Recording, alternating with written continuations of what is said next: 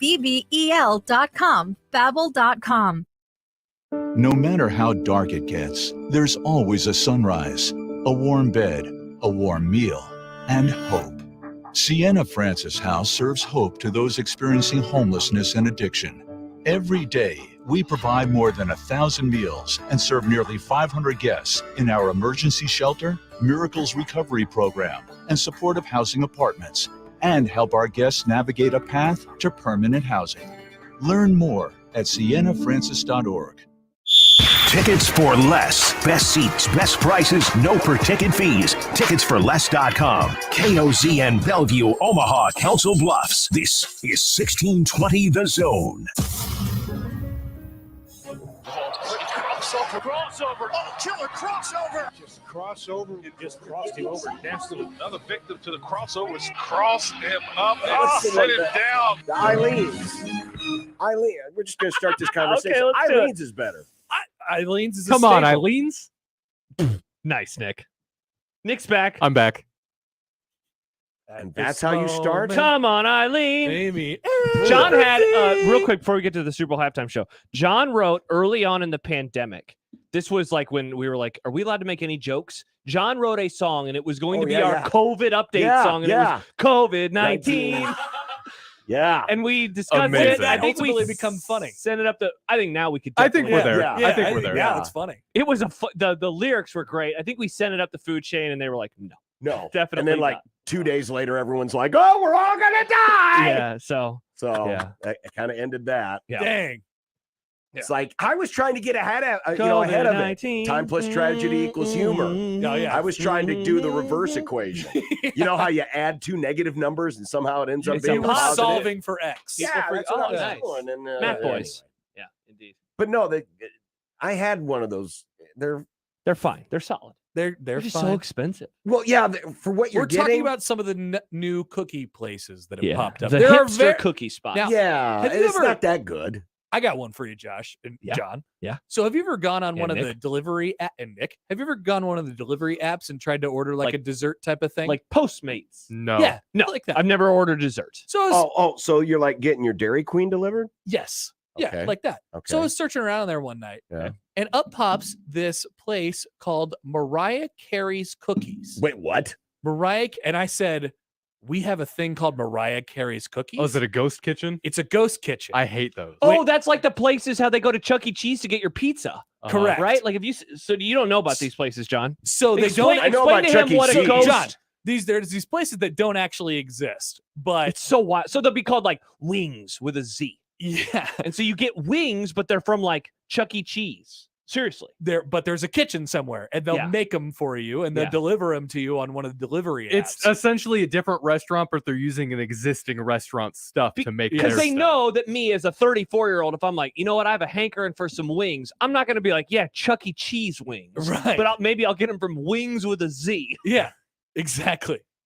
It's wild. So If it's spelled with a Z, they legally don't have to be wings. So either. that's how I found out Great Mariah point. Carey cookies was a thing. So do you know what it really Are is? they called Mariah cookies? I don't know where they actually come It's from, from, like, but it's called Applebee's. Mariah Carey's Cookies. Crazy. So weird. And I they're went to the allowed to website. get away with this? I mean, doesn't Yeah, it's a Mariah thing. have a thing to No, say about it? it She is probably gets Mariah. a It is. couple. It's probably hers. You go to the website. It's Mariah It's like Carey's Wahlburgers. Cookies. Yeah, But not in Yeah, high but does she Vs. have anything to do with it? She yeah. probably Her gets- face is right on she there. She's probably- not making the cookies. She probably gets some money though Oh, for it. Mariah's not waking up every morning making these? No. She's actually been living in Omaha for years, figuring out how to become a baker. God dang, we're stupid people. We should try some of these wings sometime. We should. I was like, I ooh, ain't the gonna pay pictures. for it. You're gonna have to pay me to try them. I saw. I was like, whoa, these look really good. And by the way, speaking of wings, And I found out it was from Chuck E. Cheese. last night. Did you have last wings? night I had wings that if I were really determined, Yeah. I would say these wings ended my enjoyment of buffalo wings forever. Oh, no. Were they from a restaurant? Yes. Was it a Pizza ghost Hut. kitchen? One that has the word buffalo and wings in there. Oh yeah, they're suck. There's two of those. You know, you always There's talk two of about those. the size of Popeye's chicken, the size of the buffalo wings. Well, I swear Little I baby almost wings. I almost asked my wife, It's hey, wild. can we get these from Popeyes? Because these are pretty. But here's You the thing jerk. about them. Here's the thing about them. Not great. There was no sauce on them. Mm. What? You got plain wings? No, they weren't intentionally plain, Oh, but it's they were like, supposed you to know, be so sauced. you know how they do the saucing process. They put them in the big tubs, Big bowl. the big tubs They that are all shake like 'em up. specially marked. Like here's your mango habanero tub and your hot buffalo tub. You know what I mean? Love Yeah, the yeah. mango habanero. Yeah. It's like they put them in the tub that had the sauce left over on the sides, but they didn't actually put any sauce in it. You know what I mean? Oh, it's Oh, like, no. like a Yeah. LaCroix, like a LaCroix wing. Yes. Oh, that's a It bummer. was like seltzer wings, where it was like you could tell there was something there.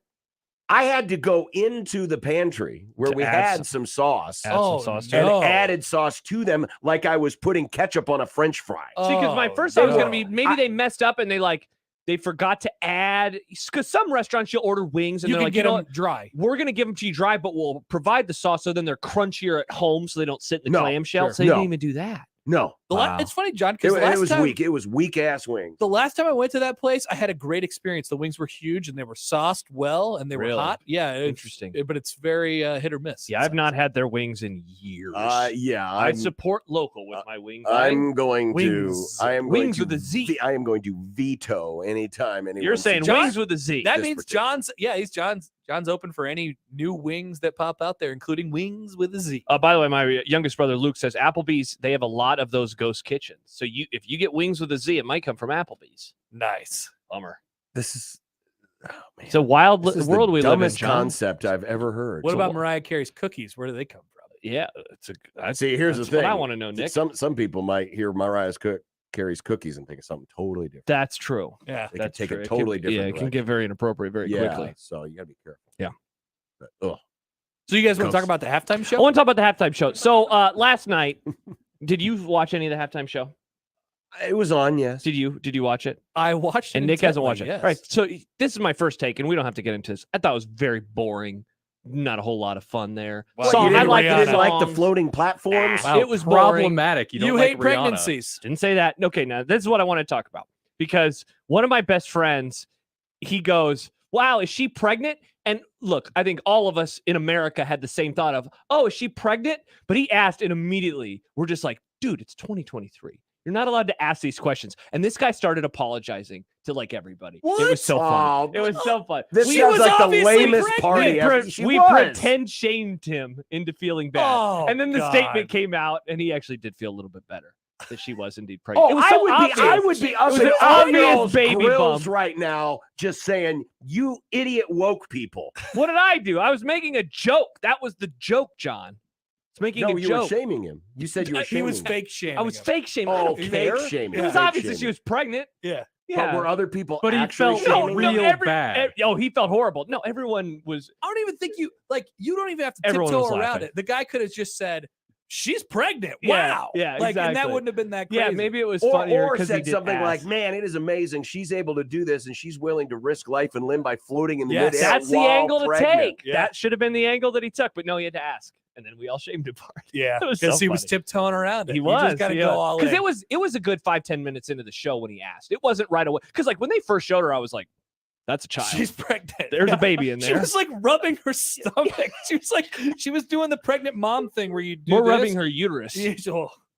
Yeah, there was The some. uterus is not located right there.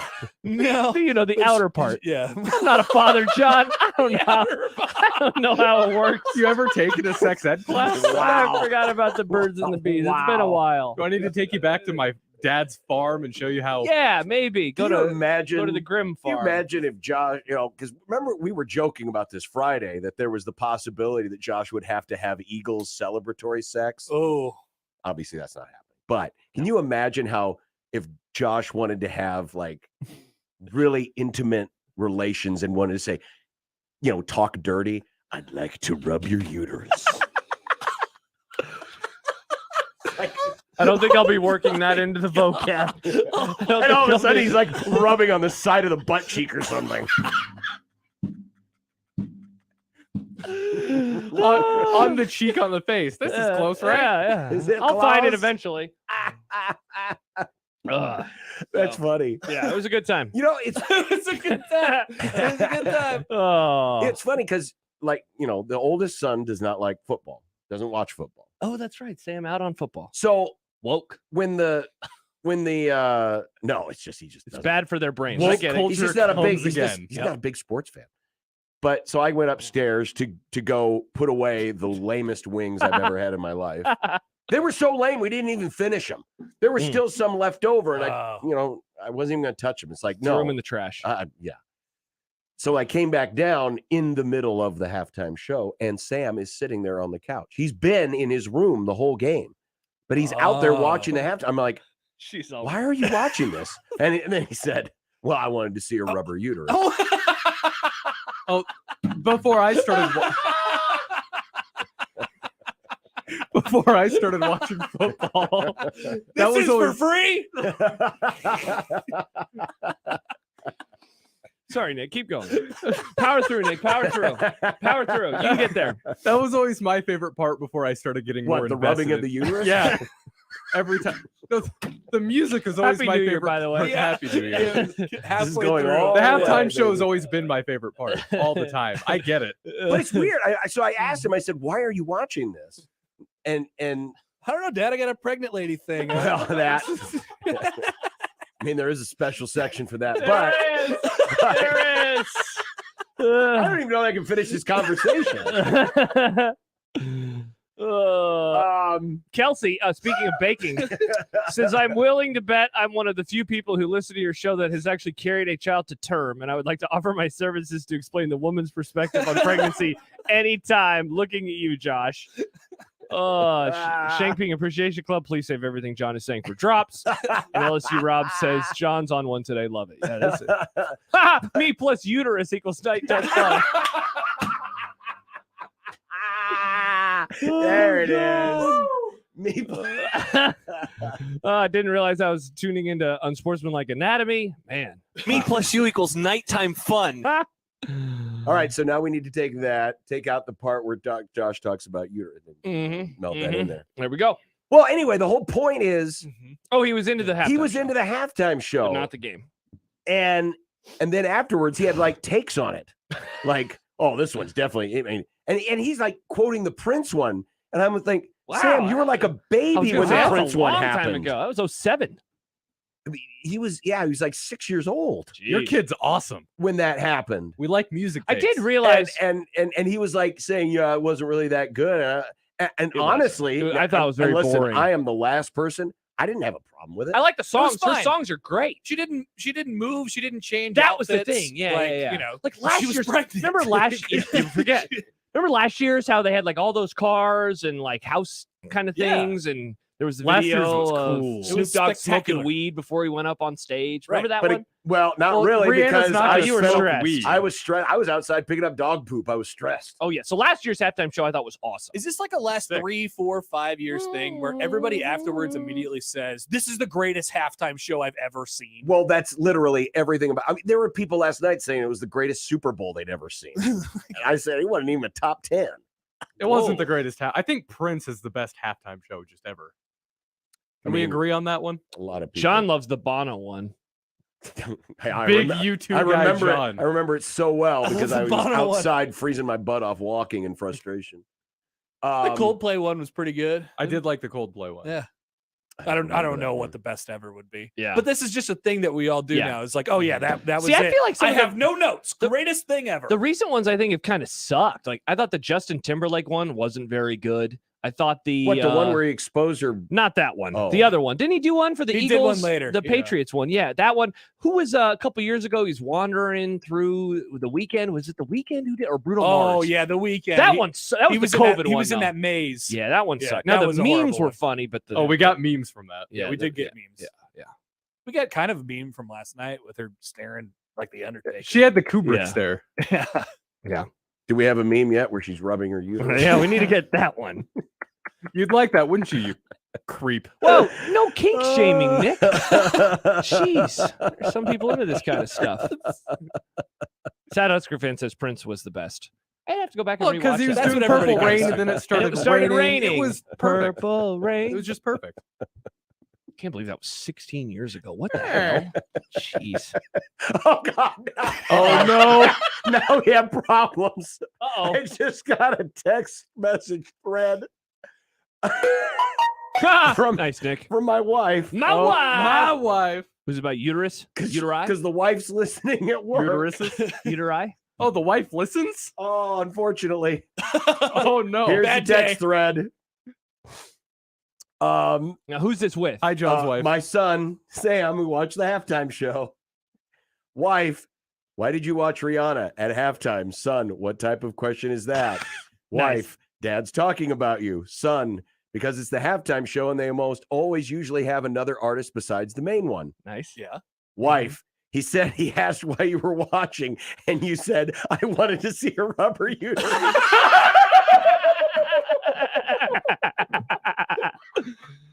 Can you confirm? Oh my God. He's like, what the hell did I wander into? And then Sam replied, what? Oh my God. Oh God. I can't wait for the tweets about this in December. I'm gonna it's gonna be great. exactly. I'm gonna forget about this in like 4 days, and Yeah. then this is gonna play in. You guys are talking about January. uteruses again. It's like, what happened in that halftime show again? All By then because she'll have given Josh was birth. confused about anatomy.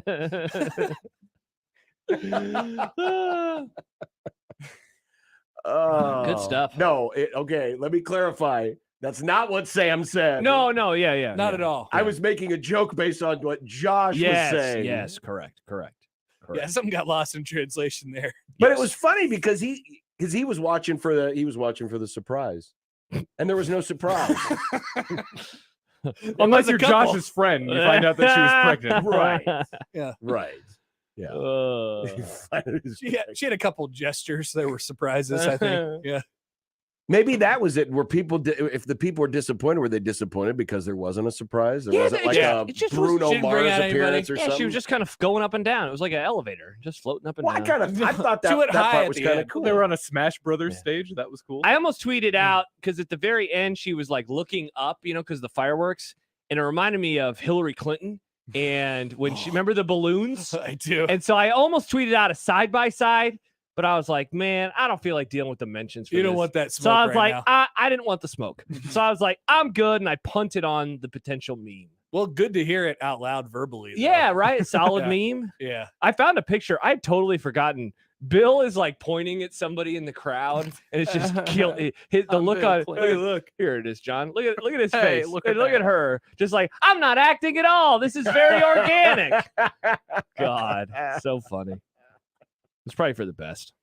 Probably for the best. Probably for Yeah. the best. Because you can't, I mean, if you say anything bad about Rihanna last night, it would have been really And bad. that's for why you. everyone was being positive, because people don't want to get criticism.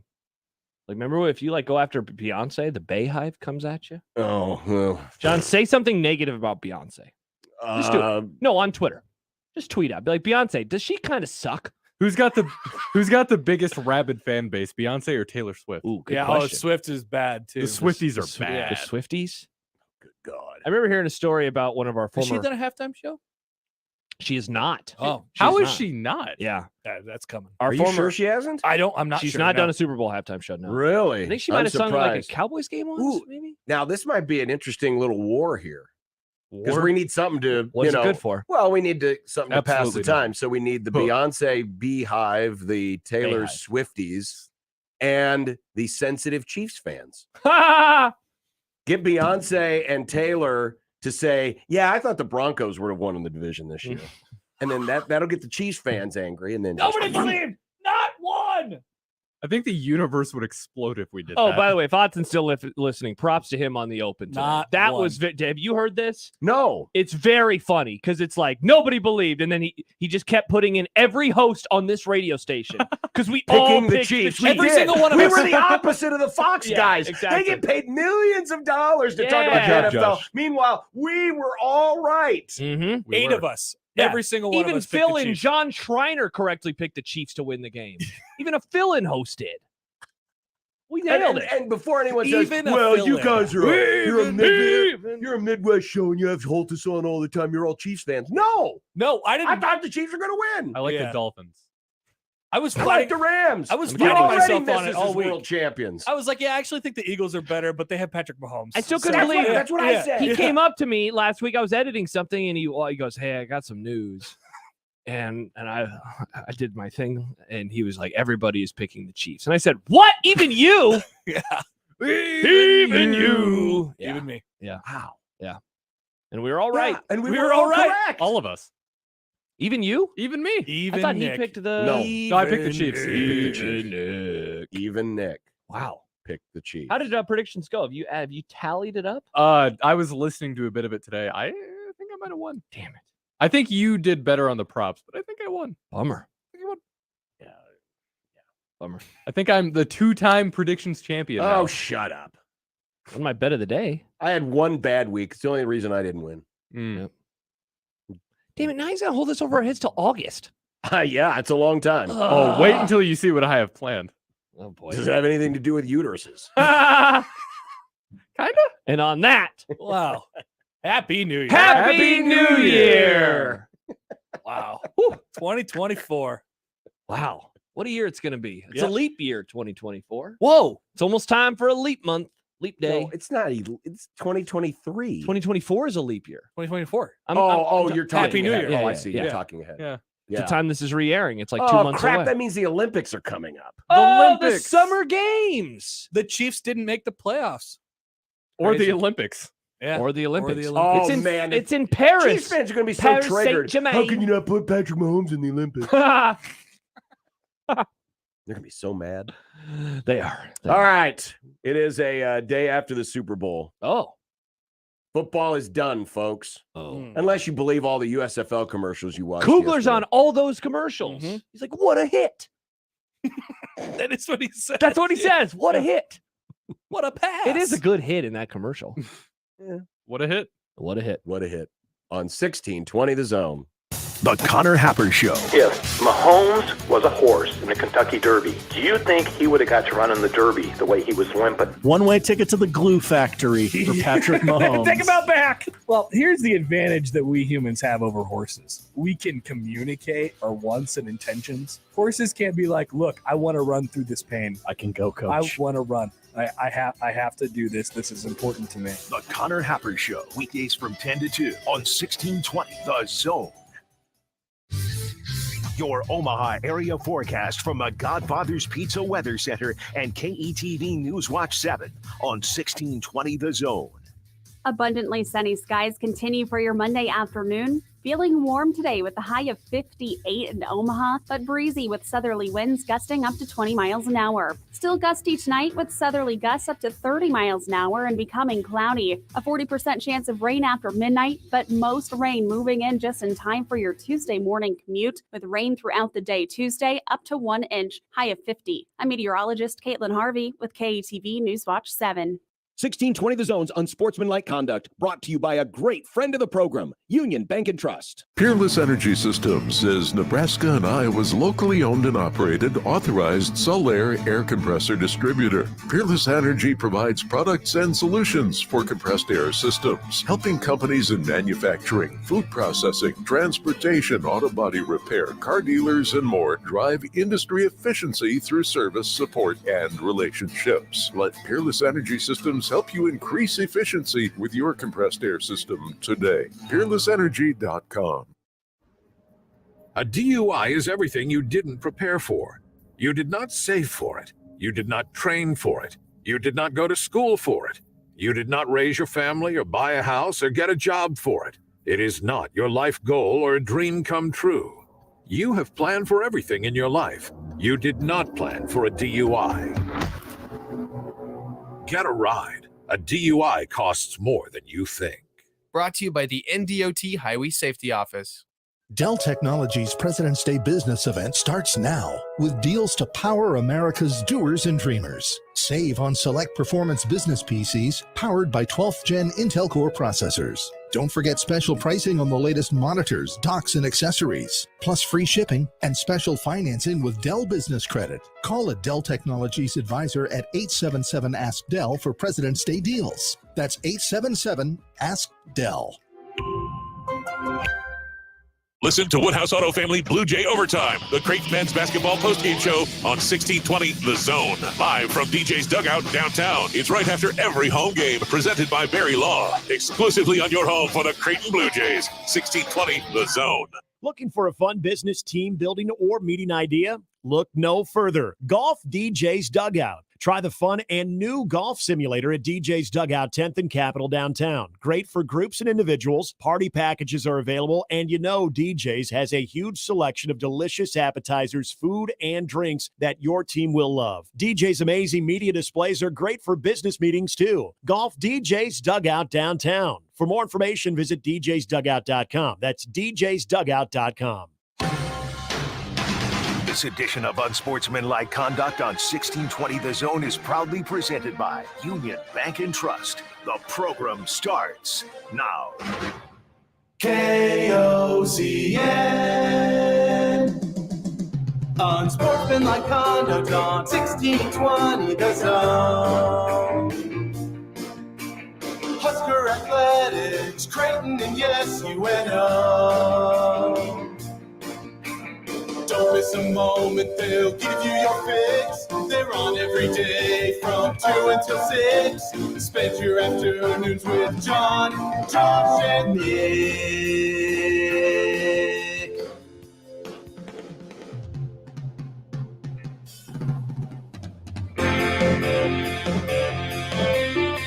John, Josh, and Nick. They'll show you what sports talk really is. All right, Jack Mitchell will join us, Mitch Sherman will join us, and we're going to put a grade on this football season. Oh, the whole season? The whole year. It's done.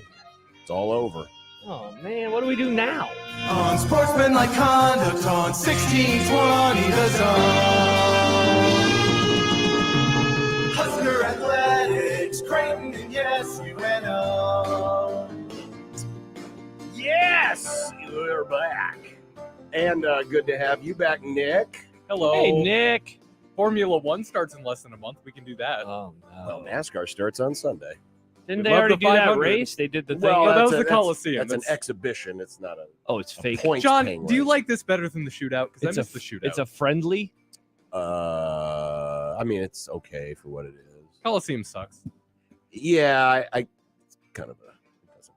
You don't need to do it. I mean, it's a lot of money to one little deal. But You know, on Thursday, college football will have been over for a month. yeah, Wow. yeah. See, the offseason, it's flying by. Oh yeah, it's flying by. Nebraska's last game was 2.5 months ago.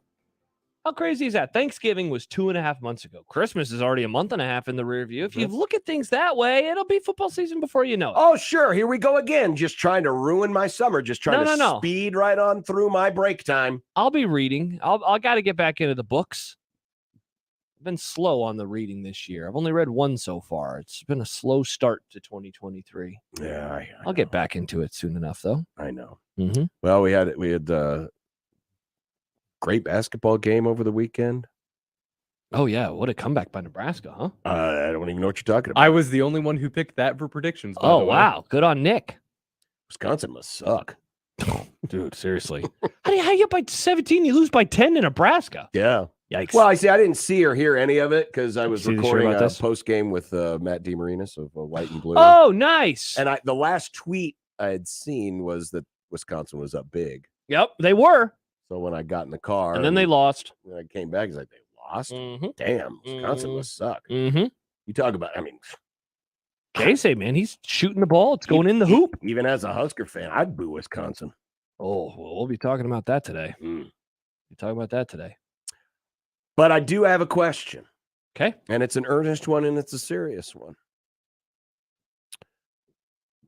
Because the Chiefs, I don't know if you saw this, they won a Super Bowl. Whoa. Last night. What? Second one in the last 4 seasons. Mm-hmm. Does Mitch Holtis know? We'll find out. Yeah. Tomorrow, it sounds like. We'll find out tomorrow with Mitch, not Wednesday. Yeah, Mitch will join us tomorrow. Because the parade's 'Cause Wednesday? They're doing the parade on Wednesday. Okay. The D word. Oh, you're gonna ask me?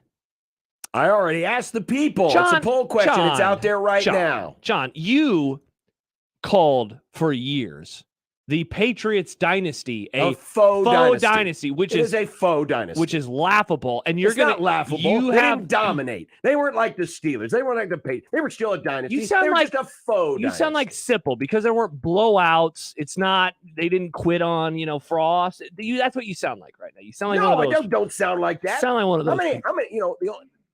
The 49ers won 5 Super Bowls. Only 2 of them were close. What does that have to do with anything? They won because they dominated. That's why they were the best. So you would say the Cowboys of the 90s were a better dynasty than the Patriots? They won all their Super Bowls by double digits. They did.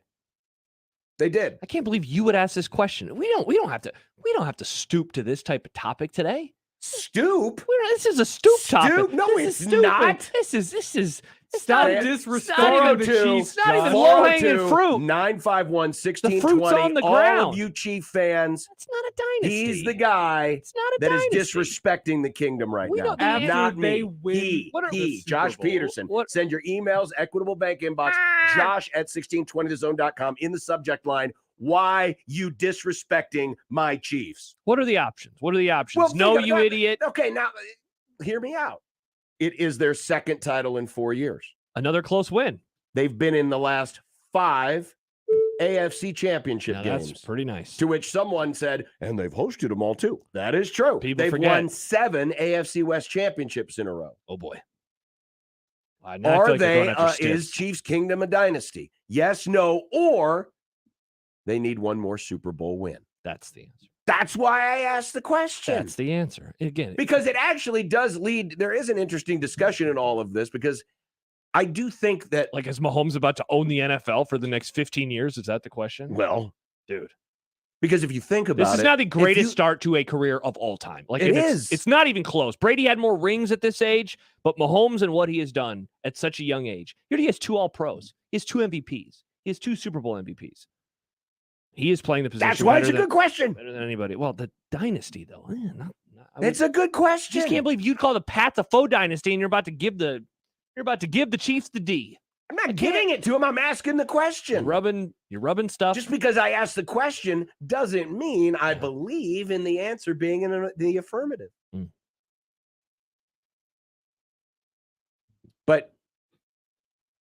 But I will stand and die on this hill. It was not a top 10 Super Bowl last Well, okay, now I want to hear your ranking of the top 10 Super Bowls. Well, I can't. I don't have I can tell you this much. Give me a few off the top of your head. I can come up with 10 Super Bowls in my lifetime that I remember watching that were better than this one. Okay. Easily. Well, we can just disperse these throughout the show. Give me like 2. Super Bowl 13. Which one was that? That was Steelers Cowboys Part 2. Jerk. Technically, I was alive for Steelers Cowboys 1, but I don't remember it. Jackie Smith, he's got to be the sickest man in America. That's right. Great game. Cool. Great game. All right. Give me your second one. Super Bowl, let's see, the 23. 49ers and Bengals Part 2. Great game. John Taylor, touchdown, 38 seconds left. Hey, did you know John Candy's in the stands? John Candy was in the stands. Did you ever read that story, by the way, by Ralph I started it, could not finish it today. It's a great story. Great story. Kevin Kugler. Yep. He tweets in on the J-Tech Construction Zone Twitter feed. He says, if you'd like to give John some optimism, we're just 4 months from the start of the College World Series. Holy cow! Wow, 4 months. It'll be here before you know it. Gas will be $8 a gallon. You'll be driving back and forth between Omaha Why and is Lincoln. gas going to be $8 a gallon? You and I get to hang out in the hot booth. Yeah, you're going to hang out with Nick even more than you do on a normal day. Josh is taking multiple days off. Sounds like we are doing some changes with the College World Series in our coverage. Don't look at me. Jed says 194 days. To the College World Series? No, till college football. Start the countdown, Nick. 100 days until college football. All right, so that's 2 Super Bowls. So we'll see if John can find 8 more. We'll continue. We're not going to. All right, fine. Yeah, you got 2. You got 2 right off the bat. I like how you're doing it in order as well. I'll do them in order. I think that's good. Well, now you're going to get to skip like 15 years. Were these 1-2 or 10-9? No, he's going in order of his lifetime. Oh, so he did Super Bowl 13. And there's probably a couple in there that I would consider, but I'll be generous. Okay. I think Super Bowl 14, the Rams-Steelers, was a better one. The problem with last night's game was... That game like a 14-point game? Can somebody name me the defensive highlight of the yesterday? And if you want to say the fumble, scoop, and score, Remember Jalen Hurts had the ball and he just bounced it off his leg? Exactly. It wasn't a great defensive play. I laughed. It was a gift. Yeah, it was. It was, here you go, Yeah. Mr. Bolton. Here's the ball. Tossed it back. It wasn't a great defensive play. Uh-huh.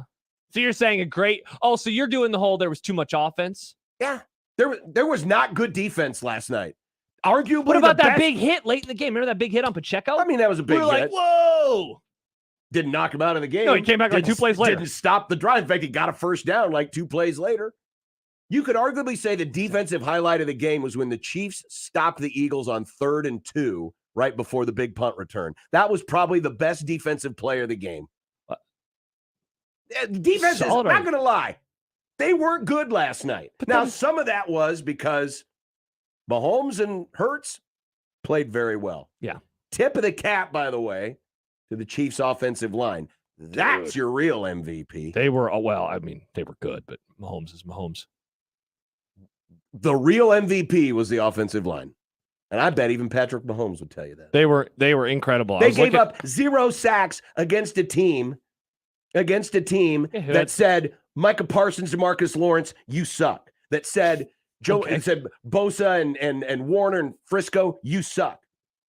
I mean, they didn't say that, but sure. But you know what I'm saying. Yeah. They were great. They held those great defenses and said, I was looking at my list of questions from Friday, and the fourth one I asked was, can the Chiefs protect Mahomes? Yeah, they did. They protected. Did they have a sack? No. Only the second time this season that the Eagles did not have a sack. The other time, that's your MVP right there. Cooper Rush and the Dallas Cowboys. That's your MVP right there. It was an incredible MVPs. performance. Incredible performance. It was. And I thought the Chiefs ran the ball better overall than the Eagles did. Oh, yeah, outside of Hurts. Yeah. Outside of Hurts, yeah. The running game for the actual backs. Pacheco had a tremendous game. Dude, that guy runs angry. He does. Angry runner. I like it. And then even after he got hit angry, he came back and ran angry. Mm-hmm. Yeah. So, yeah, that was my MVP last night. But no defense. Woo, stinky. All right, so 8 more games. We'll see if John can find any that have offense and defense. All right, 402-951-1620. And again, Chiefs fans, you feeling disrespected because I dare to ask the question, send all your angry emails to josh@1620thezone.com. And the JTech Construction Zone Twitter page is where you can vote in our question. Is this the Chiefs' kingdom? Is it a dynasty? We'll give you the results of that, too, as we continue on 1620 The Zone. Big names, big games. We've got them all. 1620 The Zone.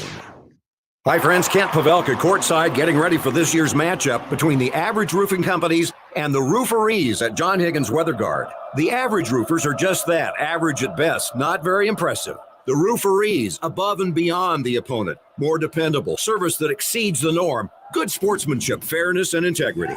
You know them, you love them, and they're ready to win for you. Make the right call with John Higgins Weather Guard. It's tip-off time with the Rooferees at John Higgins Weather Guard. Rooferees. Do you like to shoot fireworks? Would you like to get paid to shoot fireworks? J&M Displays wants you. Help shoot an Omaha Storm Chasers game, Memorial Park display, or any of the major shows in Western Iowa and all of Nebraska. If you like to travel, J&M covers Nebraska, Kansas, and most of Missouri. They offer free training and great daily pay rates, which makes it a perfect part-time job. Visit jnmdisplays.com and click the Join Our Team tab to find out more. J&M Fireworks. Chris, this needs to go to Parkville by 3. Joy to the holiday packages that keep coming at Jimenez Couriers. It's coming your way, but the drop-off location is changing. She needs delivery drivers with the gift of punctuality. Anyone looking to pick up some overtime? Anyone? Indeed can help her hire great people fast. I need Indeed. Indeed you do. We instantly connect you with quality candidates whose resumes on Indeed match your job description. Visit Indeed.com/credit and get $75 towards your first sponsored job. Terms and conditions apply. Equitable Bank. We take banking personally.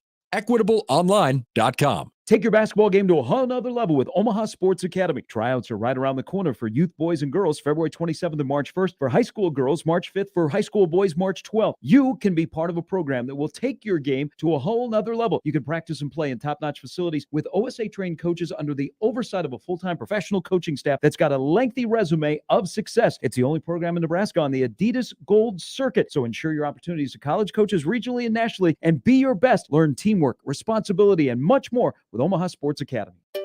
Finding great candidates to hire can be like, well, trying to find a needle in a haystack. Sure, you can post your job to some job board, but then all you can do is hope the right person comes along, which is why you should try ZipRecruiter for free at ZipRecruiter.com/radio.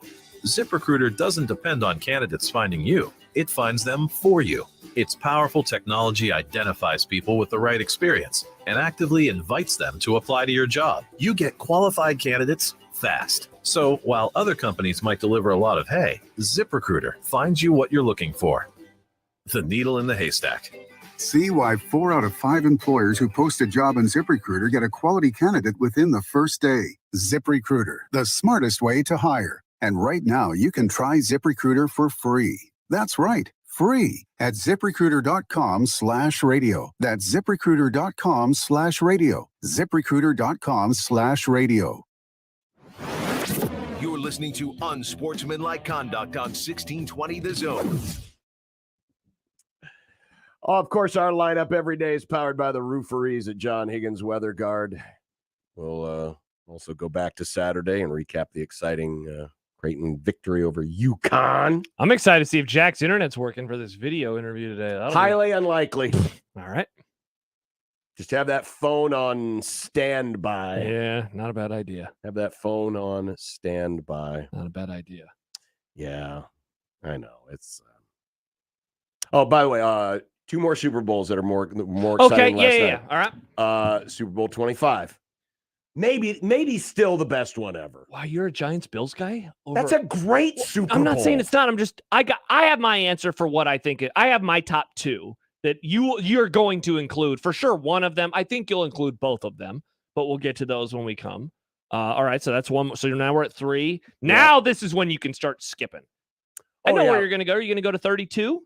Oh yeah, 32. That was Elway over the Packers. That was a tremendous Super Bowl. Great game. That was a tremendous Super Bowl. So there's 4 right there, and I got a long ways to go. That game has a very iconic play. Last night was not a bad game. It's not like I was sitting there going, "Oh God, this game sucks." But it wasn't the best ever. It's kind of like the conversation we were having about Rihanna, and everyone thinking that no, she wasn't rubbing that. Okay. That every halftime show is the best one they've ever seen. I think a lot of people there's definitely prisoner of the moment. Yeah, we're like, oh my God, that's the best ever. No, but not even close. And look, I will give you credit for that. You really do care about the overall game. You're not just like it had the most points or it had the most action because it's got to have some among balance. the most. It's got to have some balance. Yeah. It does. It's got to have some balance to it. Yeah, and it doesn't mean that all high-scoring games are terrible. For example, if last night's game would have played out like the famous Rams-Chiefs Monday night game, it would be in the running. But let's face it, the ending, just like any movie, you can have a great movie for an hour and 45 minutes, but if the ending is kind of anticlimactic, you don't like it. It's going to bring the overall movie down. Well, you mentioned last night was an anticlimactic ending. Definitely was. You mentioned the lack of memorable defensive plays. No good defense. So there were 2 sacks in the game. And, both of them were plays where Hurts just ran out of bounds a yard behind the line of scrimmage. Yeah. So 2 sacks had negative 2 yards total yardage lost. Obviously, Mahomes never goes down. Did the Chiefs have a negative play last night? That wasn't a penalty? There was a run or 2 in the first half, I believe. You asked for that a negative play? A negative play. Toward the very end when they started kneeling the ball. Well, yes, when they started kneeling the ball. Right. Well, yeah, but they were doing that on purpose. I know. They were doing that on purpose. Yeah, so my guess, I would have to look at the box score, but yeah, my guess would be 1, early in the game. Yeah. But you're right, and look, that's a very fair inclusion of the argument. The special teams was impactful. You had the missed field goal, and for a while, I thought, one of my other questions on Friday was which team screws up a game management decision. And I thought for the longest time that Kansas City kicking the field goal was going to cost them. Here's where I thought it was a mistake: not going for 2 when they went up 7. By 7. My Chiefs friends were saying the same thought they thing. should have gone for 2 because even if you miss it, you're up 7, and you're not going to expect Sirianni to go for 2 if the Eagles get a tying touchdown. Yeah. Or the potential tying touchdown. If they'd have gone for 2 in that spot, they go up 9, 36-27, and all of a sudden it's a 2-score game. And it almost ends it. Yeah. I thought that was a well, mistake. That, and then I was genuinely stunned when Philadelphia punted the ball when they did late in the game. I just thought in that moment, again, Sirianni's aggressiveness, it's been a thing for his entire career as head coach. It was a thing last night. We did the prop bet on Friday, number of fourth down attempts. Oh my gosh, they hit the over by themselves like on multiple drives. I think the drive that ended with the field goal, their last drive or no, not their last drive. The drive that put them up 27-21. I think they went for it on fourth down 3 times on that drive. So, we asked which team would screw up the game management decision for a while. Yeah, it seemed like it might be the Chiefs. No. So that's a good point, man. I mean, it's a good point. And yeah, I'm with you. I think the end, I would love to live in a world where the ending is not that. And like the Eagles have the ball with a couple minutes and they get a chance to go down. Because it's funny. Last year's Super Bowl, a far better game, by the way, had a similar call. There was the hold on Cooper Kupp on 3rd and 8 inside the 10-yard line that gave the Rams a fresh set of downs. Instead, they would have had to go for it on 4th down if it hadn't been called. Mm-hmm. And the penalties were rather similar. But because people didn't dwell as much on that, because the Bengals still had 1 minute and 40 seconds with the ball, so they still had a chance. Correct. But last night's penalty basically ended any threat that Philadelphia was going to have of having a reasonable chance of coming back. When that happens immediately, you look at the time, and then you look at the timeouts, and you're like, oh my gosh, this game is over. And that's why Greg Olsen on the first down play, he's like, slide, got to get down, because if not, he would have given him an extra chance. Very smart play by McKinnon. Yes. Very smart play by McKinnon. Yeah. And it was funny because the wife was watching upstairs. She said, why didn't you go in? I said, because now the Chiefs can run out the clock and then kick the field goal. And she said, well, what if he misses the field goal? I said, yeah. And if they miss the field goal, and I don't want to say this because people would bitch about Andy Reid. That would have all been on Butker. Oh, if he missed the field goal, I would not be like shorter than an extra point. Yeah, I would not say Andy Reid made a mistake. No. They made the correct football decision. That was the smartest play. Because remember, the Giants tried to do that several years ago against the Patriots. And was it Bradshaw? He fell into the end zone. He realized what was happening and fell into the end zone. Yeah, exactly. But credit to James Bradbury.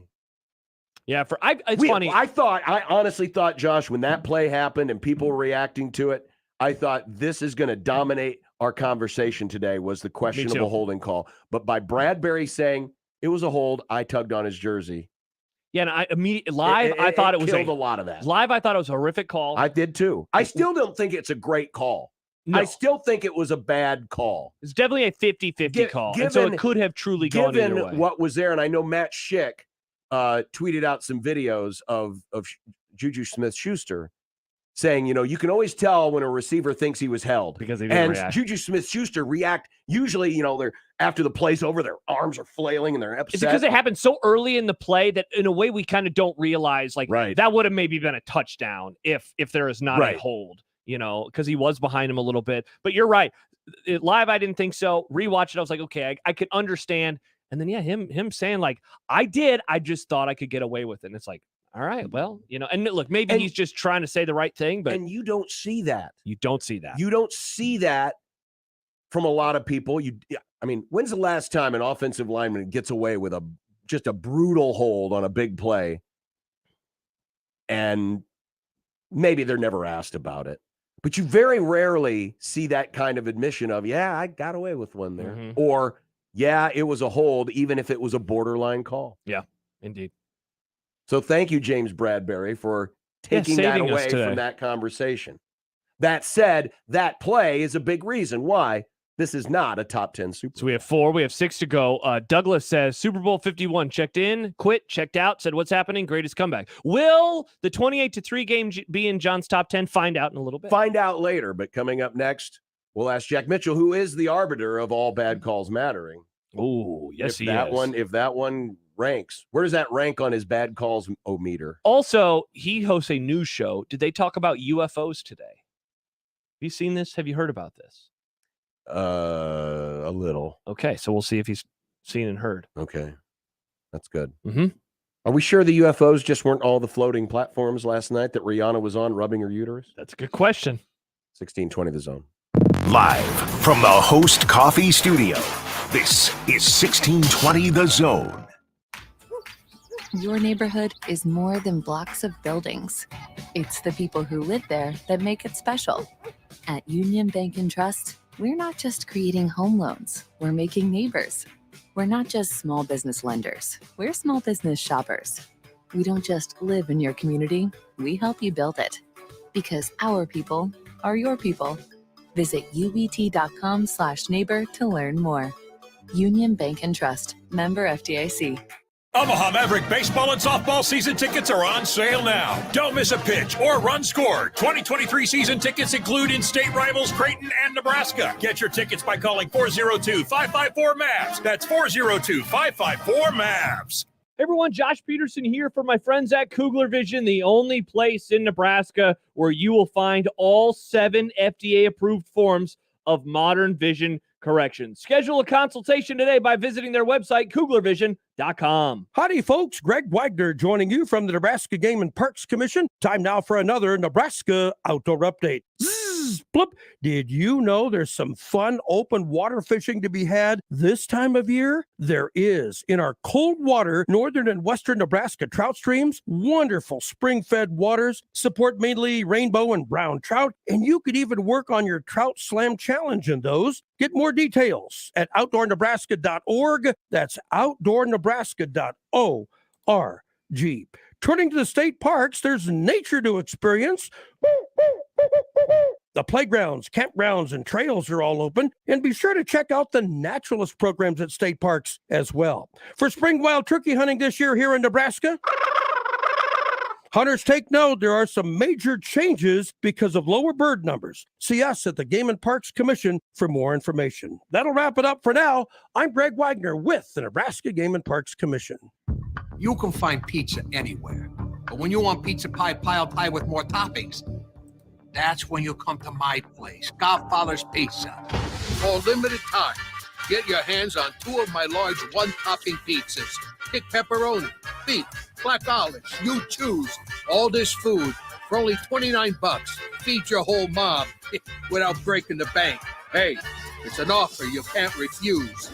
Godfather's Pizza. Do it. And now a small business setback, set to smooth jazz. It's late. You're driving in the rain with only one thing on your mind. The deer about to total your HVAC van. But with Progressive's 30-plus customizable coverage options, you're covered. The rest is just saxophone. When running your small business gets rough, Progressive Commercial is there to smooth it out. Get a quote in as little as 6 minutes at progressivecommercial.com. Twinkly sound.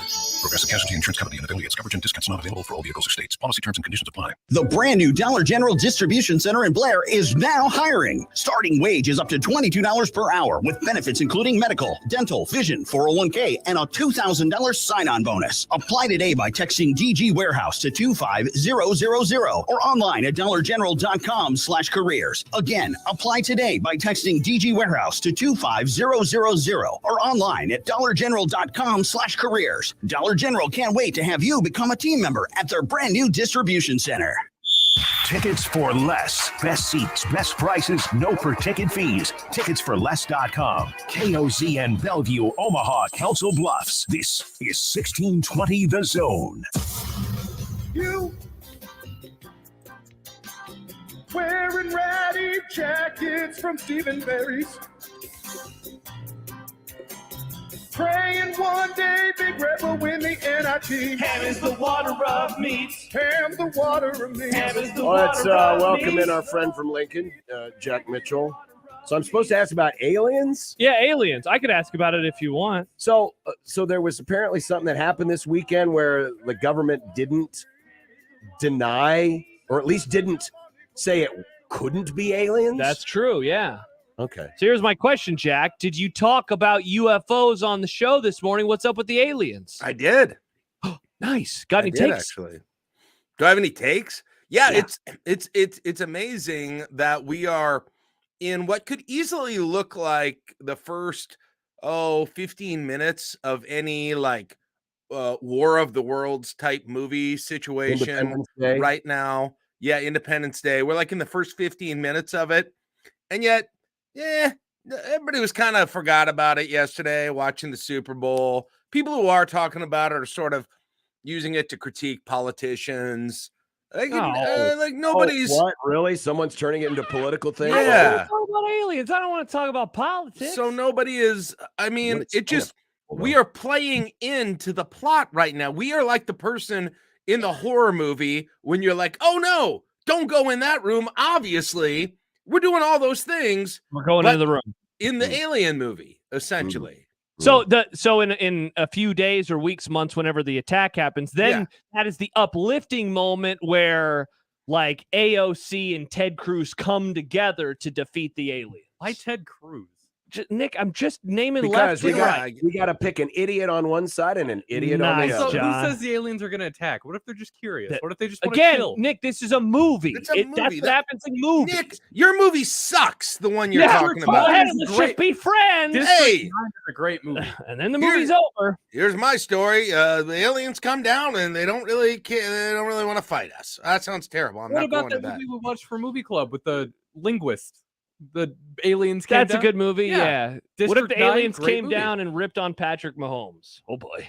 Then you got Then Chiefs you Kingdom would to start a deal with. war because the Yeah. Chiefs fans would get angry. Yeah, exactly. And they'd start a war. Yeah, exactly. On Twitter. Mm-hmm. But a war nonetheless. Yeah. All right, so aliens, cool. Yeah. I hope they're real. I hope the aliens show up in our lifetime. This is one of my weird takes. I don't. I want the aliens to come down. I don't. It'd be a wild time. Why do you why What if they're Nick's aliens and they're very nice? they're not gonna be nice? You never Why know. are you assuming that? Because why would they? They're gonna come here to colonize us. Or they just want to say, "What's up, neighbors?" Okay, then they would do that. They would call. Maybe they'll bake us an They alien would call. casserole. I They did call hear that all there the was time. We there- always get radio. I heard there was like a podcast from an alien world or something like that. I was like, oh, can we listen to double speed? It'd be double glip glorp. Ah, That's what they bleep call glorp. it. I've still never listened to a podcast at double speed in my life. Oh, you by the should way, try Josh. it, Jack. It's a good time, man. No, I don't need. I've got. If I want that, I'll watch the Chipmunks reruns. Or we'll just go back and watch the original FedEx commercials. Remember FedEx guy?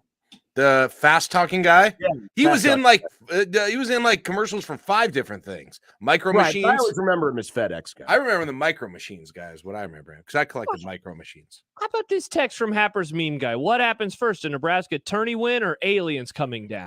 Jeez. Well, they both trended up this weekend, so it's tough. Oh, right? Like you have nice the graph, call. and they were both kind of going like this, and then they both went kind of in parallel lines this weekend. So I don't know. It's the same as it was Thursday, but both higher. Is it time to talk about Boogate? Okay, I guess I came in on this again. I didn't see any of it. I didn't hear any of it. But apparently, there's controversy that Chucky. I couldn't believe it. Got booed. I can't believe there's controversy at the about game. Yeah. Course, Now I will say of this. course, Chucky. He's an Omaha guy. Spur Nebraska, went to Wisconsin. He almost came to Nebraska. Decided to go to Wisconsin. But here's the deal: he's already played here. That's true. So here's the thing, Jack. Before you get into your what, opinion, you can only do it in the first game. That's a No, but I'm just saying. I don't. you don't remember this from last year. Is what you're saying, right? Okay. Why is it a deal now? So here's what I saw, Jack. Before you give your opinion on the matter, I only saw the folks that were like, "Why are you saying we can't boo him?" I never saw anyone who was saying you can't boo him. So there that's were why I'm confused. There were 2 notable people who said that. That's why. 2 notable people. Like notable how? Chucky's mom and Chucky's dad. Like one writers? of them is a notable media figure in Lincoln. Okay. And I'm trying to remember who the other one was. I can find it if you want me to, but it was Was our friend Jacob involved in this conversation? Padilla? I don't Oh, know. yeah, I'm not that was sure. the other one. Yeah, he was the other one. Oh, okay. Padilla said, "Don't boo." Yeah, and then there was another media Lincoln radio personality who was competing with both you and I. So, oh, okay. Yes. So, well, No, so was it bad? Well, you weren't at the game, were you? I watched it on TV. Okay. Was it noticeable on TV? Yes. Yeah. Okay. It was. So was every time he touched the ball, or just at the beginning? Pretty much every time he touched the ball. It's normal. Why is this a thing? Yeah. What did you think, Jack? Well, I mean, okay. I Well, first of all, I thought the sort of sanctimonious things afterwards were annoying. So that's for sure. The sanctimonious things about not like booing? about people about what like I mean, at least one of them was like, "What? I don't even understand why people would do that." Okay, well, it doesn't take a rocket scientist to, I can tell you to why. figure out. A guy goes to the like absolute rival school, or one of the very top rival schools from in state. I mean, it's not confusing by any means, and so that was that was my reaction to it. My reaction during the game was like, okay, that sounds, it feels like I was watching the game and I was like, they were doing it for the first few minutes and I was like, man, this is going to get tiresome for them to keep up for the entire game. Like, I think about that every time I watch a professional game, because that's where I usually see like NBA games, like Kyrie Irving. Wherever he plays, Kyrie gets booed, you know? And I always think about that. Like, I get it in the first quarter, but like, I feel like I would forget to boo in the third quarter. Like, oh, that's right. He has the ball again. I'm supposed to boo in this moment. So, yeah, it's a lot of booing. But whether it's difficult to hold up or, persistent or whatever, it's what you're supposed to do. I know. Yes, is there a line you can cross? Absolutely. I mean, if they start saying some really terrible things, but that's bad. Booing. But it's just booing. And in fact, in a way, if I'm Chucky, I'm probably expecting it. Yeah. It's like, oh yeah, I could have been one of them, and instead I decided to be one of the others. That was my biggest concern about it, was that was going to give him extra motivation. That was when I was like, okay, guys, let's bring this down a little bit. When he started making every freaking, like that shot that Chucky takes all the time on the baseline, where it looks like the 90 degree of difficulty and he hits it constantly. I was like, you guys, I'm afraid you're motivating him, and maybe, I mean, that was my only. Mr. Let's turn all the hate outward is like, but not too much. No, not enough hate. Too much hate. That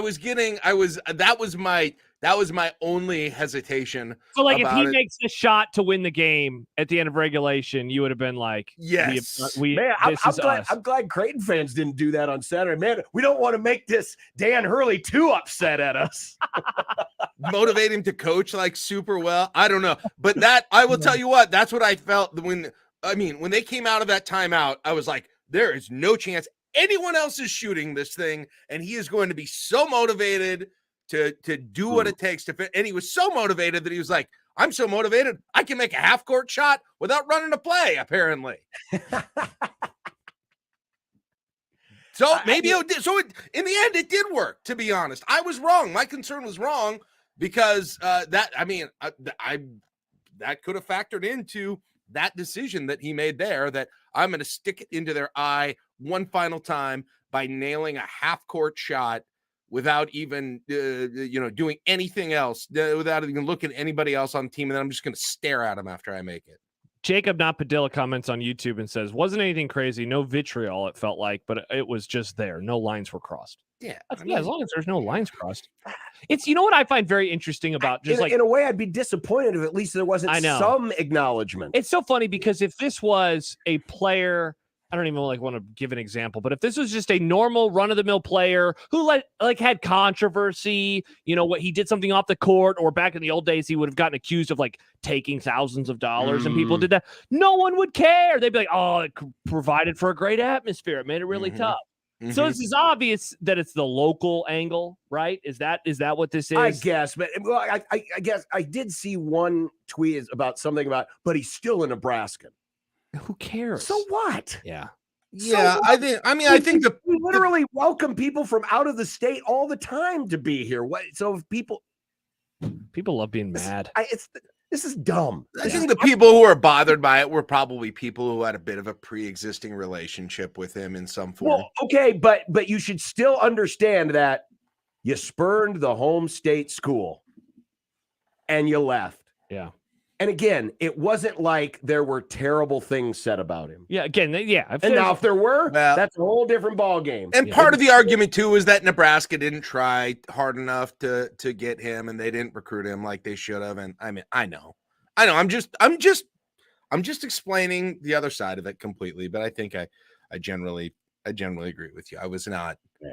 I was not surprised nor particularly offended offended by the whole thing. I mean, all we hear about is about how dead this program is inside. Exactly. So, I mean, like showing a little life, anything, I'll take it.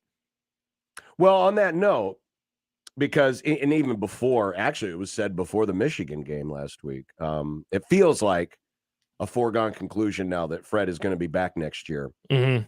So, you guys think so? You feel?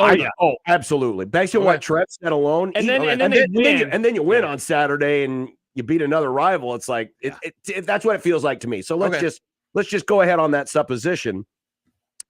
Does it feel like then next year there needs to be a hard set expectation that has some teeth to it, like the Brian Ferentz stuff? More teeth than Brian Ferentz. Okay, but in the same vein, at least. 8 wins. 8 wins. Free throw shooting, we need to make at least 60%. Right. But so on the supposition that Fred is back next year, folks, what do the expectations need to be then for next year, in your view? I mean, I get the easiest thing is again just it's making the postseason, right? I feel like that's the most measurable NIT or NCAA, I guess. But yeah, I can't NIT, think. You're fine. NCAA, nah, we're You're fired if you make the NCAA. It's hard to even think of like a metric that would make sense. I mean, I guess the only other one you would say is like a winning record, but that probably gets you in the NIT. So, yeah, that's the only one that I could think of if you were going to set sort of a hard and fast one. I can't think of another. That just with where Nebraska is and what those types of metrics are in basketball, that's pretty much the only one that there could be, I would think, unless you want to go further than that and say it's got to be the NCAA tournament. Sweet 16 or bust. Well, I guess does there need to be something set then? Just because there is this ongoing so you're saying like almost do it for the fan base? Well, this ongoing debate that the expectations are always way too low and that there's not that the bar has to be raised. You mean like if in Miles' final year, like if there was, and maybe there was, if it was postseason or bust and he didn't make it, even though it felt really good at the end, you've got that metric that is there to keep your emotion out of it, essentially. Yeah. I don't know. It all depends on how Trev does his bit. Like I'm worried about me falling into that emotional trap. I'm not as worried about him falling into that emotional trap, I guess I would say. Right. And so should you pin down me right now and say that? Yeah, that makes so you can argue with me better later. Yeah, probably. You should do that because you know how I'll be. I'll be doing what I'm doing right now. They'll be 14 and 17. Well, it's progress. And I'll get attached to him. I'll get attached to the team and who's there now. And I don't want him to leave and those sorts of things. So yeah, for me, but I don't get the sense that that's an issue with Trev, but I guess the question be asked, like if you, based on what Trev said, and if you think Trev is making a decision that he shouldn't right now, assuming he does keep him, what's driving him to do that? Like, what is the biggest driving force to do that? Is it the fact that you're kind of at a place now where no matter how they end this thing, it is going to be an improvement on paper from last year, almost for certain at this point? There's really no way that you can look at the season and not say that now. Is that the reason he's keeping it? Is it financial reasons, or is it that he's got some belief about the future of the program, who's on the roster right now, and Hoiberg's ability to do things with it? You just named like 3 or 4 things. Which of those is, in your opinion, the best reason to bring him back? Or is it just for you kind of like continuity? The most important one to me is yeah, because I continue to be concerned about starting over from scratch again. When you do look like you've got a bit of a situation here that is different than the first 3 seasons here, where every single year you were kind of starting from scratch with very few exceptions. The transition from this year to next year, it looks like you've got a lot more guys and people on the roster who you know and who you can be at least somewhat excited about. So I think that is the biggest motivator for me in the moments where I'm saying, let's stay the course and let's keep this thing going. So yeah, it would be the last thing that I said there. It would be the roster makeup and the momentum that they've got right now. That would be it. But I know people hate that. People hate that. They absolutely hate that take. Some do on this thing, but I do. But and then you block those people sometimes, or mute, or sometimes I mute. Yeah, yeah. Mute is Sometimes I good. mute. Yeah, I love the mute button. Mute is good. Mhm. So did last night's controversial hold, no hold? Where does that? Do you have a scale, by the way, of bad calls matter? You Well, need maybe to I have. should. We You should have a scale. This would be a fun graphic. You could tweet it out about like important sports stuff. Yeah, you need to come up with a metric and then a graph. You know, like instead of like stars, it could be like. It could be like the pain chart at the hospital. Okay. Yeah, we can put famous bad calls on there. You know, like you could have 5 levels of bad call. Yeah. You know, so last night's is Right, on one of the ends. Like I don't know. 1982 Penn State is maybe at the top, something like that, right? Bad call. It Then matters. like the Purdue Nebraska ending from this year can be the next level down, and Yeah, then sure. we can keep going. We can keep. Many going. people remember that. Yeah, I definitely remember it. I think we need to keep it to football so Oh, people that was remember. bad. I was at a brewery. I remember that. Oh, yeah, that was a very bad. Here, Corey I'm gonna. Dixon phantom clipping call. Yeah, we just watched that, Jack. Yeah. So I would. I didn't think it was as bad as people were making it out to be.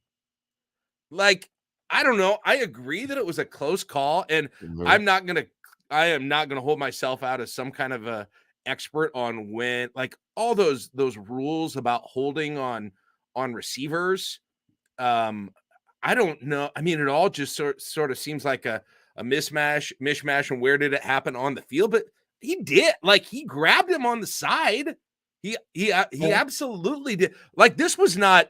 So yeah, on a scale of 1 to 10 of terrible calls, like 1 being the call is arguably right, it's right on the line, to 10 being the 1982 Penn State game.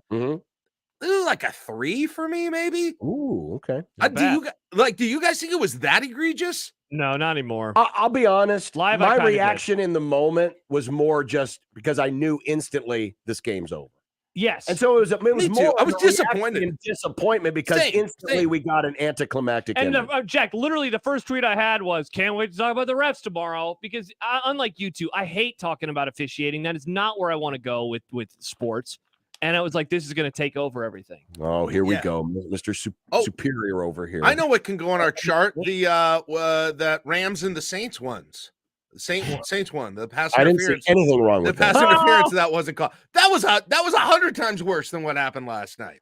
Yeah, that was pretty bad. Remember they tackled him, got the balls, whee, right by his face. No, he never tackled him. That was not like a matter of interpretation on that touched one. That was a matter of literal just vision. Jack, before you go, John tweeted last night, John Bishop. What did I do? He said that my generation is spoiled because of the good Super Bowls that we are getting. Now, remember, John is still watching these games. It's not like he's suddenly blind and having to listen on the radio. No, That's what you meant. The point is, Jack you're and I still grew alive. up. We I grew up when these games were bad. Okay, so when I was 33, that was I'm 34. Or 34. Yeah. We were just getting into an era where the Super Bowls were getting competitive. Yeah. But for the first 27 years of my football watching life, they all suck. So are we spoiled? Are one. millennials spoiled? You have a better situation with the Super Bowl. I agree with that. I mean, I agree with John to the extent that from like first Super Bowl I remember was the Washington and the Raiders Super Bowl. And so like what, 83? Blowout. So blowout, 84, blowout, 85, blowout. The 2 Broncos losses, blowout. Good one. You remember Giants, Bills? Bills. Yep. Oh, Bengals 49ers. Oh, Bengals 49ers, which was one of the all-time best ones. So and better than last night's, by the way. Definitely. And then Giants Bills. Those were the 2 exceptions until Rams Titans, right? Packers. Oh, Packers Broncos. Broncos. And look, I love the 99 Rams team. That game is not like it has great moments at the end, but it was kind of boring where the Rams had a big lead and then the Titans came back and then you answered right away. And then there's the stop at the 1 yard line. The finish is great. The whole game, I mean, it's really kind of what we're going to talk about probably with the 28-3. Was that really a great game or was it just an incredible comeback? Maybe you might be right. Then maybe it just is the 89 49ers and Bengals and the 97 Broncos and Packers. That's all I had until Bills the Giants. 2000s. And Bills and Giants. Okay, 3. But it wasn't just that the games weren't competitive. I mean, they were really bad. Oh, yeah. They were really bad. Weird. I mean, the Patriots were dead in the second quarter. Yeah. The Broncos were dead in the second quarter. And I only have like a few of those. Like the Ravens Giants was just an all-time horrible football game. The Bucks Raiders game, that also sucked, and then the Broncos Seahawks game, also a bad time. We have gotten some great games. You're spoiled. It's nuts how good the Super Bowl has been. It is. After years of it sucking, it's great almost every year. And now. honestly, you could even go back before Jack and I's time or when we were too young to remember.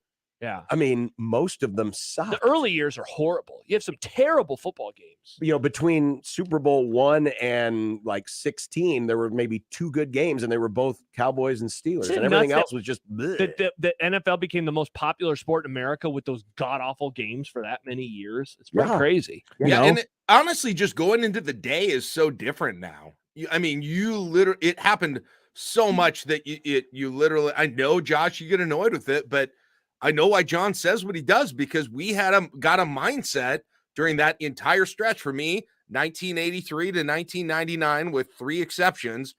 I mean, that's 16 years that it was going to be about the commercials. It was the commercials would be better than the game. It was like watching a Nebraska-Kansas game. Yeah.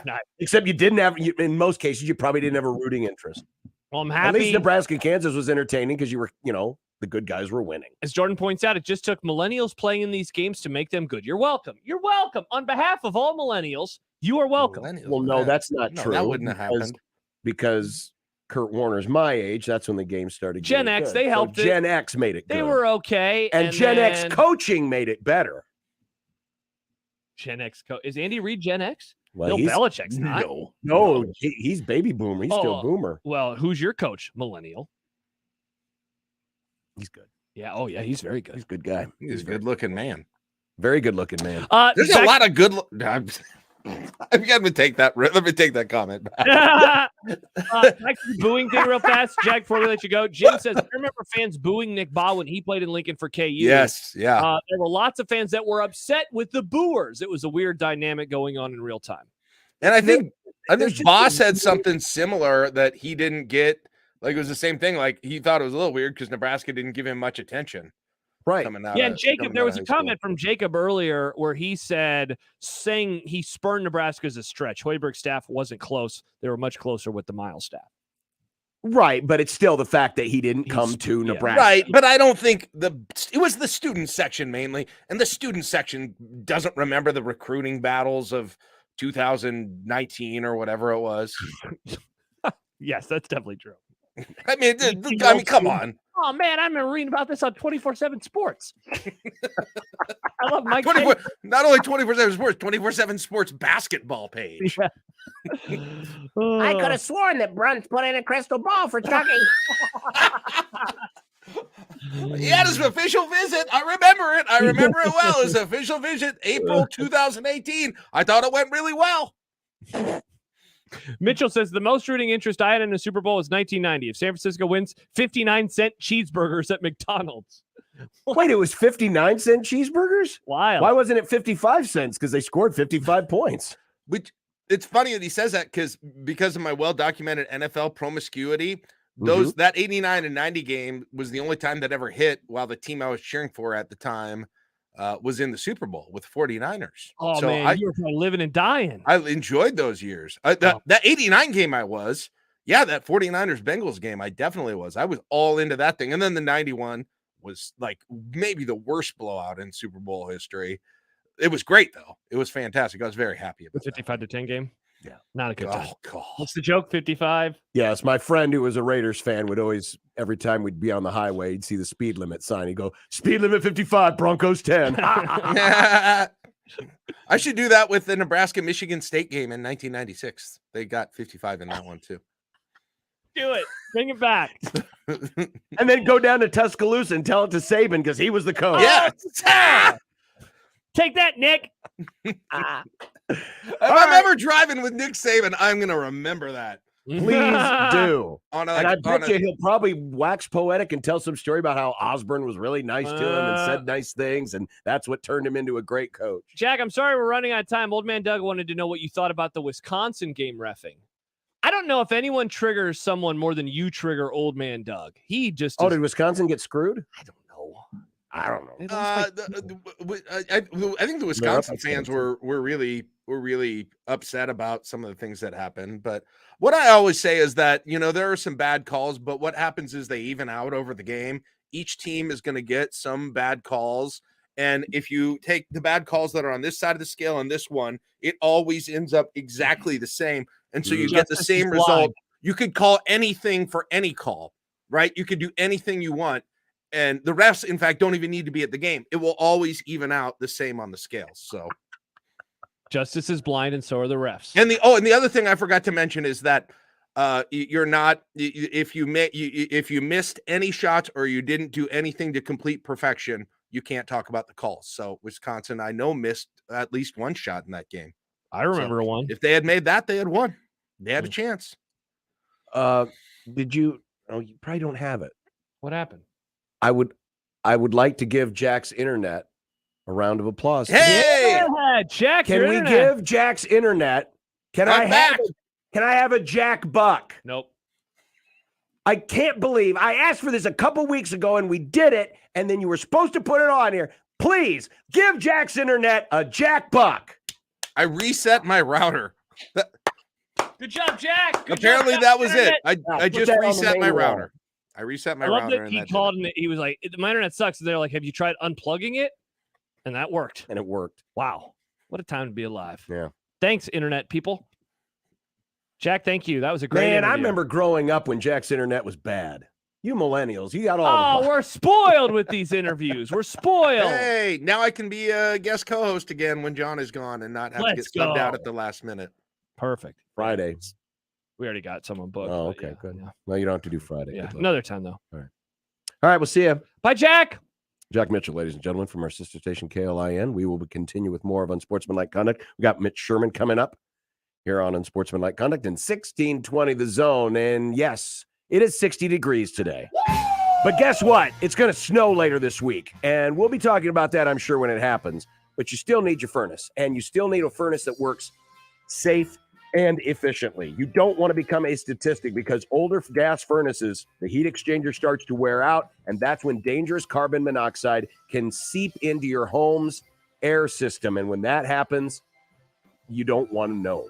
You don't want to know, but you do want to keep your furnace maintained. Contact McCarthy's today. Get a furnace maintenance, and with each inspection now through the end of February, McCarthy's 1 Hour Heating and Air will offer half off on a carbon monoxide detector. So you get an extra layer of protection. You should have a carbon monoxide detector anyway in your home. Well, here's your chance to both get your furnace inspected and get a much needed carbon monoxide detector in the home. So contact McCarthy's today. McCarthy's1hour.com. Remember, at McCarthy's, they're always on time or you don't pay a dime. McCarthy's1hour.com.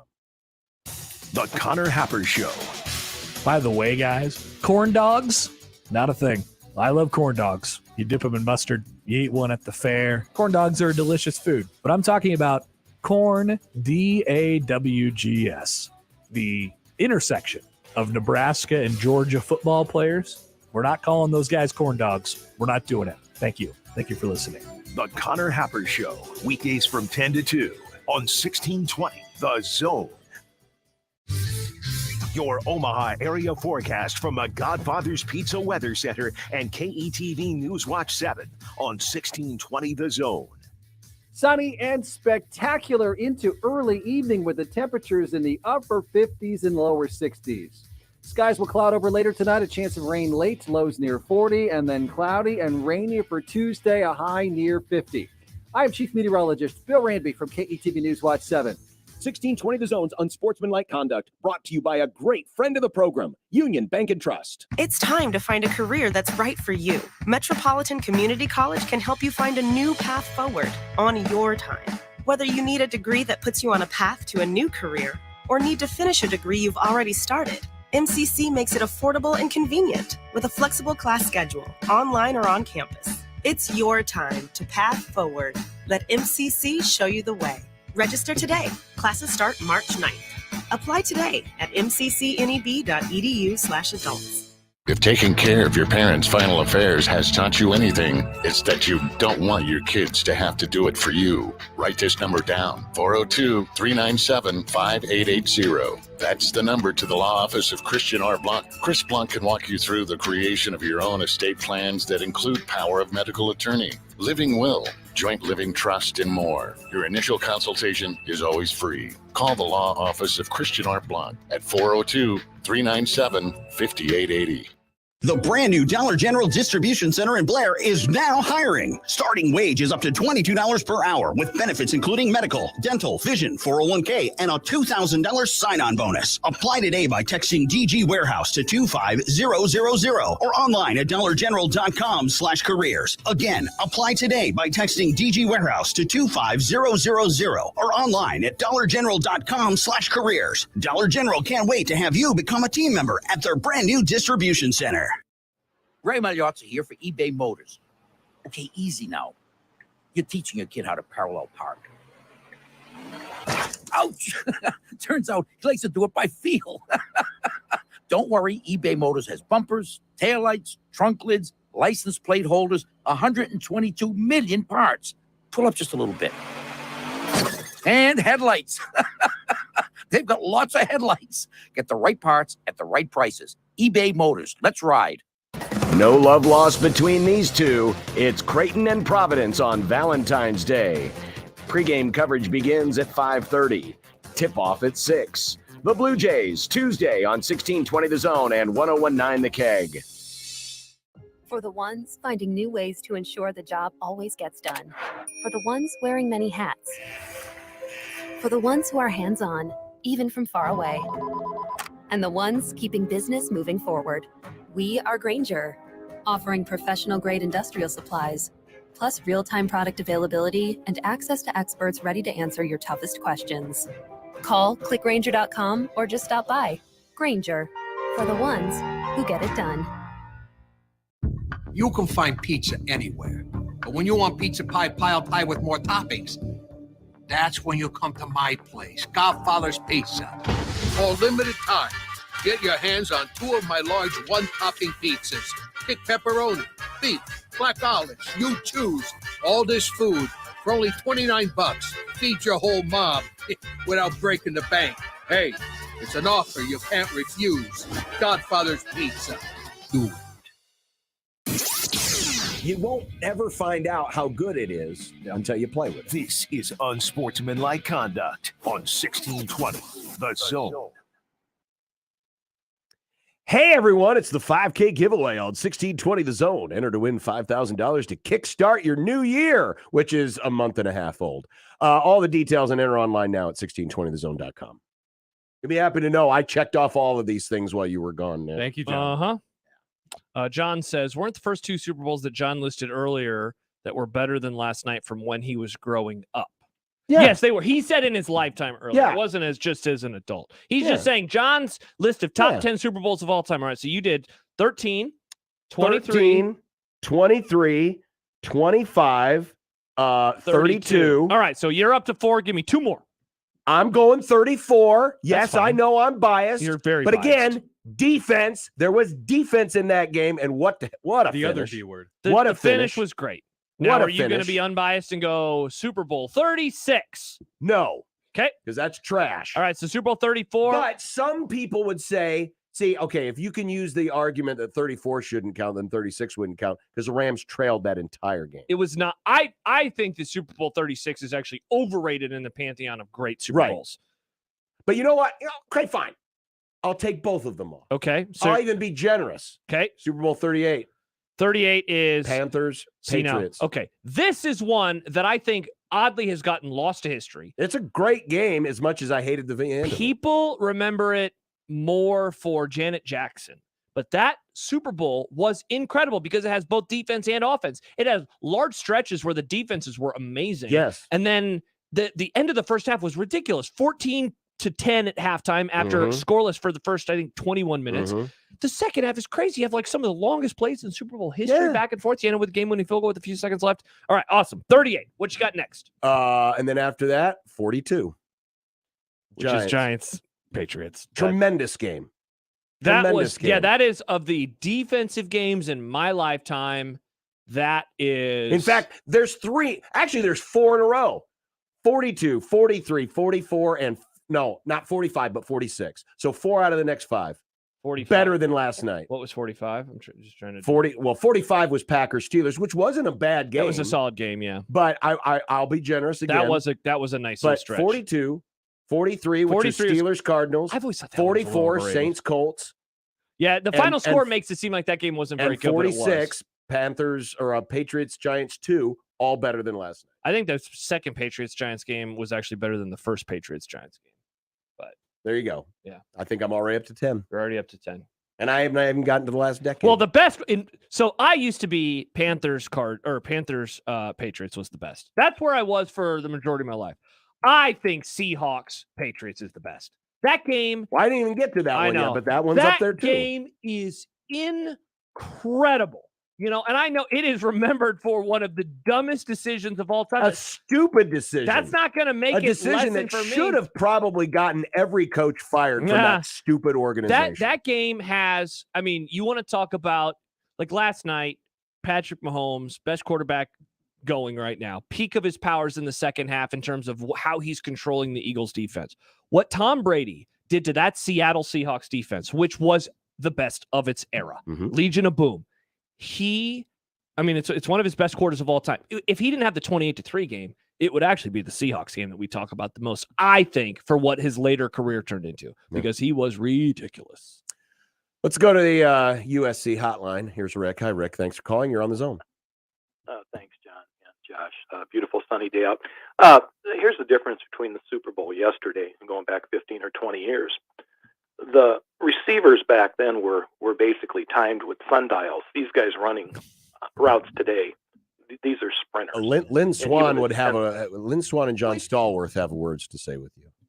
Stallworth was a sprinter. But I'm saying but these guys today on both ends of the ball, whether they're wideouts or defensive backs or whatever, these guys are all running very, very fast. And then they protected the quarterback more, so you don't have that luxury of going in and playing smash mouth football.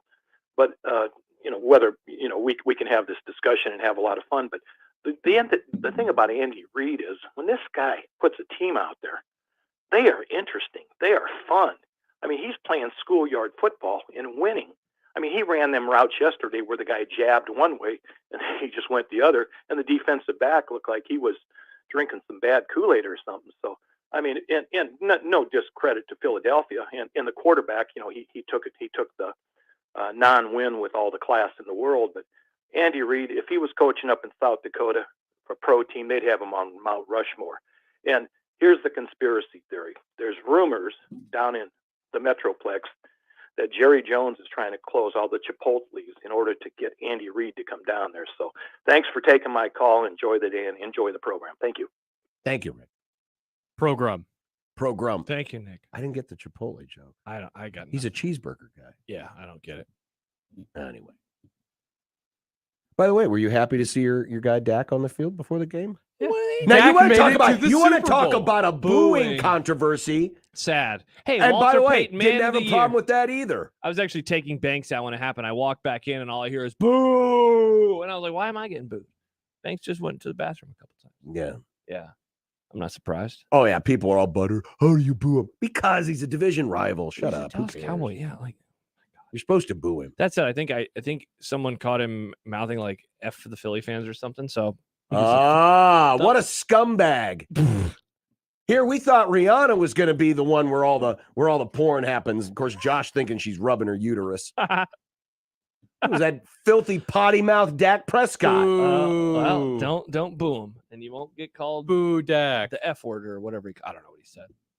The amazing thing was that Dak was able to receive the trophy without immediately giving it up to another person.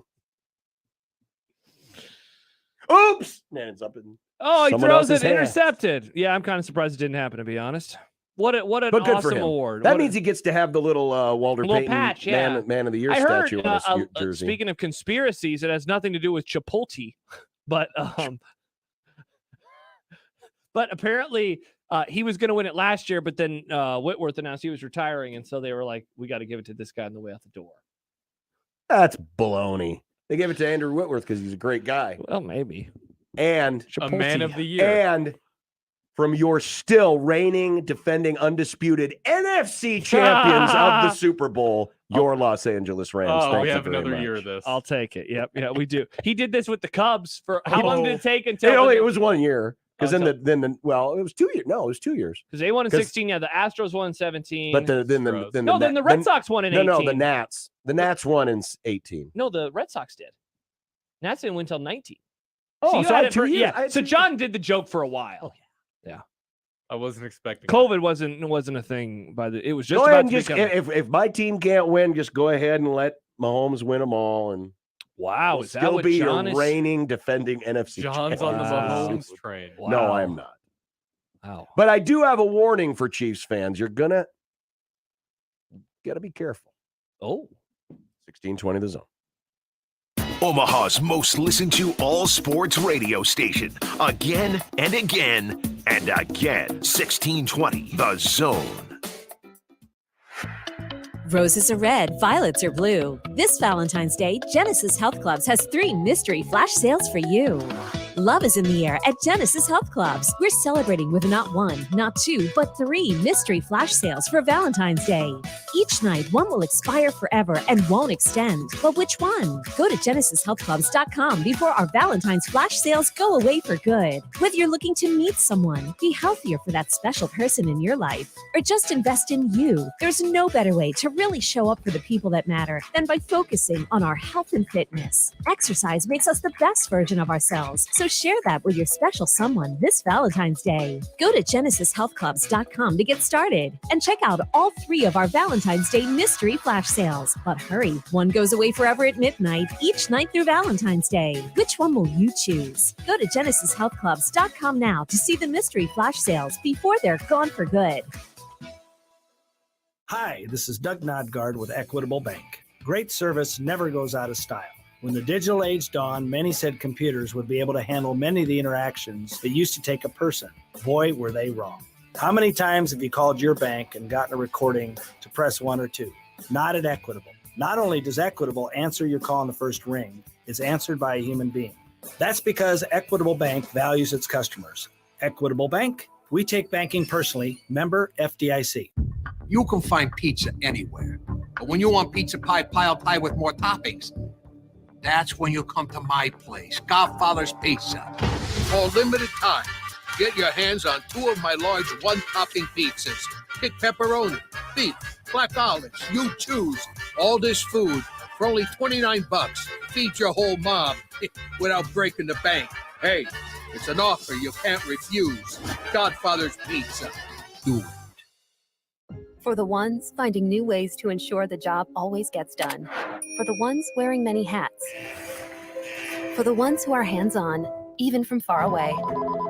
And the ones keeping business moving forward. We are Grainger, offering professional-grade industrial supplies, plus real-time product availability and access to experts ready to answer your toughest questions. Call, click Grainger.com, or just stop by. Grainger, for the ones who get it done. Do you like to shoot fireworks? Would you like to get paid to shoot fireworks? J&M Displays wants you. Help shoot an Omaha Storm Chasers game, Memorial Park display, or any of the major shows in Western Iowa and all of Nebraska. If you like to travel, J&M covers Nebraska, Kansas, and most of Missouri. They offer free training and great daily pay rates, which makes it a perfect part-time job. Visit jnmdisplays.com and click the Join Our Team tab to find out more. J&M Fireworks. NRG Media in Omaha is looking for a sales assistant. This person will assist our sales team that sells radio advertising and digital marketing campaigns for our 7 radio stations. Work in a creative, fun, and fast-paced environment as you keep things organized. Collaborate with our account executives and on-air talent. Learn and grow. Interested in learning more? Go to the careers page at nrgmedia.com and look for the Omaha sales assistant position. NRG Media is an equal opportunity employer. 1620 The Zone's Unsportsmanlike Conduct is brought to you by Union Bank and Trust. Now back to the program. You know what I just realized? All this week that we have the Broncos stuff? Oh. Chipotle? To salute the Chiefs winning the Super Bowl, we're giving away Broncos.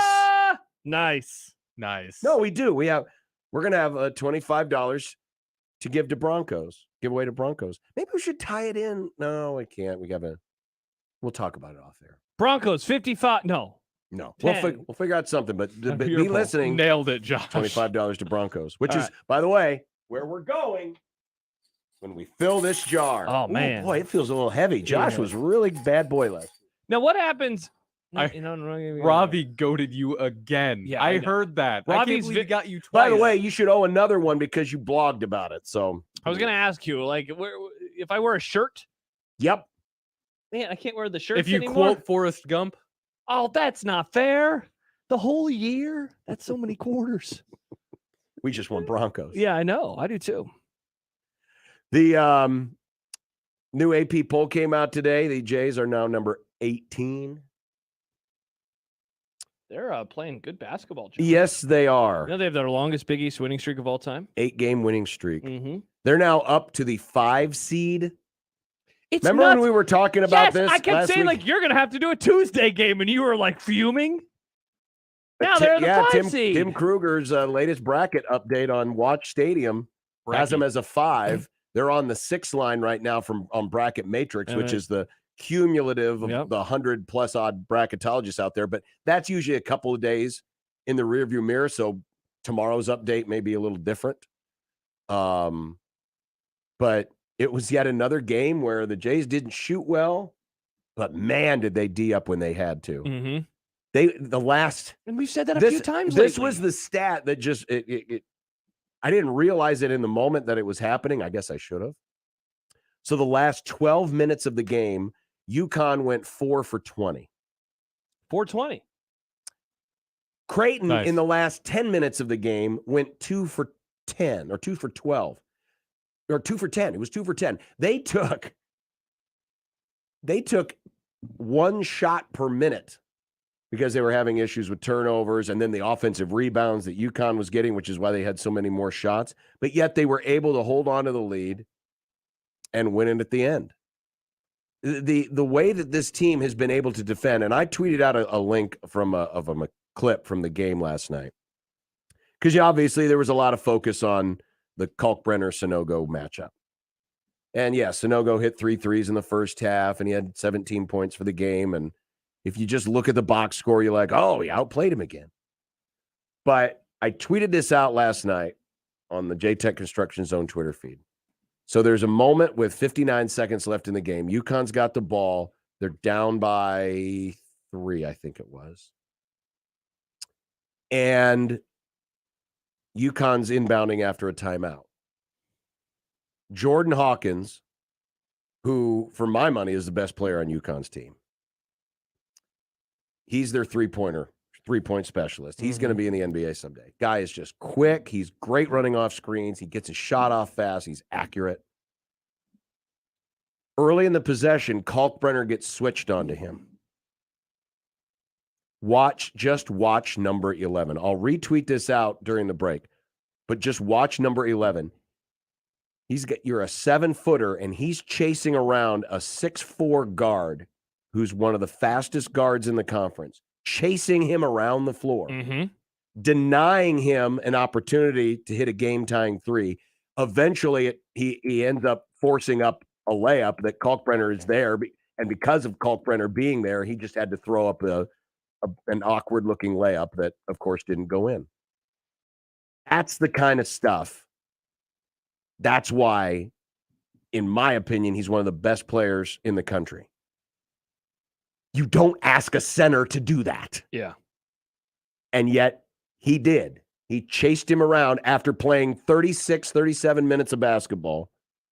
At the end of the game when it mattered most, he's chasing around a three-point shooter, keeping him from getting off a game-tying shot. And then how about Trey Alexander? And Trey was tremendous. Obviously, you were on the call, so you weren't listening to the TV call.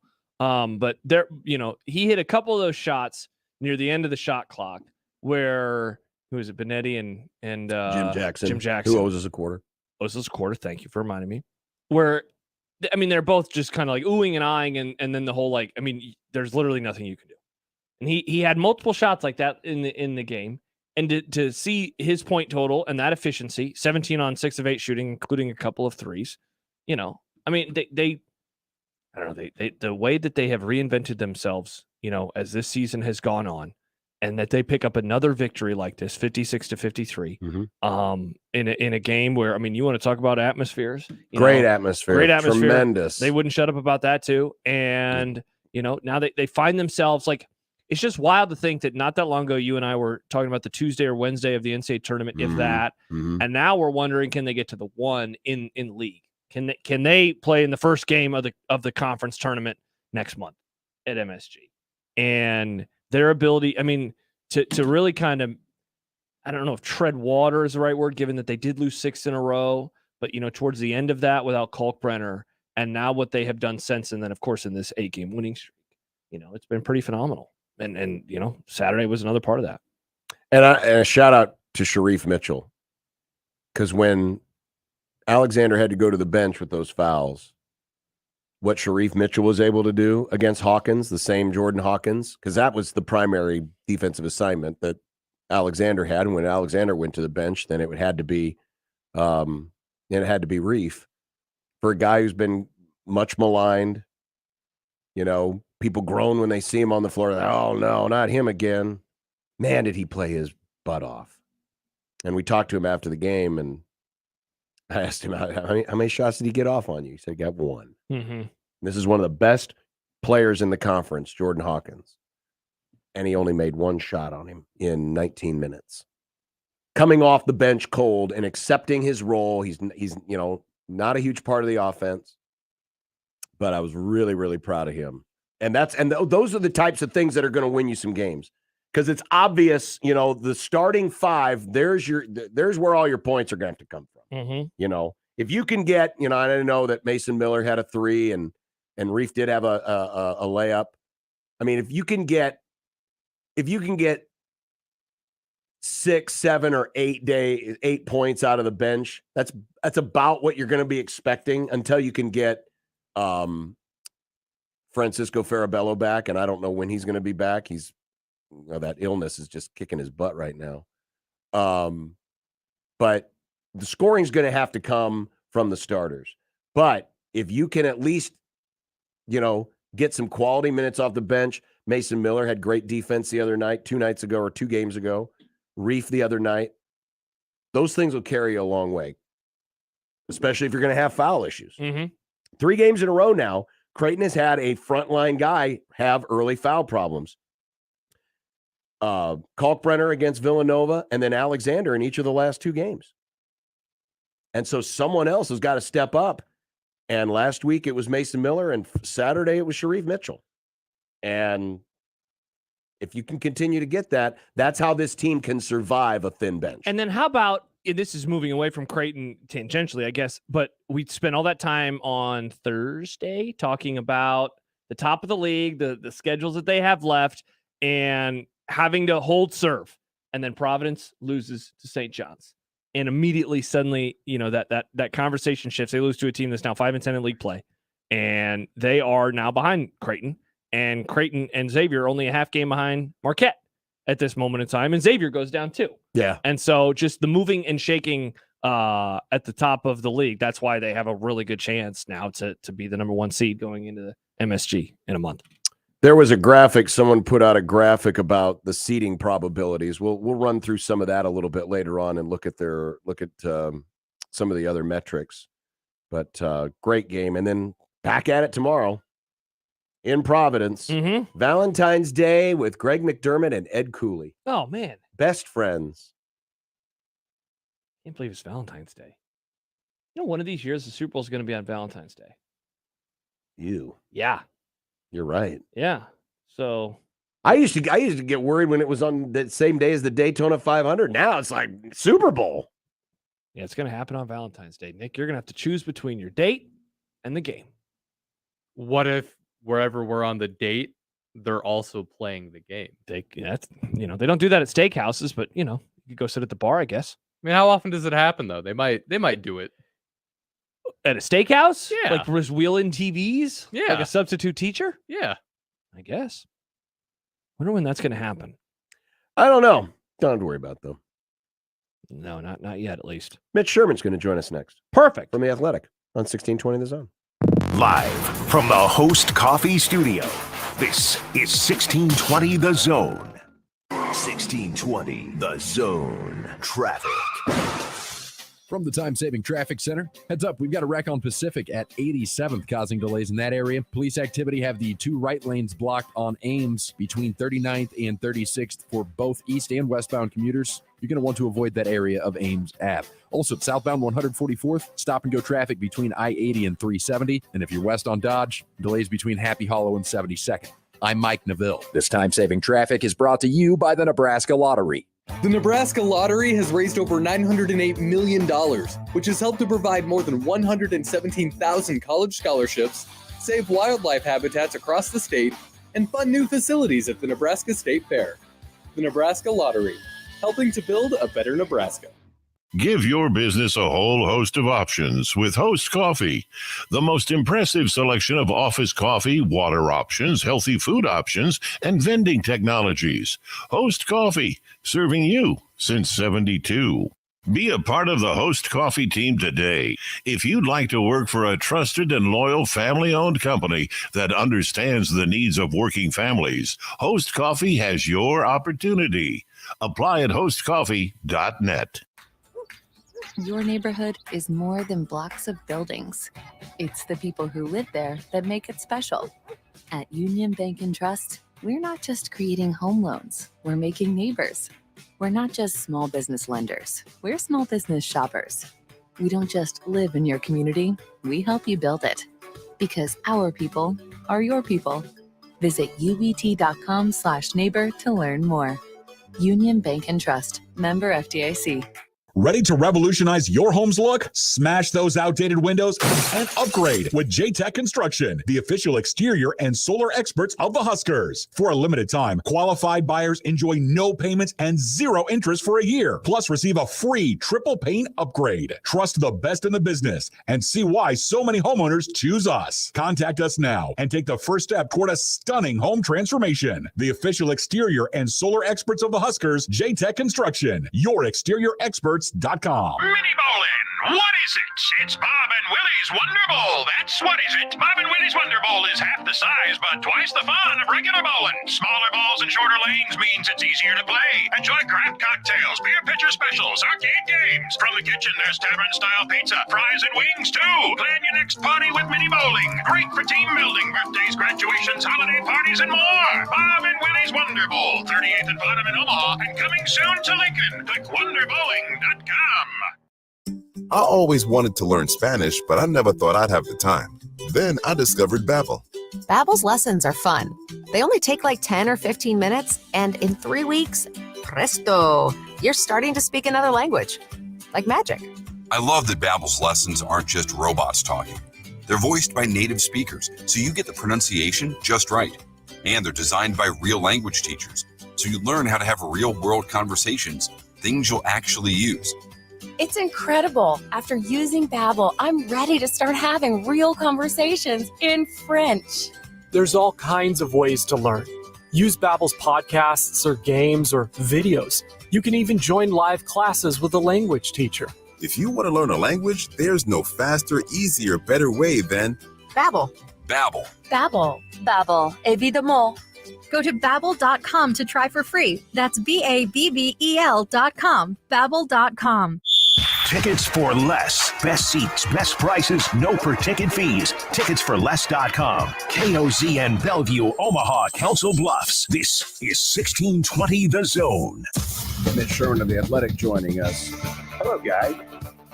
The intent that he had in putting this staff together will overrule all of that, no pun intended. Yeah, you've got to get bigger and bolder every time, right? Call Mitch. Call Mitch. Call Mitch.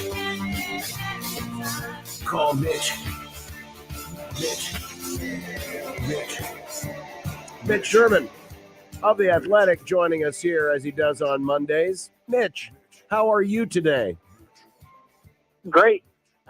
Anytime there's a day like this, I feel like it's just taking a baseball game, but it's too early. There should be a law that they have to play college baseball in February. If it's Yeah, of all the days, because, you know, here in or whatever it is today. Yeah, well, in a couple of days it's going to snow again, and then Josh is going to be wrong about another prediction. But you're right. That's true. I mean, especially this close, and they've already been practicing. It's not like Pitchers and catchers have reported. Well, the college baseball season actually starts this weekend. I know. That's what I was saying. This is probably a good time where Ed Service jumps on the phone, calls Will We Bolton, gotta says, play. we have to play. Should do it. Don't forget the Mavs. Just get a little triangular. They all should play. Oh. Well, or bring in a fourth team. Oh. Who's the next closest? Hey, come on. K-State. I like it. There you go. I like it. We'll have a pair of double headers on a day like this. Well, here, I'm going to put something, Mitch, on our list that we keep track of all year long. The weather today will be better than the weather the first time Nebraska plays Creighton this year. Get the eggs. Uh-huh. I feel pretty comfortable in this one. Unquestionably true. Yeah. Accurate. Yeah. No, you're probably right. Yeah, you're probably right. Well, last week, Mitch, you wrote about Nebraska and its statewide recruiting efforts and just the way that the coaching staff has been able to connect with the people in the state, particularly Ed Foley, who, you know, really it's almost as if he's taking a crash course in how to be a Nebraskan. For, you know, or Nebraskans for Dummies. Any book he can get, he wants to know more about it. And we talked about this late last week, Mitch, but sure, is there an ulterior motive? Of course there can be, but I truly think this is a group of people that want to know what is it that we're getting into, because none of them have been here before. And so there's a genuine curiosity of, hey, just exactly what is this place about and what makes it special? It's more than just the superficial. They've won 5 national championships and they sell out the stadium every week. It's more than that. Mainly it's the food. I think that's how it's winning over Nebraskans for the most part. That's the key to get to earn the respect and love of a Nebraskan in a short period of time is to embrace their food. And on the first day he was on the road in Omaha back in the early days of December, you remember he tweeted the picture from the drive-thru at Runs, and it was just on right there. And it's continued to the point where it's almost embarrassing. Like, I feel the need, if I have a good experience at a Nebraska restaurant, to like now be texting Ed Foley and letting him know that he needs to try this place. I'm not even really joking, but yeah, the words that I continue to hear and what I sense from having met these guys, and even what's I think more valuable to tell you is what the high school coaches and others who've met them in real work environments have said is that it's genuine and it's authentic. So yes, when Ed Foley goes out to Grand Island on the night before he's going to hit the road to recruit, and he goes and he sees Gerald Foltz and Jill Foltz, and I didn't even get to that. And I'm saying that now, and I didn't even put that in the story that I wrote last week about the connection that they're forging with Nebraska, Foley and Rule and everybody. That is done because they want to learn about Nebraska. Now, are they earning points with Nebraska fans and residents of this state and people who follow college football? Absolutely, but that is not the overriding factor in play here. What they want to do is, as you said, they want to know what they're getting into, and they truly want to embrace the culture around them, because that's going to be a key to having success in bringing in the best players from the state of Nebraska and in getting these people to the people around them, the fans of Nebraska, and even the people who aren't necessarily fans, who've become disenchanted, to fully get on board with this regime. Mitch, last week, Garrett McGuire spoke in front of the media for the first time, and we have spent, and when I say we, I mean collectively, I know John and I have, we spent a lot of time talking about his age, and most of the tenor does seem to come from the, skeptical, questioning nature of like, how is this going to work out exactly? But I want to ask you about it from the positive perspective. What do you think it will mean for recruiting and I guess those relationships, given how close in age he is now?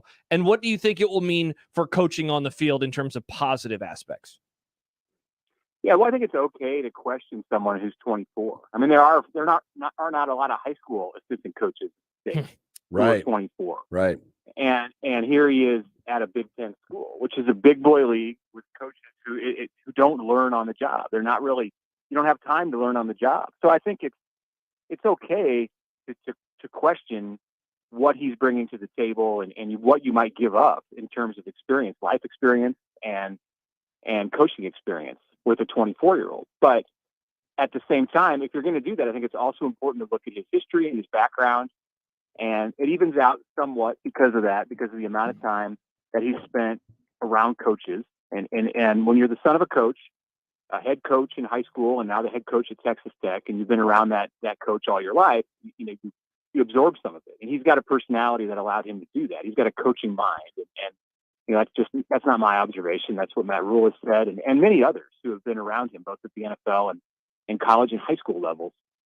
So, you're kind of back at a point zero, ground zero, where it's not good, it's not bad, or it's maybe both. And then you have to look, I think, at, like you mentioned, Josh, the way that he can connect with his players. There's probably going to be somebody that they recruit as a wide receiver, and Garrett McGuire goes in and sees that kid and sees his family and sees his high school coach, and it's not going to be for them to play for a 24 or a 25-year-old. The class of 24 kids would be playing for him when he's 25 years old in 2024. That's not going to be for them. But I think for every one of those kids, there are going to be many more to whom he appeals. Where, if you look at him, or you look at, let's just use last year's staff for example, or you look at Mark Whipple, and if you're being recruited by those two guys, let's say one school, you got a 65-year-old coach recruiting you. It doesn't even have to be 65. It can be 48. He's recruiting you, or you have a 24, 25-year-old who's recruiting you. Who are the kids going to identify with more easily? Clearly, it's Garrett McGuire. And then it comes down to whether he can coach, and I think the people around him believe that he can. I know the people around him believe that he can. Mitch Sherman of The Athletic. Rule gets a $7 million pool, and of the full-time staff is only going to use $5.5 million of it. Do you think that was intentional to come in with a lower number, or is it just circumstantial, or is there a bigger plan at play here?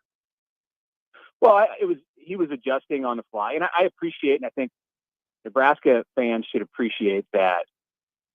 The situation here is that when he asked for $7 million, and when they negotiated that, there was a possibility that he was going to have Mickey Joseph on his staff, and that would have been $1 million assistant coach. Instead, he's got a receivers coach who's making $215,000.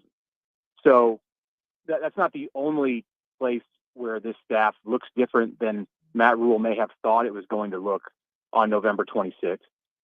There are some other spots, I think, but you want to be able to set that bar high, and then if you hire the guys that work out for you, and it comes in below that, don't overpay them. Leave yourself some room. And what it does by having that $1 million or $1 million plus cushion is it allows them to build an even better, bigger, more experienced support staff. And I think while he maybe didn't spend as much money as a lot of people thought he would, maybe what he thought he would on his 10 full-time assistants. And that's not to say in 2024 or 25 or 26 that he won't be all the way up there at $7 million. He might be. but right now he's not. That said, he has a bigger support staff around him on the administrative side than I think even what he envisioned in November. And he thought it was going to be big. It was part of his process with Trev Alberts to sell his vision. And they were in lockstep on that. They saw eye to eye on what the support staff would look like. And it goes hand in hand with moving into the new facility because there's more room for that large staff to operate and be efficient. And, it's right up there with Ohio State and Michigan and others, Penn State, as the biggest, I think when the salaries come out, the biggest and highest paid support staff in the conference. Why do you think, Mitch, that Nebraska didn't do this before? Was it Frost didn't want to do it? Was it that he didn't have maybe the support of, the ADs that he had in his time? Why do you think that this is a new thing, I guess, for Nebraska having this large of a support staff? Well, it's a changing thing in college football, and Alabama's been doing it for a while. Yep. This has been evolving. There haven't been 5 or 6 schools in every Power 5 league that have gone out and hired 35 to 45 support staff people. And for the ones that have, they've not all been filled up with, that's where you find the 24-year-olds generally. They've not all been filled up with people like Susan Elza and Sean Padden and others in this group who have a lot of experience. So if you're talking about why it hasn't happened specifically in Nebraska, well, Scott Frost worked for 2 different ADs. Mm-hmm. And the first one, Bill Moose, wasn't into providing administrative oversight that would have allowed Scott Frost to build out this kind of a structure. And Frost hadn't done it before. He didn't have the ability to build this kind of a staff or the 2018 version of it. The 2017 and 2016 version of it when he was at UCF. So it was new to him when he got to Nebraska. And then the administrative oversight was not there to help him do this when he started at Nebraska. With the Alberts-Frost dynamic, I think Trev would have been okay with Scott doing this last year. But they were pretty far down the road on the direction that this program was headed in the way that Frost oversaw and led the program. And the way that Matt Rule has built this thing is quite a bit different just in terms of the leadership structure than where they were at, where Frost was at when Trev came in July of 21. Mitch Sherman joining us from The Athletic. It sounds like from all points that roster size will be smaller, which in the past would be cause for, people to lose their minds and think, oh my God, the walk-on program's dying, et cetera, et cetera. But do you think that this isn't going to be as much of a talking point this time around if Matt Rule decides, hey, we're going to go with 120 guys or maybe 115, get somewhere closer to, where the rest of the country sits, or at least the rest of the conference? I think people are confident that he's going to treat the walk-ons well and treat them right as a former walk-on himself. This isn't Bill Callahan, who didn't really have a need and a purpose for walk-ons. Now, they're both coming from the NFL where they had 53-man rosters. But, Rule has a different background in his ability to understand walk-ons. And it doesn't have to be about comparing him to Bill Callahan. That's ancient history. Mm-hmm. But just looking at his take on walk-ons, Rule's take on walk-ons by itself, I think what we'll find in time is that the walk-ons that he does have are going to have the ability to impact the program more, even in smaller numbers, than what the walk-ons had over, say, the last 6 or 7 years. Now, you go back to the class that there was a great walk-on class, and I wrote about this for ESPN a few years ago. Maybe the best walk-on class in Nebraska football history with Sam Foltz and Brandon Riley. There were 8, 9, 10 of those guys who earned scholarships and transferred. A couple of them transferred away and went to smaller schools and started, but most of them stayed in Nebraska and made impacts on the program and played big roles. So to get back to that point, you're going to have to kind of get lucky and, find the right players. And that goes back to the relationships that you build in the state. And out of the state, Nebraska's getting a kind of a 2-for-1 deal with a walk-on who's coming with Bob Wager, Gage Wager, his son. We'll see. Maybe this is like a Sam Hoiberg type of deal or a Garrett McGuire kind of deal as a coach's son. It'll be interesting to see what Gage adds to the program, along with all of the guys who are coming in this year. I think the walk-ons that Nebraska has prioritized in this class, and the ones who I've seen play from around high school football in the state of Nebraska in 2022, it's smaller in numbers, but I think it has the ability to be bigger in impact, and that I think is going to be the MO for Matt Rule with walk-ons. Mitch, surprised that Garrett Nelson didn't get an invite to the NFL Combine? Yeah, I'm a little surprised. It's all about, and you guys know this, and anybody who people follow the Combine more closely than I do, but it's about players at his position, what his position is, where he fits, and then how many players at his position stack up as better prospects. And I can't tell you at the outside linebacker spot or at the edge rusher, wherever they're targeting him, I can't tell you what the depth is in this draft and say, all right, well, they're going to take, 20 to the Combine. And, maybe I wouldn't be surprised if I looked at the 20 they were taking to the Combine. If that number's 20, that's just arbitrary. My suspicion is that he's right outside the cut. And if there are some players who are hurt and can't go, or, there's some first rounders who opt not to compete at the Combine, and that opens up some spots, that maybe he'll get a late call. And that would be great for Garrett. If not, then he can do his damage at Pro Day next month. There's plenty of track record of guys who don't get Combine invites and still end up having productive careers in the NFL. Mitch Sherman, read his great work at The Athletic, and we will reconvene next week. Mm-hmm. Got anything you're working on this week?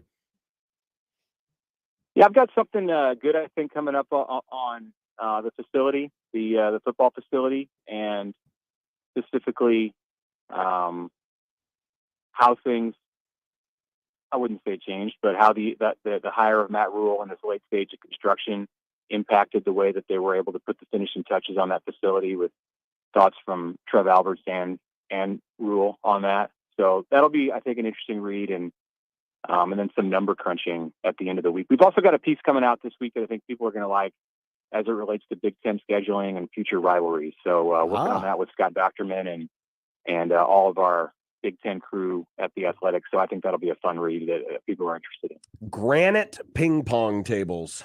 That's going to be the new addition. Oh. Yep. Granite ping pong. Interesting tables. bouncing. Ping pong will be involved if you paid any attention at all. Oh, yeah. Oh, yeah. Granite ping pong tables and its own ping pong stadium. It'll be the new varsity sports. Another way to get in compliance with Title IX. Yeah. Good call. Women's ping pong. Mm-hmm. Mitch Sherman, thanks a lot. Thank you, Mitch. Thanks, guys. Mitch Sherman of The Athletic. On the subject of ping pong, Garrett McGuire, a.k.a. Tiny Baby Boy. Mm-hmm. I get the, relatability. He mentions to the youngs. Yeah. I do wonder, though, if there might be a drawback to it from the standpoint of when someone comes into your home, and especially when it comes to selling the parents, right? If they're a little skeptical. Right. If it's like, wait a minute, this dude's almost the same age as you are. I mean, sometimes you just want, it's probably not a great analogy, but think of, if you remember the 90s TV series Doogie Howser, people were like, there's a kid doctor? but it's kind of that idea of, there's a kid wide receiver coach? Certain people in positions of power, you just had, you don't have a problem if they're on the younger side, but if they are really young to the point where they are almost the same age as the people they're recruiting. Yeah. You do wonder if there could be a drawback to that. Yeah. Again, way different, industries and careers, but I love telling people the story that when I first started on the air, it was like, Josh, shut up, you're young and an idiot. Whereas then I turned 30 and it was, Josh, shut up, you're an idiot. And it's like the latter, I know it sounds funny, but it's just when you are of a certain age, people are just like, no, I'm not gonna. You could have all the answers, and they're just still gonna be like, yeah, but do you have all the answers? Right? Because you don't have the life experience. So yeah, it'll be an interesting dichotomy because I do think that it will help with the players, recruiting the players. The parents, though, I think that it's a very valid concern. And you do want maybe I mean sometimes as an athlete, as a high school kid, you want an older quote unquote. See, and mentor. that's where he can prove his bona fides. And I know I keep bringing up Sean McVay, and he's not going to turn into Sean McVay, I don't think. But Sean McVay, how did he earn the trust of guys however many years older than him, millionaires at the top of their profession? Because he put in the work. And he was teaching them something that they could actually apply. Like, that's what you have to do. Garrett McGuire is going to have to do something with these receivers. Going to have to teach them in a way where they get something out of it. They can apply it on the field, and they're like, okay, he knows what he's talking about. Right? Like, look, we all want that from our bosses. If your boss says something, or you get a new boss, and he says something early on, and you're like, oh, don't know if I really like that, you might be more skeptical throughout the rest of the time. If, on the other hand, your boss comes in, immediately kind of presents himself a certain way, and he gives you an idea or whatever, and it works, you're like, I am going to listen to that guy. Mm-hmm. We always use the term proof of concept. I think that can be super important too. One of the worst things I think that could have happened at the beginning of the Scott Frost era was that all of those close losses early had to there had to be a point where the players like, man, we really were buying these guys, and it's just not working. Do they really know what they're doing? You know, I have to imagine that was something that popped into their head. So McGuire, tiny baby boy, he's going to have to do that early on, and, we'll see if he does. All right, I'm finishing up my list.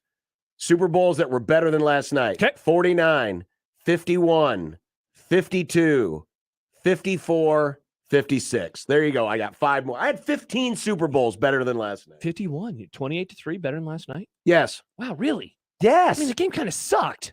No, it didn't. I mean, it was fascinating, but like the game was bad, and then it was bad. But think about it like a Marvel movie where the heels are getting over for the first 2 hours, and then in the last 30 minutes, balanced. Now, in this case, it was the good guys getting over for the first 2 hours, and then the Thanos bad guys won. But same Reduced concept. to That atoms. was, I mean, yeah, it's an all-timer. What do you have? 49. See, that's the one that I said. 49, I think is the 51, best. 52. The first, and I think the Chiefs' last Super Bowl against San Francisco, better game than last night.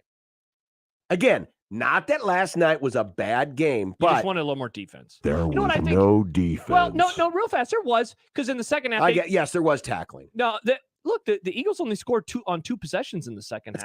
That's because the Chiefs basically switched the script on them. They didn't have the ball. Well, that's the thing. But I think Philly got stopped one time, right? in, I guess, the last drive. But that's one play. That weird heave. Ugh, bad. The one play where they punted and they got the long return. and the long return. I think Wow, is that it? Yeah, you're I think right. that's the only time they got stopped. And I think you said something earlier that I have been thinking about throughout today's show. That, like, again, there was the scoop and score, but that was because Hurts made a mistake. Otherwise, there is not a memorable play by the defense. You know, it was a 3 Aaron and out. Donald. Like Micah Tremendous Parsons. play. Yeah. At the end of last year's Super Bowl. Yeah. Yeah, like the 3 and out that the Eagles had. I don't remember what happened, Nothing special. All right, and so what do you say? 49, 51, 52. Yeah, I guess Eagles, Patriots. Eagles, really Patriots, good. that was a And then tremendous did you game. say any other? Oh, last year's, right? And last year. All right. So it's a top 16 Super Bowl. Yeah. Look, I mean, really, in all seriousness. Not a bad game, but it really does show. It's not a legendary game. Because the first 5 of these, it was like early days until 97. And then you just have a ton. And I mean, if you would have plopped this game down in the middle of 1993, you're like, this is the best it would have game blown ever. people's minds. Yeah. Yeah. And you would have had a lot of folks going, why the hell are they allowing them to push the quarterback forward? You can't do that. One of my hot takes for the offseason is that is going to get disallowed. They're going to reverse that rule. Or maybe they won't, and someone's going to get hurt, and then they're going to do it. But I don't think that rule will be around But you know in what the the NFL in 5 you know what years. the funny thing is? Go back, and I can't remember which one because they had several of them. There was one where yes, they got stopped at first, but then he got pushed. Is that what you're going to say? No. Oh. There was another one where they converted, and the two backs behind him barely touched him. Yeah, I mean, that's so a lot of this is visual. It's a visual of it looks like he's getting a lot of help. But if you go back and look at some of those, a lot of that is the offensive line and Hurts. It's become a joke, Yes. like, oh, hey, did you know that he is squats 600 pounds? But I mean, it's obvious that he squats 600 pounds. Yeah. You're right. He gets help at times, but he's also just a beast. It's crazy, like it's like the perfect play. I would love to see that, like the whole joke, why don't you just build the plane out of the black box? I'm like, why don't you just build the playbook out of the quarterback sneak? I just love to see it. Like if they just tried to do it for a whole drive, like how far could they score? They're like, we're just going to do it every play. Could they score a touchdown? It resulted in some form of injury for somebody, but maybe they could. Just build the whole drive out of the quarterback sneak. More coming up, including we are going to put a final grade on this football season because it is now over. 194 days, there is friends. No more football between now and August. No minor leagues, no spring football. That's not true. There's minor league football. Oh, Nick, we're lowering the season into the ground, baby. Yep. 5 football season. Is it Rihanna? She's rubbing her uterus. 1620 the zone. Everyone, Josh Peterson here for my friends at Kugler Vision. It is the month of February. We're already halfway through. It's Valentine's Day tomorrow, and February is Love Your LASIK month, and they are celebrating with special LASIK savings just for you throughout the month of February. The only place in our beloved state where you will find all 7 FDA-approved forms of modern vision correction. Maybe you've had readers introduced in the last couple of years. A tough prescription, astigmatism, whatever it is, they can probably help you out. One of my best friends in the whole entire world, he has a tough prescription, and he was told at one point in time, hey, you do not qualify for LASIK. And sadly, that was all he found out that he didn't qualify for. Should hit up the folks at Kugler Vision and find out if he qualifies for one of their other FDA-approved forms of modern vision correction. Ditch the glasses, ditch the contacts for good. Find out more information. First step is to go see the folks at Kugler Vision for a no-pressure, no-obligation consultation and find out what might be in your future. 402-558-2211 or KuglerVision.com. Previously on The Crossover. I also refuse to give anything, no matter how satisfactory it was, the full 5 stars, because that's not very helpful. There's no such thing as perfect. You fill it out? Perfection is unattainable. Yeah, usually. What? I don't know. I feel like I'm helping. They don't. But you're not helping. You're giving them 3 out of 5. Yeah, you're only helping if it's the maximum score or a 0. Mornings with Sharp and Hanley. The Connor Happer Show. Unsportsmanlike conduct. 6A to 6P. 1620. The Zone. Your Omaha area forecast from the Godfather's Pizza Weather Center and KETV News Watch 7 on 1620 The Zone. Sunny and spectacular into early evening with the temperatures in the upper 50s and lower 60s. Skies will cloud over later tonight, a chance of rain late, lows near 40, and then cloudy and rainy for Tuesday, a high near 50. I'm Chief Meteorologist Bill Ranby from KETV News Watch 7. 1620 The Zone. Traffic. From the time-saving traffic center, heads up a crash on Pacific at 87th that's still causing some delays. We've also got a stall blocking the right lane on eastbound Dodge at 90th. The stall has the right lane blocked on westbound I-80 as you approach I Street. And then if you're south on 144th, slow going between I-80 and Highway 370, and delays on westbound Dodge between Happy Hollow and 72nd. I'm Mike Neville. This time-saving traffic is brought to you by Lawrence & Gardens. The latest exhibit at Lawrence & Gardens is making a big splash. Don't miss the fantastic sculptures of Washed Ashore, Art to Save the Seas, on display through May 14th. To plan your family's art adventure, visit lawrencegardens.org. Omaha Maverick baseball and softball season tickets are on sale now. Don't miss a pitch or run scored. 2023 season tickets include in-state rivals Creighton and Nebraska. Get your tickets by calling 402-554-MAVS. That's 402-554-MAVS. Let me get you up to speed on the service that you need. Katie was recently told by a competitor that her transmission needed to be replaced. She thought the cost seemed a little too high, so she called us. We towed it from that shop and verified the transmission was in fact bad. We did the job and saved her over $1,500. Sometimes a second opinion can save you a lot of money. Don't overpay. Call Omaha Transmission.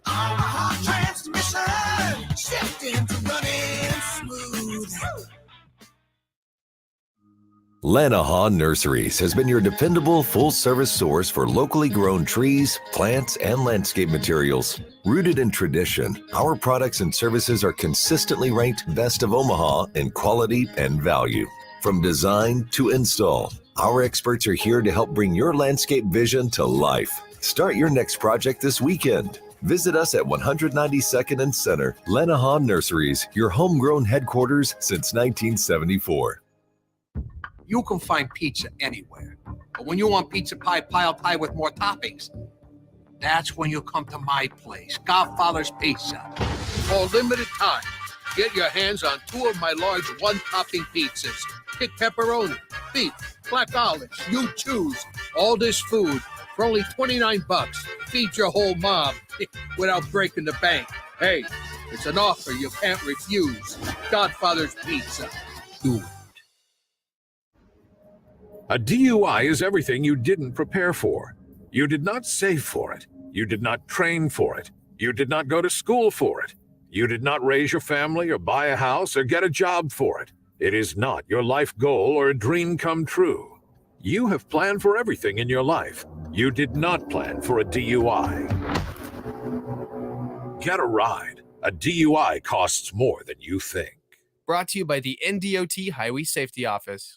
Dell Technologies President's Day event is here with deals to power all your passions. The savings start now on select sleek XPS laptops and more, powered by 12th Gen Intel Core processors. Don't forget, special pricing on the latest monitors, docks, and accessories, plus free shipping on everything and monthly payment options with Dell Preferred Account. Just call 877-ASK-DELL for these limited time President's Day deals. That's 877-ASK-DELL. 1620 The Zone's Unsportsmanlike Conduct, brought to you by a great friend of the program, Union Bank and Trust. Make the right call, fans. The rooferees at John Higgins Weather Guard. Rooferees. This is Unsportsmanlike Conduct. What exactly are you putting in that sock? The 1620 The Zone.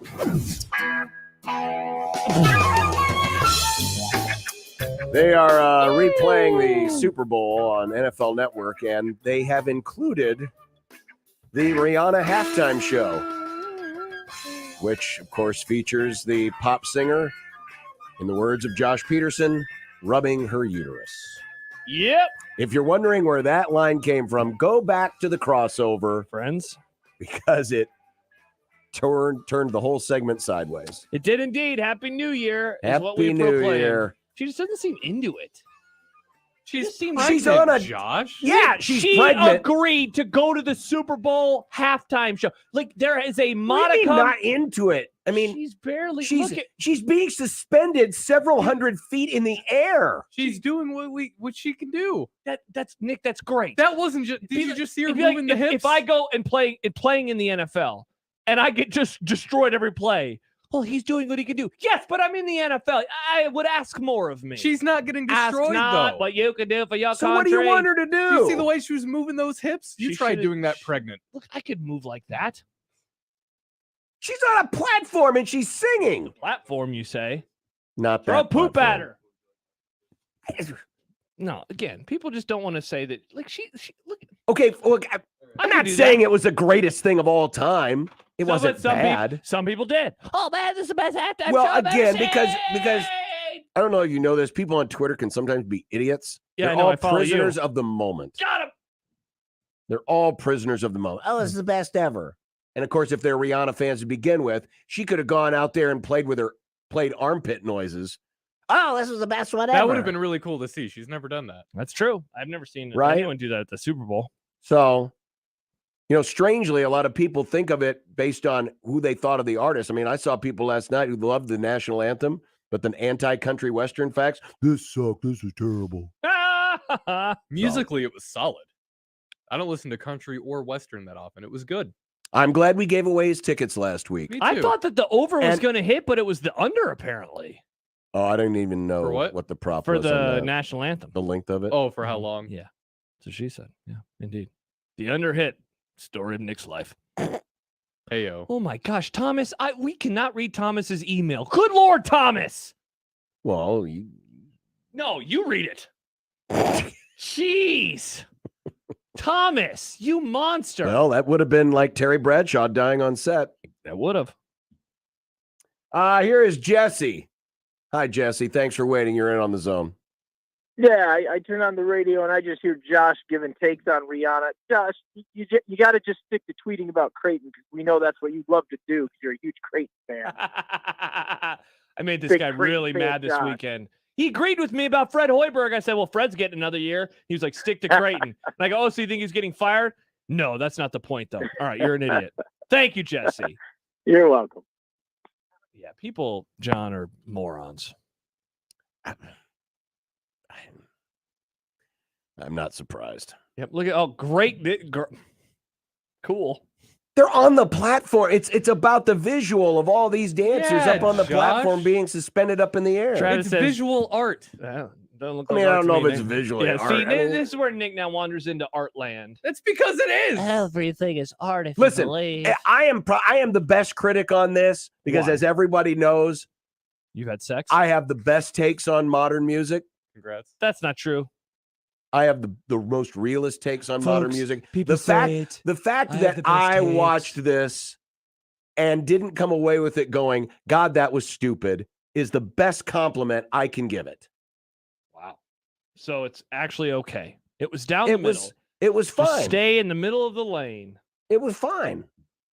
Yeah, but John, I mean, it's we're a never Super Bowl. We're never I gonna don't watch get it we're never for gonna get a fun. real concert. We're never gonna get an AC/DC concert. You know what which was we a should. You fine? don't even care about music, Josh. Why is this triggering you? Nick, Josh's Super Bowl halftime show would be Stuart Mandel and Bruce Feldman No. doing a podcast at double speed. So on Saturdays after my long run, and I'm getting a quarter. You know what? More money for Broncos. You know what More I do? money for What do you do? I Broncos. celebrate on the drive home by listening to a song Yeah?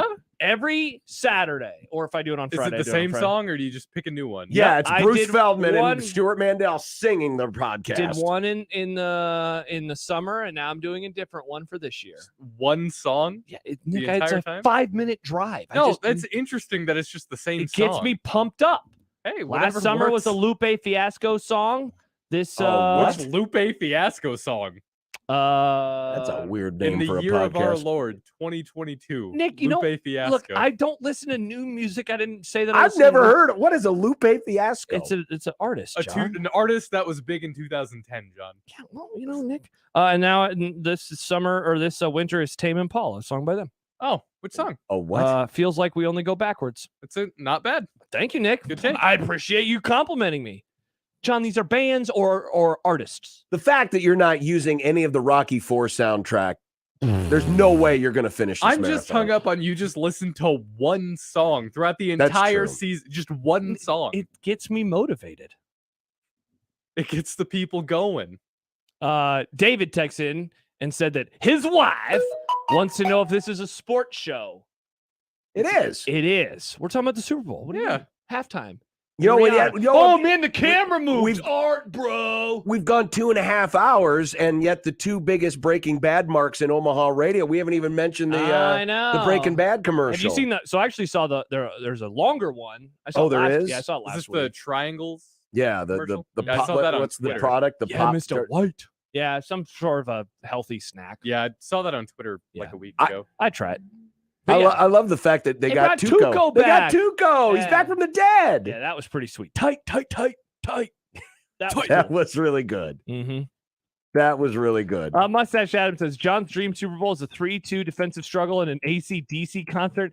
Time to put him in the home. Who said this? That was Mustache Adam. Adam, no, that's not what I'm saying. All right, I'm saying there has to John. be some defense. Let's open the door for you now, old man. Get on through the door. I'm sorry, you youngs have attention deficit disorder. Oh my God, they haven't scored in 30 seconds. I'm out. I got an email from Jordan and it says Rihanna Super Smash Bros. I like, that's funny. See, now that's art, Nick. I saw This that was meme just, earlier. That's hey, funny. look, I'm dancing. Like, she looks like me on the dance floor at a wedding, barely Josh, moving. You know what needs to happen, and I'm being totally serious. Oh, look at my butt. You know what needs to happen? What? They need to, just for 1 year, commit to make it the Ohio State band, one of your favorites, and just do a traditional college football halftime Oh, look, show. she's doing her makeup. And I just want it for the takes. I want all the olds to just lose their minds, and I want all the youngs to be like, "This is so stupid." We like bands. Only if the lines are straight. Just, They should invite. not Nebraska. That'd be the worst halftime show of all time. It would suck. You are mean. Cancel Nebraska. You are mean. That's what people would tweet. Speaking of canceling, Travis says Josh hates pregnant people. # cancel Josh. No, I don't. No, I don't. Tim says, why are you doesn't want them rubbing their uterus? Exactly. Tim says, why are you driving 5 minutes to run a long distance? Because it'd take too long. It is stupid. I mean, think about it. Why are you driving anywhere to run? You just start running. Cross too many streets. It was too many like actual big streets. Don't you have to practice though? I mean, you're running in a big city. Don't you have to practice? Yeah, just go off Frogger with it. That's not how it works. Plus, that would make marathons infinitely more down. interesting. If I could get killed, jump on a couple logs. Well, yeah, there's got to be an element of danger. Nah, I'm okay. I mean, even in basketball, the glass can shatter. There's an element of danger. There's no danger in running.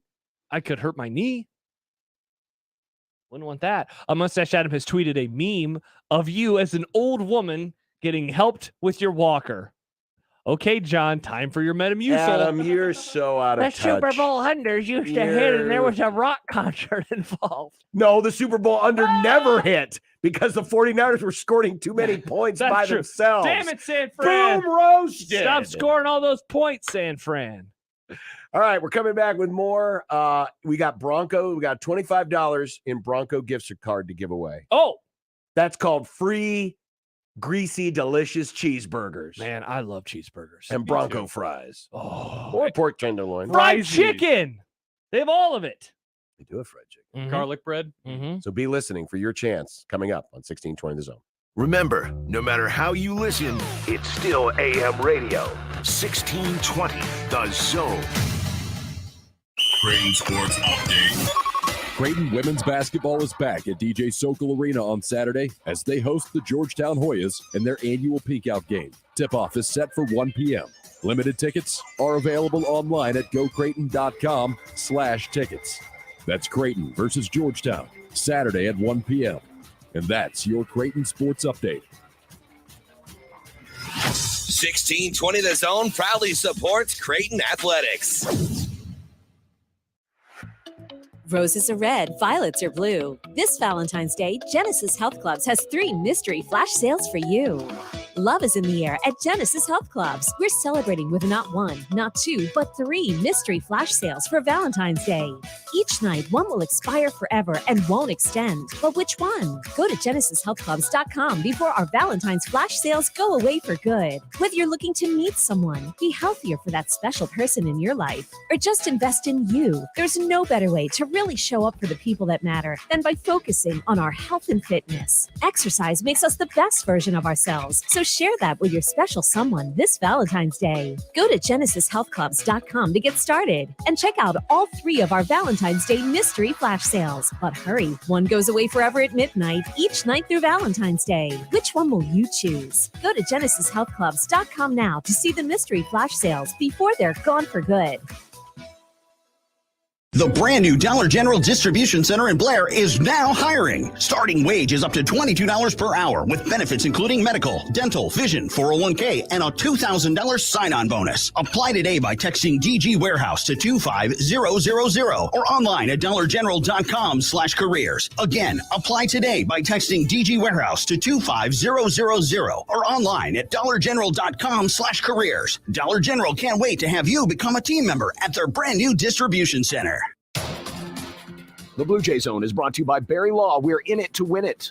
The stats may back him up, but Trey Alexander truly believes, as his teammates do, that the Big East Conference's best defense is Creighton's. We kind of try to go in and make that our identity. So, I mean, when we're playing teams like this that are very good at getting downhill and very good at hitting threes, I mean, we have to adjust to what we play each night. So, I mean, Villanova, they're a great team, and we were able to find those stops down the stretch, like you said.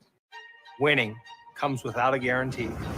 Focus, discipline, and extraordinary effort make winning more likely. Sometimes our greatest wins come from major setbacks. Coming back from a serious injury is a win that requires teamwork. At Berry Law, we're in it to win it. If you have been seriously injured in an accident, call Berry Law today. 402-999-7777. Do you like to shoot fireworks? Would you like to get paid to shoot fireworks? J&M Displays wants you. Help shoot an Omaha Storm Chasers game, Memorial Park display, or any of the major shows in Western Iowa and all of Nebraska. If you like to travel, J&M covers Nebraska, Kansas, and most of Missouri. They offer free training and great daily pay rates, which makes it a perfect part-time job. Visit jnmdisplays.com and click the Join Our Team tab to find out more. J&M Fireworks.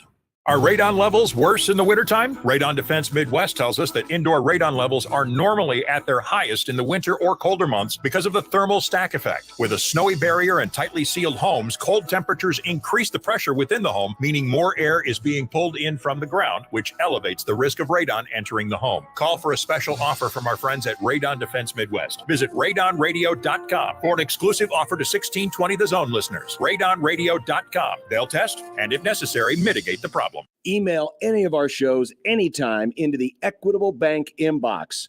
At Equitable, we take banking personally. For me, John at 1620thezone.com. The Equitable Bank inbox from 1620 The Zone. 1620 The Zone's Unsportsmanlike Conduct is brought to you by Union Bank and Trust. Now back to the program. Hey, putting a bow on an earlier conversation. We're talking about Valentine's Day and the Super Bowl. Yep. So I looked it up. When is the next time Valentine's Day is on a Sunday? Because now that the NFL season is what it is, there will be times once every usually 6 years where the Super Bowl will fall on Valentine's Day. And indeed, it is coming in 2027. Sunday, February the 14th. You know what? Wow. By that time, the Super Bowl will be a week later. Yeah, you know that. Which I mean, this is late enough, people. It's pretty crazy to think that, you know, if they add another game, which you and I think they will, they're going to go to 18. They're all about the money. That would push it to February 21st. That said, will it be a neutral site game? Probably every game in the NFL will be neutral site by that point. There is still a part of me that thinks if they're going to go to 18 games, that they are going to throw the players a bone and add another bye week. And so we could literally be talking about the NFL at the end of February, like the last Sunday of February. That's insane. It's just wild to think about, given that, like, I mean, for the longest time, season ended in December. And then the majority of your life, like when you were first watching, was it mid-January? Yeah. Because I remember the first Super Bowl I remember was late January. And then the 9/11 Super Bowl I should say around the 20th of January. Okay. And then 9/11 caused that Super Bowl to get pushed back into February for the first time.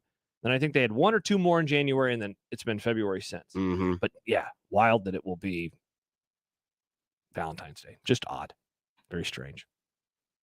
Well, it'll probably get a lot of people out of having to do things. I'm sorry, honey, the Super Bowl's on. I mean, it is what it is. Yeah.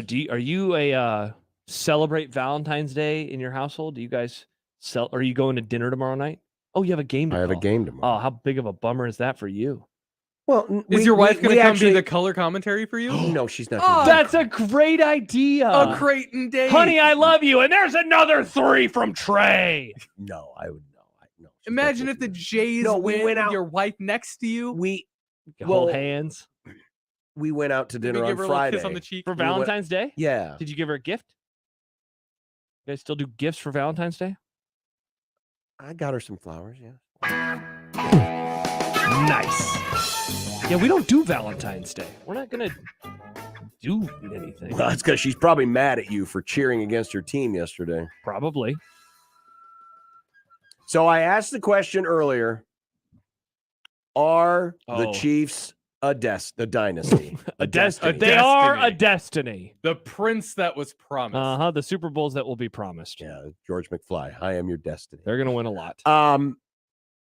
You can vote right now. JTech Construction Zone Twitter feed. In fact, we'll hit the old retweet button. Density. There's 44.9% Chiefs fans out there because they voted already. It's yes. Come on. No, it is not. 31% say you need another Super Bowl win. 24% say no. The answer is the last option. They definitely need at least another Super Bowl win. I always view dynasties as 3 in a 4 or 5 year span. So, or like the Steelers, they got 4 and 6. 4 and 6 in the 70s, they're definitely a dynasty. I have viewed the 49ers of the 80s and into the 90s, 5 titles in 14 years. That is definitely, I mean, that's a lot of champions. That's once every 3 years, not even once every 3 years. Cowboys of the 90s. I think you have changed your tune on the Pats. Definitely a dynasty. And that's kind of it. A faux dynasty. That's it, right? There's not a true dominant. But for me, I mean, 2 titles is. Well, think about this, Josh. Each of the Giants' 4 Super Bowls came in 4-year spurts. Oh, interesting. So they won and then 4 years later. So really right now, if we're going to call this dynasty, that we'll call this the Chiefs dynasty, then we also have to say the Parcells Giants. Yeah. And because I wouldn't they were in the consider playoffs consistently like Kansas City, they a were lot in of conference championships. and won 2 Super Bowls No, in 4 years. this is huge because and I know that, like, I think Kelsey talked about it a little bit last night. Like, getting the second one now, it does put you into the rare air. You know, this is now where you have left the Aaron Rodgers wing, if you will, and you have entered into, I mean, how many quarterbacks have won 2? Oddly, more coaches than I would have expected have won 2 Super Bowls. I think it's like 14, but you get some goofy ones in there, like a Tom Coughlin or a George Seifert, you know, guys that you would never expect to win, but you also get the Chuck Knowles, you get Jimmy Johnson, obviously Bill Belichick, and now Andy Reid. But that's where this one is super important because no longer now will people, because I heard stupid, well, the last one was a fluke. It's like, okay, settle down. But now no one can say that, you know, so they got the second. But if you want to start using the D word, in my opinion, they got to get another one. No, you have to get another one. Yeah. You have to get another one. Because let's just for argument's sake, say that the Chiefs keep winning, but they don't win a Super Bowl. They turn into like, well, and I even looked this up because the dynasties we never dispute, Packers in the 60s, Steelers in the 70s, San Francisco of the 80s and 90s, Cowboys of the 90s, which, I mean, that is a real shooting star. Exactly. That's a shooting star dynasty because that was basically a 7-year window where there was 0 before and 0 after, right? I mean, just gone. And then, of course, the 2000s Patriots. But you know, look at like the original Cowboys. From 1966 to 1985, the Cowboys only won 2 Super Bowls, but they were in the playoffs and they were in multiple championships. So what? I think they were in 3 other Super Bowls in that span, and they lost, or they were also in how many conference championship games in that span? Yeah. You look at the Raiders. The Raiders from the late 60s to the late 80s. Always used to brag about being the winningest team in the NFL. They had the best record of all the NFL teams over like a 25-year span. Yeah. They won 3 Super Bowls starting in 76 and going to 84. Yeah, really what those were, without, I mean, they didn't have as many, but a lot of these franchise, like the Cowboys, what they did, kind of like a poor man's version of what the Patriots ended up doing, where they were in a ton, but they won so many of them, you know, right. And I mean, true. I think one that doesn't get enough credit is the Washington. Yeah, they won 3? They won 3 in 9 years. Yeah, I mean, that's with 3 different quarterbacks. See, and that's probably where a lot of people don't look at it that way because you usually think dynasty. It's like, okay, it was Chuck Nolan, Terry Bradshaw, it was Jimmy Johnson and Troy Aikman, it was Tom Brady and Bill Belichick. Bill Belichick. It was Bill Walsh and Joe Montana. And 3 and 9. I really do think that at least, and this is how I kind of view it, I think you need to have them in close order. I think that is very important for the discussion of if you are or aren't. Like, if the Steelers win 4 over like 12 years, it's obviously very impressive. But that they got 4 and 6 That's never been matched. As good as the Patriots were, as good as, they won 3-4, and then they won 3-5, and Brady won 4-7. But 4-6 that's like the holy grail, of course, that we've still been waiting for, and I don't think we'll ever get it, is 3 in a row. That's the one, I don't think we're going to have. And it's happened in the NFL era, but has never happened in the Super Bowl era. And we've never seen like 5-6 or, 5-8. Like, we've never seen something like that before. Now, I will say this. The Chiefs aren't a dynasty yet. But you are now crossing over, Chiefs fans, and here's where you need to watch yourself. I don't think they care. They're going to take what you're saying and let it go right over them. No, it won't. You are now crossing over into the territory where you're no longer the cute, fun story anymore. Starting next year, you're going to get a lot more people who are going to be tired of the Chiefs because we build people up to tear them down. And this is a good spot to be in, by the way. I'm jealous. I would love to be in a spot like this. Yeah. Oh, cool. You hate us because we're great? Right. Like, that sounds like the dream. But here's where, because as we talked about last week, Chiefs fans a little defensive. What? Maybe a little more so than a lot of other fan bases. Huh. I hadn't noticed. Why? But they I'm kept just, it under asking, lock and key. Brace yourselves, because there are going to be a lot more people who don't have a dog in the hunt who are all of a sudden going to want to jump on the anybody but the Chiefs bandwagon. They're going to be wanting to get on the locomotive engineered by Mike Stibbs. He was who there has been early. blowing the horn about Mahomes how sucks. bad these Kelsey people sucks. have been for a long time.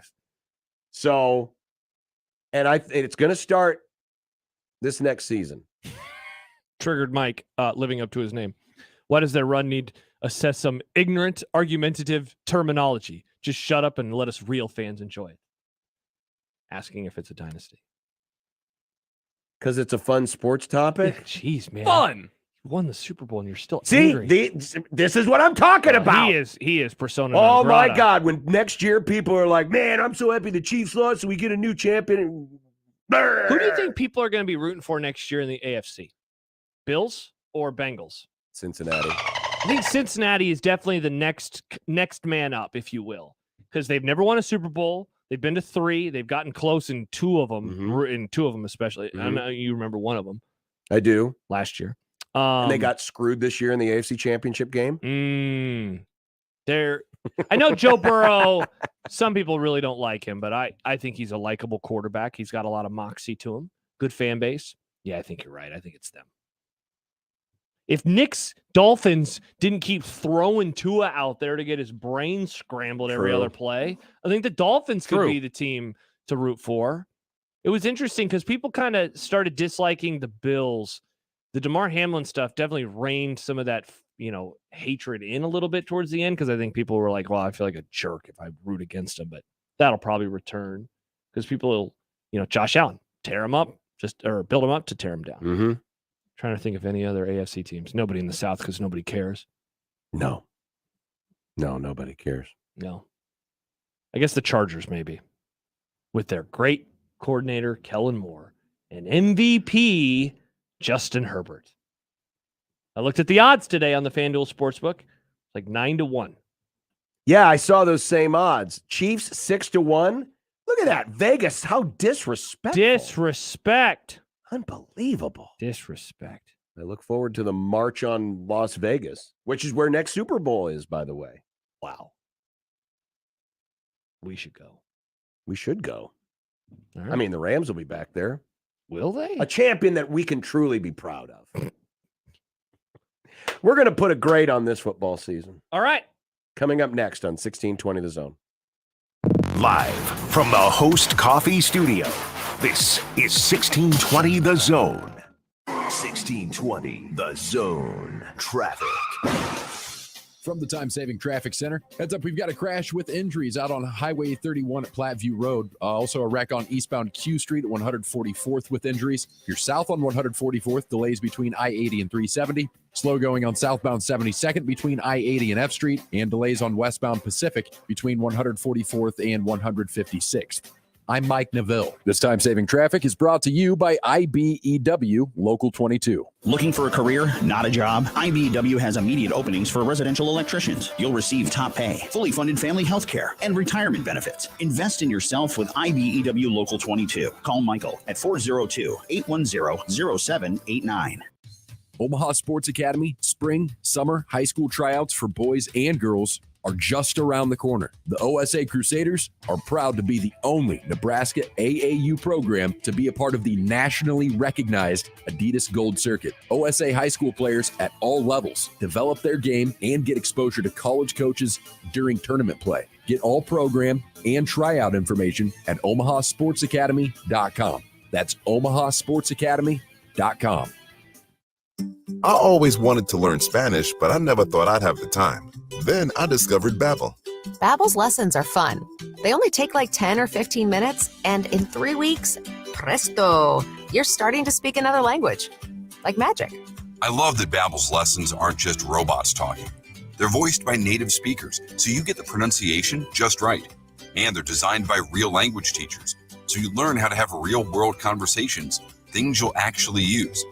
It's incredible. After using Babbel, I'm ready to start having real conversations in French. There's all kinds of ways to learn. Use Babbel's podcasts or games or videos. You can even join live classes with a language teacher. If you want to learn a language, there's no faster, easier, better way than Babbel.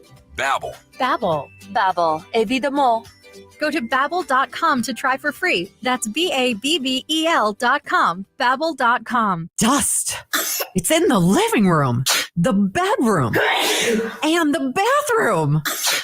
It's also in your lungs. Let's fix that, shall we? Duct Defense Midwest offers a comprehensive system that cleans, disinfects, filters, and purifies the air. They'll make your home healthier and improve the life of your HVAC system. So improve the health of your home and everyone in it. Go to cleanairradio.com right now for a special air duct cleaning offer for Zone listeners. Cleanairradio.com. Listen to Woodhouse Auto Family Blue Jay Overtime, the Creighton men's basketball postgame show on 1620 The Zone. Live from DJ's Dugout downtown. It's right after every home game, presented by Barry Law. Exclusively on your home for the Creighton Blue Jays. 1620 The Zone. Do you like to shoot fireworks? Would you like to get paid to shoot fireworks? J&M Displays wants you. Help shoot an Omaha Storm Chasers game, Memorial Park display, or any of the major shows in Western Iowa and all of Nebraska. If you like to travel, J&M covers Nebraska, Kansas, and most of Missouri. They offer free training and great daily pay rates, which makes it a perfect part-time job. Visit jnmdisplays.com and click the Join Our Team tab to find out more. J&M Fireworks. Your neighborhood is more than blocks of buildings. It's the people who live there that make it special. At Union Bank and Trust, we're not just creating home loans, we're making neighbors. We're not just small business lenders, we're small business shoppers. We don't just live in your community, we help you build it. Because our people are your people. Visit ubt.com/neighbor to learn more. Union Bank and Trust, member FDIC. Omaha Maverick baseball and softball season tickets are on sale now. Don't miss a pitch or run scored. 2023 season tickets include in-state rivals Creighton and Nebraska. Get your tickets by calling 402-554-MAVS. That's 402-554-MAVS. Welcome to the After Hours Lounge on 1620 The Zone. There is no reason that a kid from this state with what is sitting down 45 minutes outside of Omaha has that weight room, that education, that stadium, the money behind those facilities should ever want to not go there. Catch After Hours 6 to 8 Monday through Friday, or as the sports schedule allows. Brought to you by Payne West on 1620 The Zone. Tickets for less. Best seats, best prices, no per-ticket fees. Ticketsforless.com. KOZN Bellevue, Omaha, Council Bluffs. This is 1620 The Zone. Throw. Throw. Throw. Throw. Throw. To have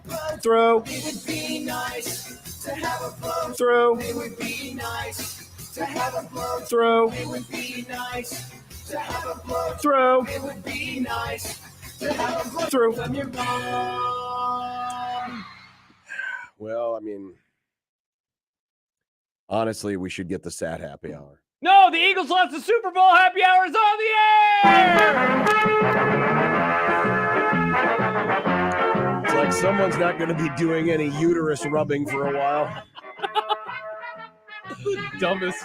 You want to know what that joke's about? Friends, listen to the crossover. Go to the crossover. Either today or in December. Oh, yeah, thank you, Nick. Good reminder. That's true. That's true. Yeah. Football season's done, folks. But the good news is... What is the good news? Well, it's going to snow again this week. Just a drizzle. A drizzle of snow? That's a term, Nick. Going to need some ideas for punishment, and maybe, maybe that's a good way. Well, you No said king-shaming, John. last week that the ridiculous snow was done. The ridiculous snow. So what is ridiculous? When it snows. A couple inches of when it snow snows. ain't When ridiculous. people are sliding off the road because it's too slick. Okay, well, that might just be because they're bad drivers. Or because the roads are really slick because it snowed.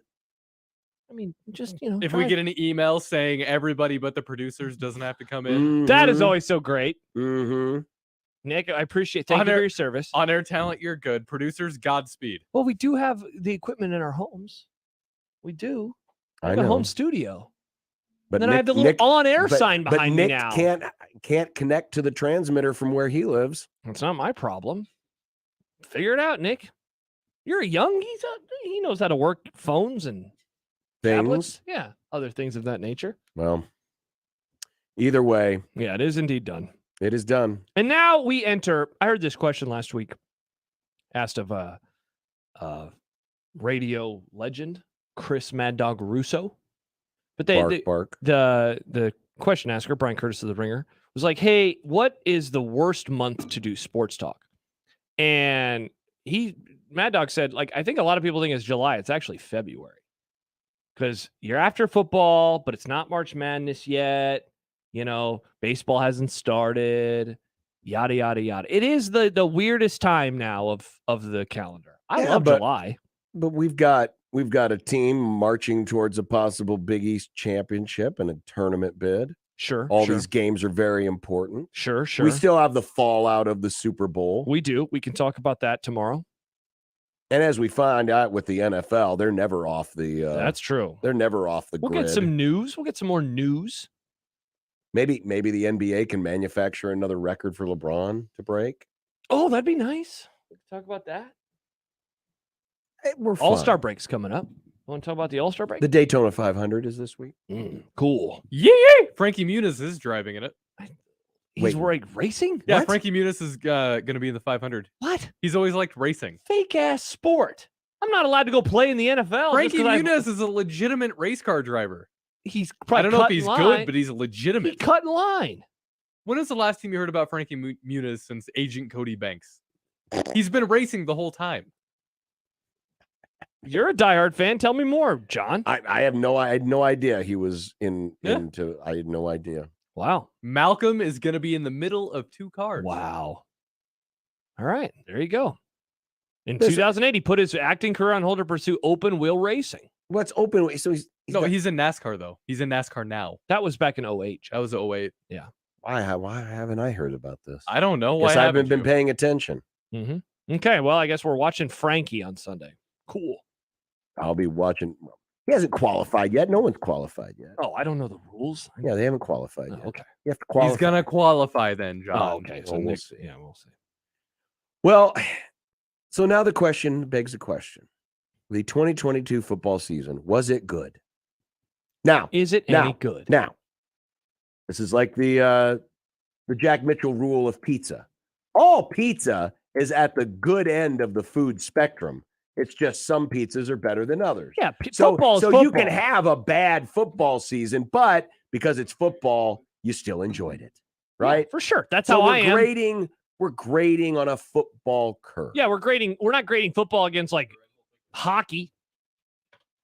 I saw UNO win on Friday, by the way. We're grading it against itself. Right. I'm grading this NFL season versus past NFL seasons. I'm Yes. grading this college season against past college seasons, et cetera, et cetera. Well, I mean, let's just start with the local 11, right? Okay.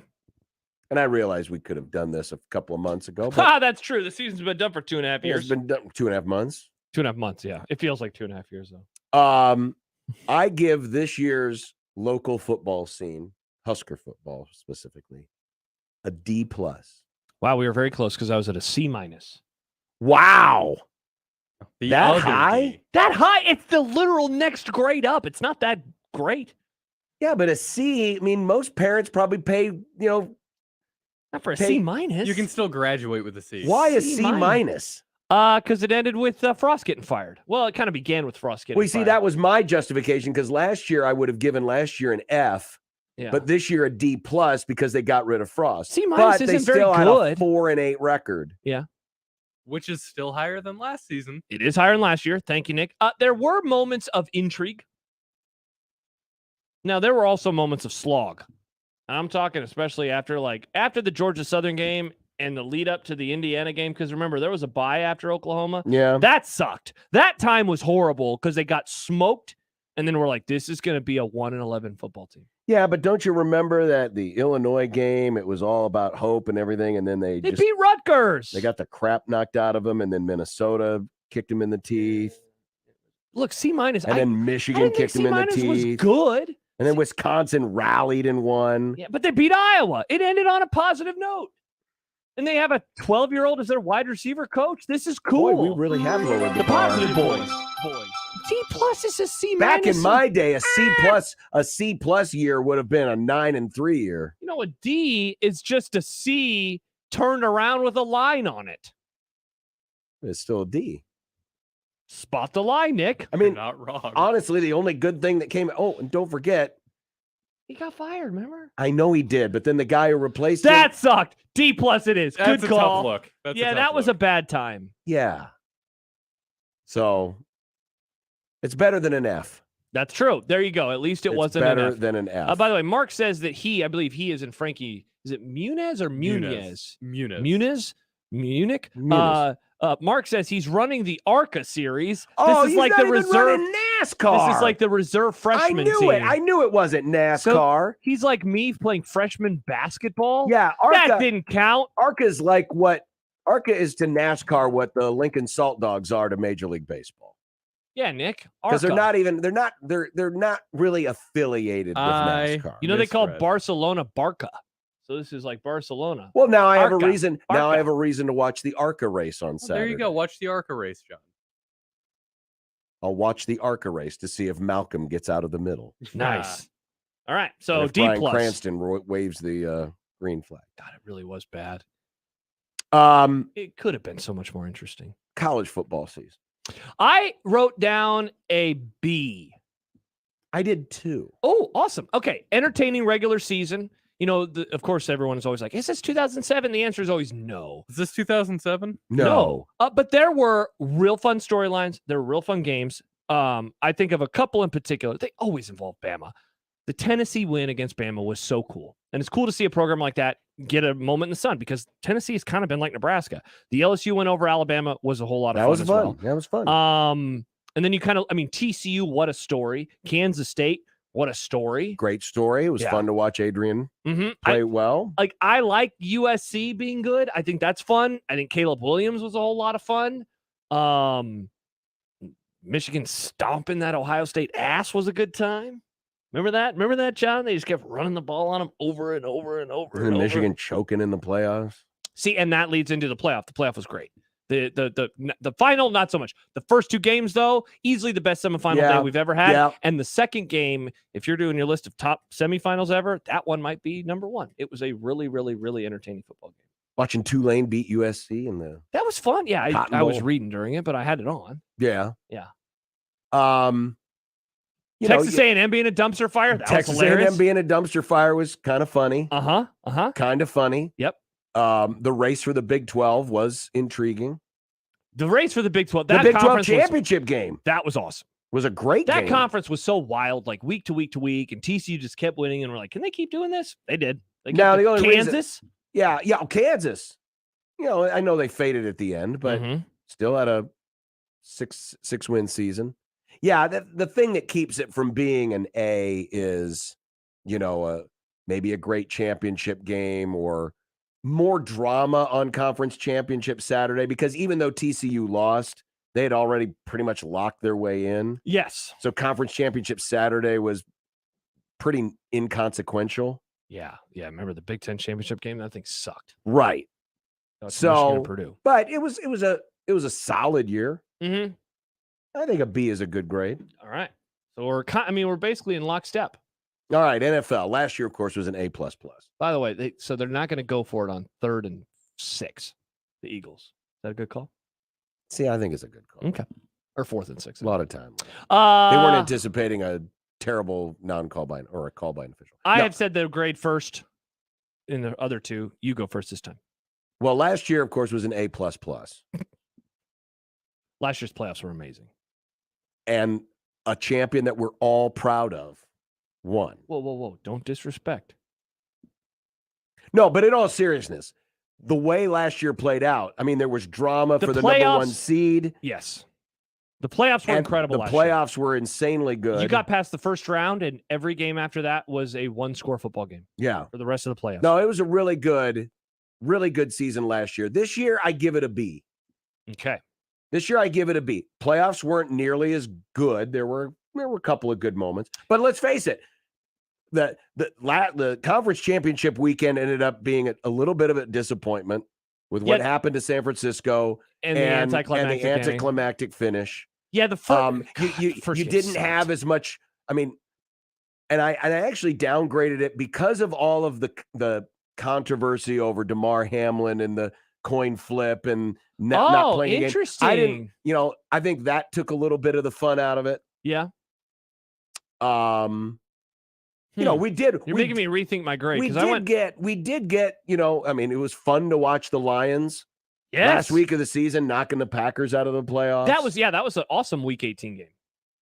But there were some things like the uncomfortability of Damar Hamlin, the uncomfortability of watching Tua. Honestly, get lit up. The Tom Brady storyline sucked this year, especially early. I remember there was all those he was filming The Masked Singer.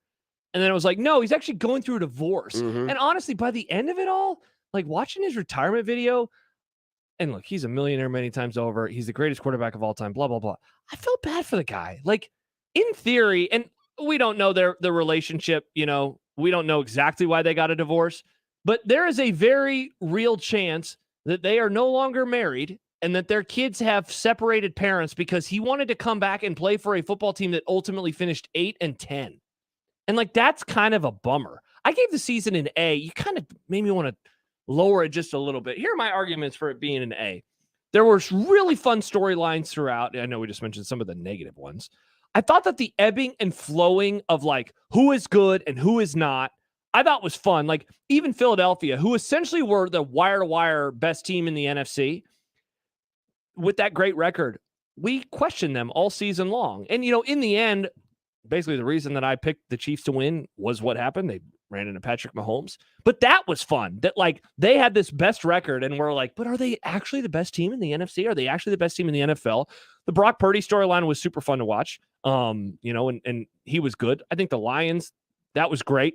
You're right, man. The coin flip, even though it didn't happen, and even though the neutral site didn't happen. But just the fact that it was almost out there and it overshadowed some things. It overshadowed those three teams being just neck and neck the whole season. And I mean, there's a world where Buffalo is the one and they don't have to play, Cincinnati. They don't have to play Cincinnati. They get in this world. And the Chiefs probably have to go on the road. Yeah. And so that's a fun world that we didn't get to live in because, of an almost tragedy that happened on the football field, but Cincinnati being great. Here's another reason that I'll downgrade it a little bit. Just the weirdness that surrounded Lamar Jackson at the very end of the year.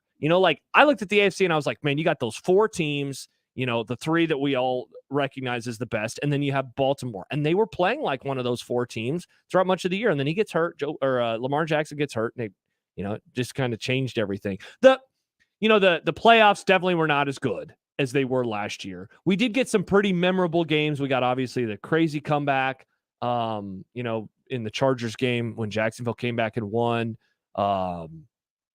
the Kansas City or Cincinnati AFC Championship game was good. Obviously, the Super Bowl last night was really good. Cowboys 49ers, sadly, was a good and close game at the very least. Yeah, I have an A, but I think he kind of talked me down to a B+. Yeah, it was good. It just wasn't as good as last year. Mimi Scott, who is listening again. Scott, good to have you back. Pretty sure John's just downgrading the NFL season because he wasted his time watching John Wolford. Yeah, that sucked. That was a bad time. That was the worst defense of a Super Bowl champ in quite a few years. Because everyone was hurt. That was we'll be back next year that was to bring back honor to the championship. That was an embarrassing run by the Los Angeles Rams. In fact, I'd be sad to be a fan of such a pathetic franchise. Sad. Go ahead. Say your evil words. Micah Parsons was fun. That was good for the season. And then he kind of sucked for a while, but then he was fun again. Sucked so bad he didn't even he got just as many votes as Cooper Kupp did for Defensive Player of the Year. That's true. Same as you and I did. Exactly. Shang Ping Appreciation Club. This is going to the first of the seasons we graded. Absolute F for this last season. Those of us yelling that Frost was never going to work knew that this season was going to be a complete dumpster fire. That's true. That's true. But it did give us such hits as kicking an onside God, when you're up that 2 was scores. So funny. The Georgia Southern game. That was, the dent in the side of his truck. See, okay. Sliding down that pole. The sliding down, Nick, sliding down the rail. That's a great look call. at how loosey-goosey he is. Oh, this is going to man. be a great season. And then, bleh. He's not going to do anything dumb. And then a few days later. Michael's video. Did you guys see Michael's video? You know what? I am going to up A+. an A+ Husker season this year. You seen the video? Stupid. Have you seen Michael's video? Michael's video. God, that was funny. And then everyone was mad at us. What did you know and when did you know it? Well, we tried to tell you. We tried. Why did you think all of Josh's predictions were so low? Yes, exactly. Adam texts in, how crazy is it that Mahomes has played in 5 straight conference championship games and has never played a road playoff game yet?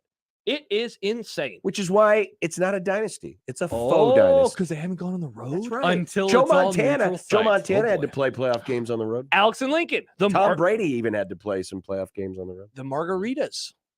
The The Margaritas. Margaritas. Yeah, Happer's meme guy. Golden tea. Margaritas talk. Golden tea talk. Golden tea. Man, these are good memes. Those are good memes. Those are good memes. Man, I like talking about golden tea and margs. I had a marg on Saturday. It was great. You have a marg.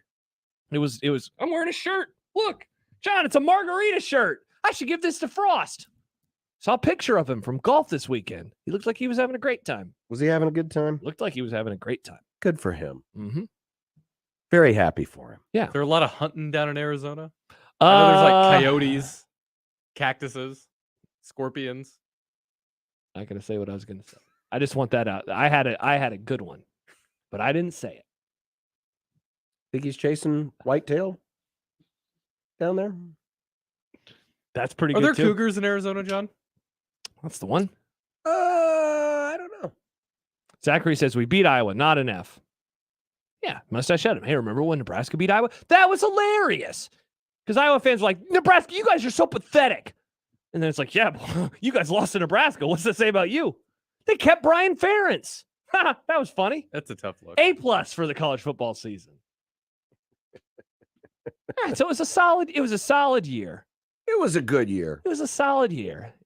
In the words, oh crap, I can't remember his name. It was a very good year. Frank Sinatra. In the Nailed words of Frank Sinatra. Man, just didn't have it. Tip of my tongue. Not quite. That's how they opened season 2 of The Sopranos. They played that song. They did. It was a good opening, too. That was one of my favorite openings. There were some naked women in that. There were a lot of those in The Sopranos, all rubbing their uteruses. Hello, Brian. Hi, Brian. What's going on, John? Hey, Fickle People, Brian. What's up, dude? Not much, just thinking about how good the NFL season was. Can't get an NFL season any better. They end with the Eagles cry, losing their last game and not having a trophy. And John, I know your time, that you love your NFL team time in St. Louis better than you loved it in LA. And what? I'm talking about, yeah, I think he did. He liked his team better I grew up as an LA Ram fan. What are you talking about, man? St. Louis Cardinals. I'm talking about St. Louis Cardinals. Oh, yeah. Oh, those scumbirds. Hey, they should bring them back to the NFC East. That'll make the NFL perfect again. As far as Nebraska, what I would give them a grade as, I'm going to keep it a little bit more simple.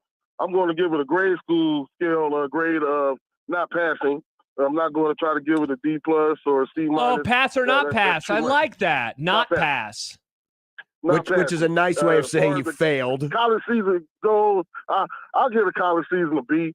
I'll give it a B. I wish the Ohio State. I rather would Michigan would have made it to the made it really would have won a championship this year. That'd have been nice. Somebody in the Big Ten win it besides Georgia winning it. But NFL season overall, I give that probably about a C. Oh, a C. I give it about a C. I didn't like the San Francisco losing their quarterbacks at the end and not giving Philly a test. I also didn't like Patrick Mahomes being injured at the end of the season. That way he could have, if he would have been perfect or healthy, they would have blew the Eagles out. Brian, thanks. Thanks, Brian. That's funny. It could have been a blowout. I was wondering where he was going with that because, like, he was in a way watching Mahomes out there hobbling on that ankle and playing like he did actually made it more interesting. There was a moment last night, I think I tweeted about it, where I was like, are they going to get to play another backup on their way towards the Super Bowl? And I was pretty mad. Also, my friend David, who was over, and he's a 49ers fan, he was very salty about they can overturn dropped passes on the Devontae Smith one. And there was they called a false start once on, was it Lane Johnson? I didn't realize that the tackles were allowed to move, but they move all the time before the snap. I don't like this rule. Oh, they do it all the time. Yeah, that rule sucks. They need to go under the hood, NFL, fix that rule. Bad rule. Well, friends, you can experience the Woodhouse difference and shop with confidence. Woodhouse Chevy in Missouri Valley. The Chevy Silverado 1500 with the strength to take on what's next. Multi-flex tailgate, 6 different functions, plus Super Cruise drive assist, advanced trailering system, and 9 unique trims. You can find a Chevy Silverado that can be customized to suit your needs. And right now at Woodhouse Chevy, get 2.99% APR financing on a 2022 Chevy Silverado with approved credit. But act now because the offer expires February 28th. See Woodhouse Chevy's entire line of Silverados. Schedule that test drive today at woodhousegm.com. While you're there, you can value your trade, fill out the credit app, chat with their knowledgeable, friendly staff. You can do a lot of the car buying experience right there at woodhousegm.com. Or visit Woodhouse Chevy, just off I-29, exit 75 in Missouri Valley, or woodhousegm.com. Chevy, find new roads. The Connor Happer Show. If Mahomes was a horse in the Kentucky Derby, do you think he would have got to run in the Derby the way he was limping? One-way ticket to the glue factory for Patrick Mahomes. Take him out back. Well, here's the advantage that we humans have over horses. We can communicate our wants and intentions. Horses can't be like, look, I want to run through this pain. I can go, coach. I want to run. I have to do this. This is important to me. The Connor Happer Show, weekdays from 10 to 2 on 1620 The Zone. Your Omaha area forecast from the Godfather's Pizza Weather Center and KETV News Watch 7 on 1620 The Zone. Sunny and spectacular into early evening with the temperatures in the upper 50s and lower 60s. Skies will cloud over later tonight, a chance of rain late, lows near 40, and then cloudy and rainy for Tuesday, a high near 50. I am Chief Meteorologist Bill Ranby from KETV News Watch 7. 1620 The Zone's Unsportsmanlike Conduct, brought to you by a great friend of the program, Union Bank and Trust. 1620 The Zone. Traffic.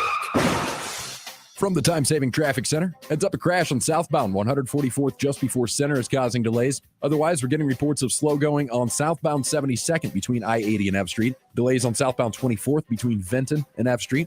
Delays on westbound Pacific between 144th and 156th. And if you're west on Dodge, delays between 129th and 137th. I'm Mike Neville. This time-saving traffic is brought to you by Fernando's Omaha. Love Languages, presented by Fernando's. 3, receiving gifts. Here, have a taco.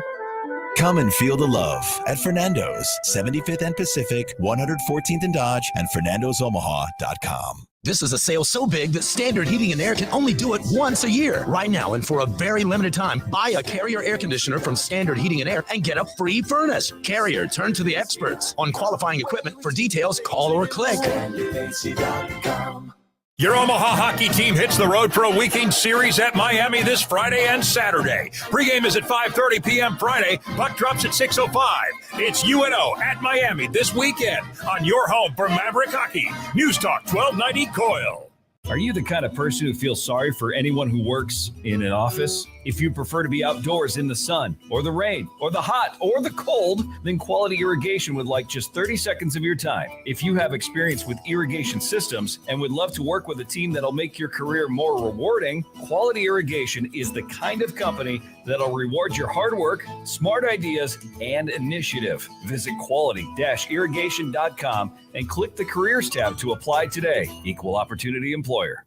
Creighton coverage on the Zone is presented by Berry Law. At Berry Law, we fight alongside those who choose to fight back. Call Berry Law at 402-999-7777 or visit berrylawfirm.com. At Berry Law, we're in it to win it.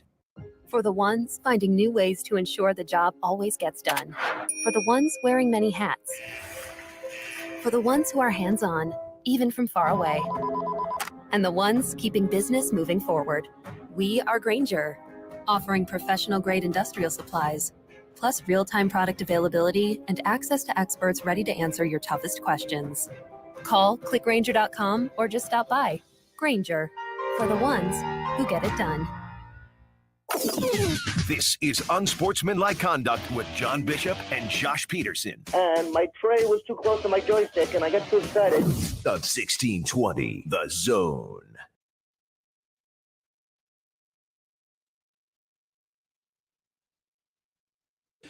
Chief 1999 on the YouTube stream asks, we're gonna get more. Is this more sensitive Chiefs fans again? No. Please address the question. Oh. What is a damned catch in the NFL? So I was surprised. Like, I know that has become a meme. Like, we don't know what a catch is.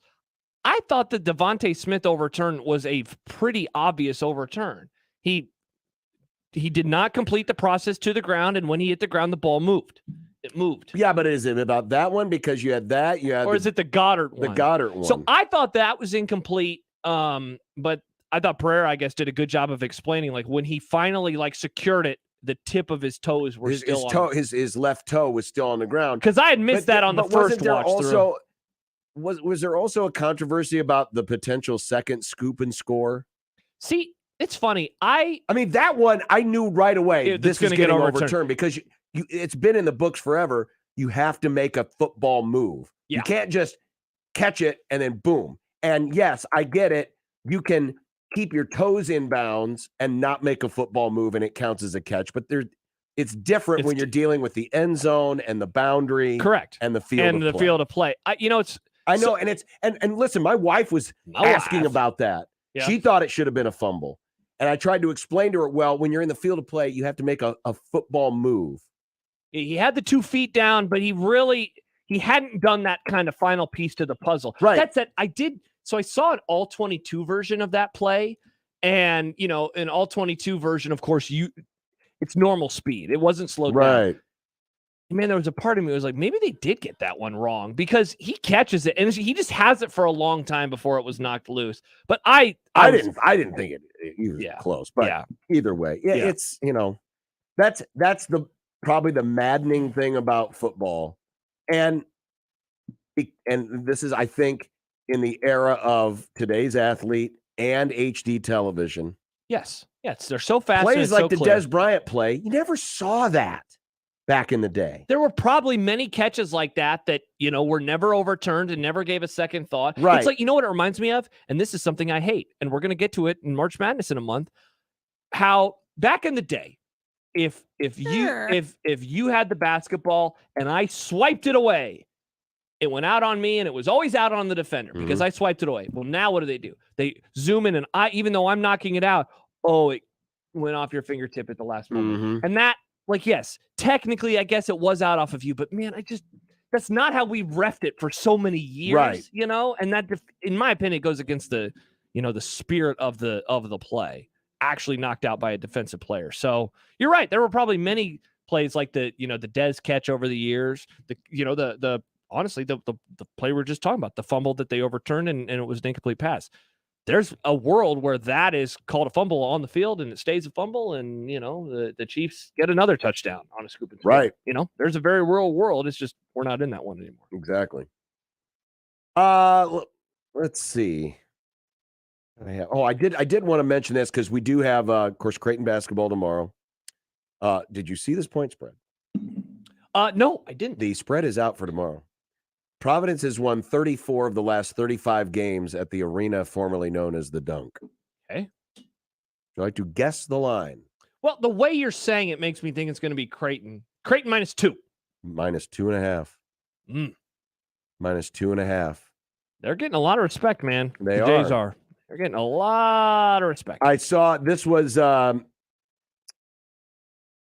of the analytics sites doing a 100,000 simulation on the rest of the regular season in the Big East. And right now, the Jays have a 32% chance of finishing first, which trails Marquette at 38. But they have the second best odds. But it's the highest probability Creighton has. It's 32% finish first, 31% finish second, 26% finish third, 10% finish fourth. But Marquette has, by just a skosh, has the better chance.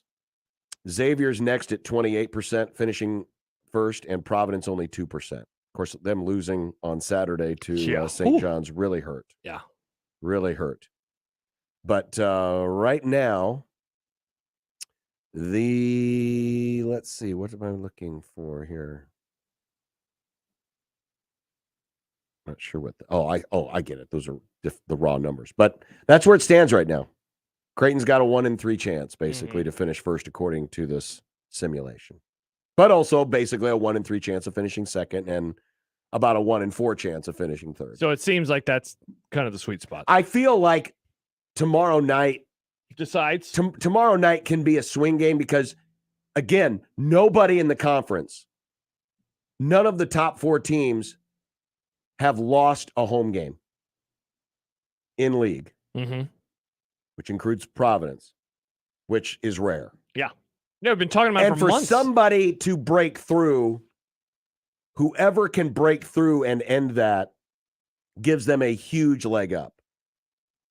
So I think tomorrow can kind of be the linchpin. If Creighton can be that first team to end that streak of the top 4 teams not losing a home game, that's where that 32% number goes a little higher, because it is a tough place to play. I was surprised. I know that the point spreads, usually it's about the analytics and whatnot, but a little surprised. And I do wonder sometimes if they do factor in historical home court advantage. Maybe they do, but I don't know if they do. Yeah. This has always been a tough place for Creighton to play. Always. Tough place for anybody to play, honestly. I mean, they've won 34 of the last 35 at home. Not impossible, but I was a little surprised that they're a favorite. Tomorrow night, 5:30 pregame, 6 o'clock tip. Real quick, Zachary says, with the fumble play, if that occurs in the end zone, is it called a TD or incompletion? Called an incompletion. Talking about the fumble that was overturned, right? That's if you catch that in the end zone, because he doesn't complete the catch. Yeah, because the ball's jarred out of his hands. Yeah. So I didn't find much controversy with that one. Honestly, I didn't find any controversy with any of those calls. I thought they were all adjudicated properly. I thought that they got them all right. And I know a lot of focus is on the holding penalty. I did want to show this because I think I have it on here. Last year there was a controversial holding penalty on Cincinnati at the end of the game. I totally forgot about this. But again, I think a lot of people forgot about it unless you're a Bengals fan. Sure. Because the Bengals at least got a fair chance to get the ball back. Yeah, they had like 2 minutes left. Yeah, there was about 1 minute and 40 left when the Rams scored. Yeah. So they had a shot. Eagles last night had no shot. But this, I thought, was a great point brought out by, it's a Twitter handle called Rio Thrower. But notice, and this is a side-by-side of both of the holding penalties from last 2 Super Bowls. Last night, Bradbury of the Eagles has dark-colored gloves against a white jersey. Last year, the Bengal linebacker who was holding Cooper Kupp had orange gloves on a white jersey, and I remember Collinsworth, I believe, talking about this. Yes. And the thought was whatever color, if they're wearing a white jersey, wear white gloves. If you're playing the Dolphins, wear aqua gloves. Yeah. If you're playing the Cowboys, wear the white gloves if they're in the white jerseys. Yeah, or navy if they're in their dark. Right. Yeah. Wear a similar color glove to whatever your opponent, like the Chiefs DBs, wear the green gloves because you're going up against receivers. This should be a no-brainer with as much as thought that goes into everything every team does. I am shocked that teams don't do this more often. Yeah. That they don't say, all right, hey, we're playing the Jets this week. You're wearing green gloves, DBs and defensive linemen, because and the same with an offensive lineman. Yeah. When you're using your hands to hold and block, you need to wear whatever matches or camouflages your hands against the other team's jersey. So it makes it harder. Interesting. So I thought that was really smart. That's true. So it's on Bradbury's fashion designer. Whoever his fashion consultant is should have been wearing the green or the white gloves. QB Sneak. QB Sneak. All right, coming up, content 1620 The Zone. The best way to catch all the action is on 1620 The Zone. And no line for the bathroom. Hi, this is Doug Nodgard with Equitable Bank. Great service never goes out of style. When the digital age dawned, many said computers would be able to handle many of the interactions that used to take a person. Boy, were they wrong. How many times have you called your bank and gotten a recording to press 1 or 2? Not at Equitable. Not only does Equitable answer your call on the first ring, it's answered by a human being. That's because Equitable Bank values its customers.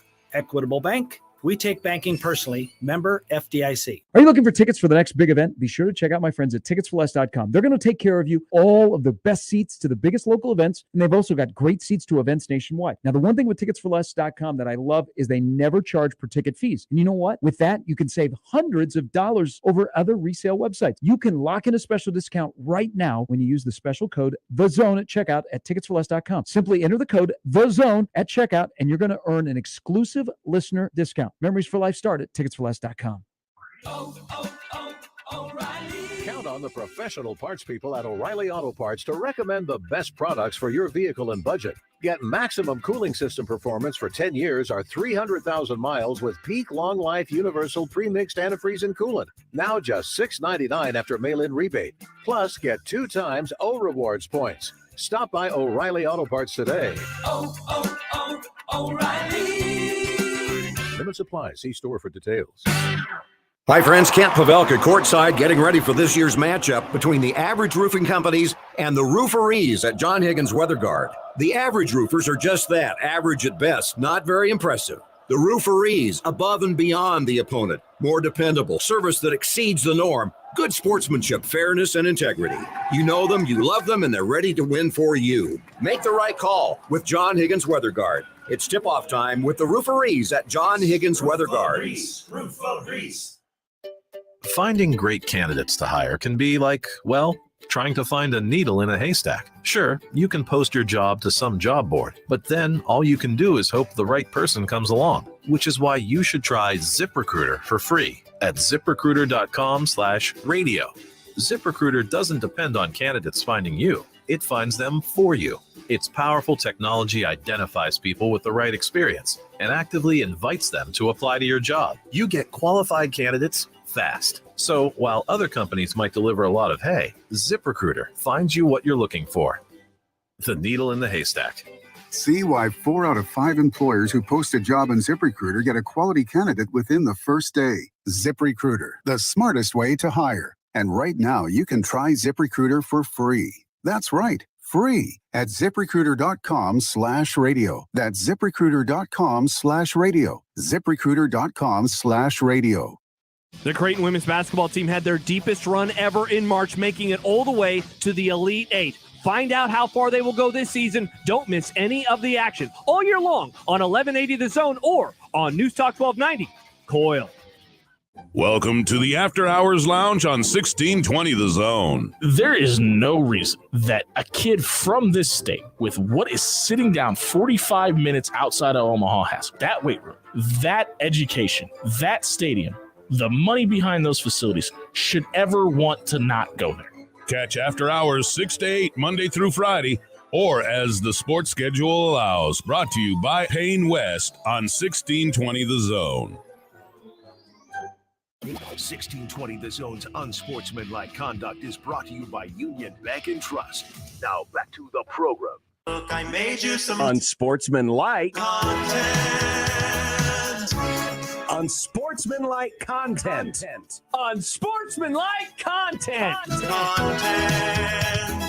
Content that's unsportsmanlike.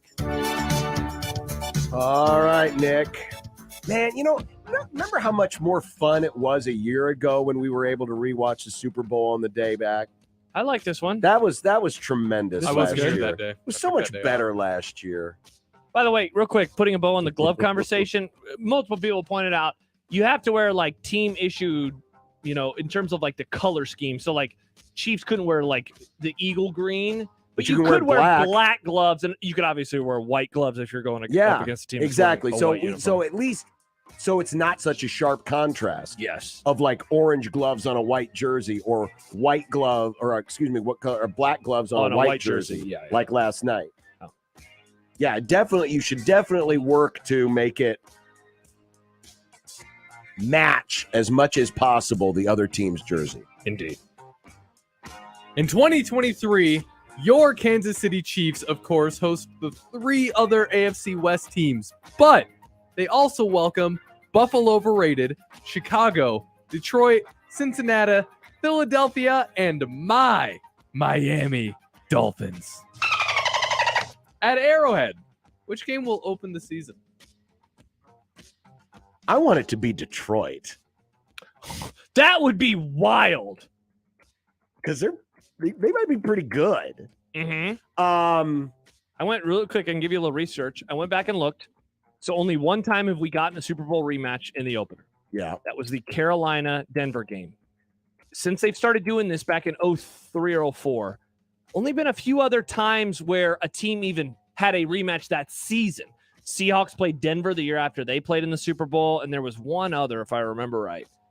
So I don't know if that lends me, because I've talked to a lot of people that are like, I think it's definitely going to be Philadelphia, whereas I think they're going to save that game. I think it is going to be Cincinnati. Because that has turned into, like we saw New England and Indy play a lot. We've seen a lot of conference title rematches in the opener the following year. So that's my pick. Yours is a fun one, though. That'd be wild. Fun. Now, I say this now. I have no idea what to expect. I wouldn't be surprised if it was Denver. Wow. You have Sean Payton. Man, but don't you just worry that it could be ugly as hell? It could.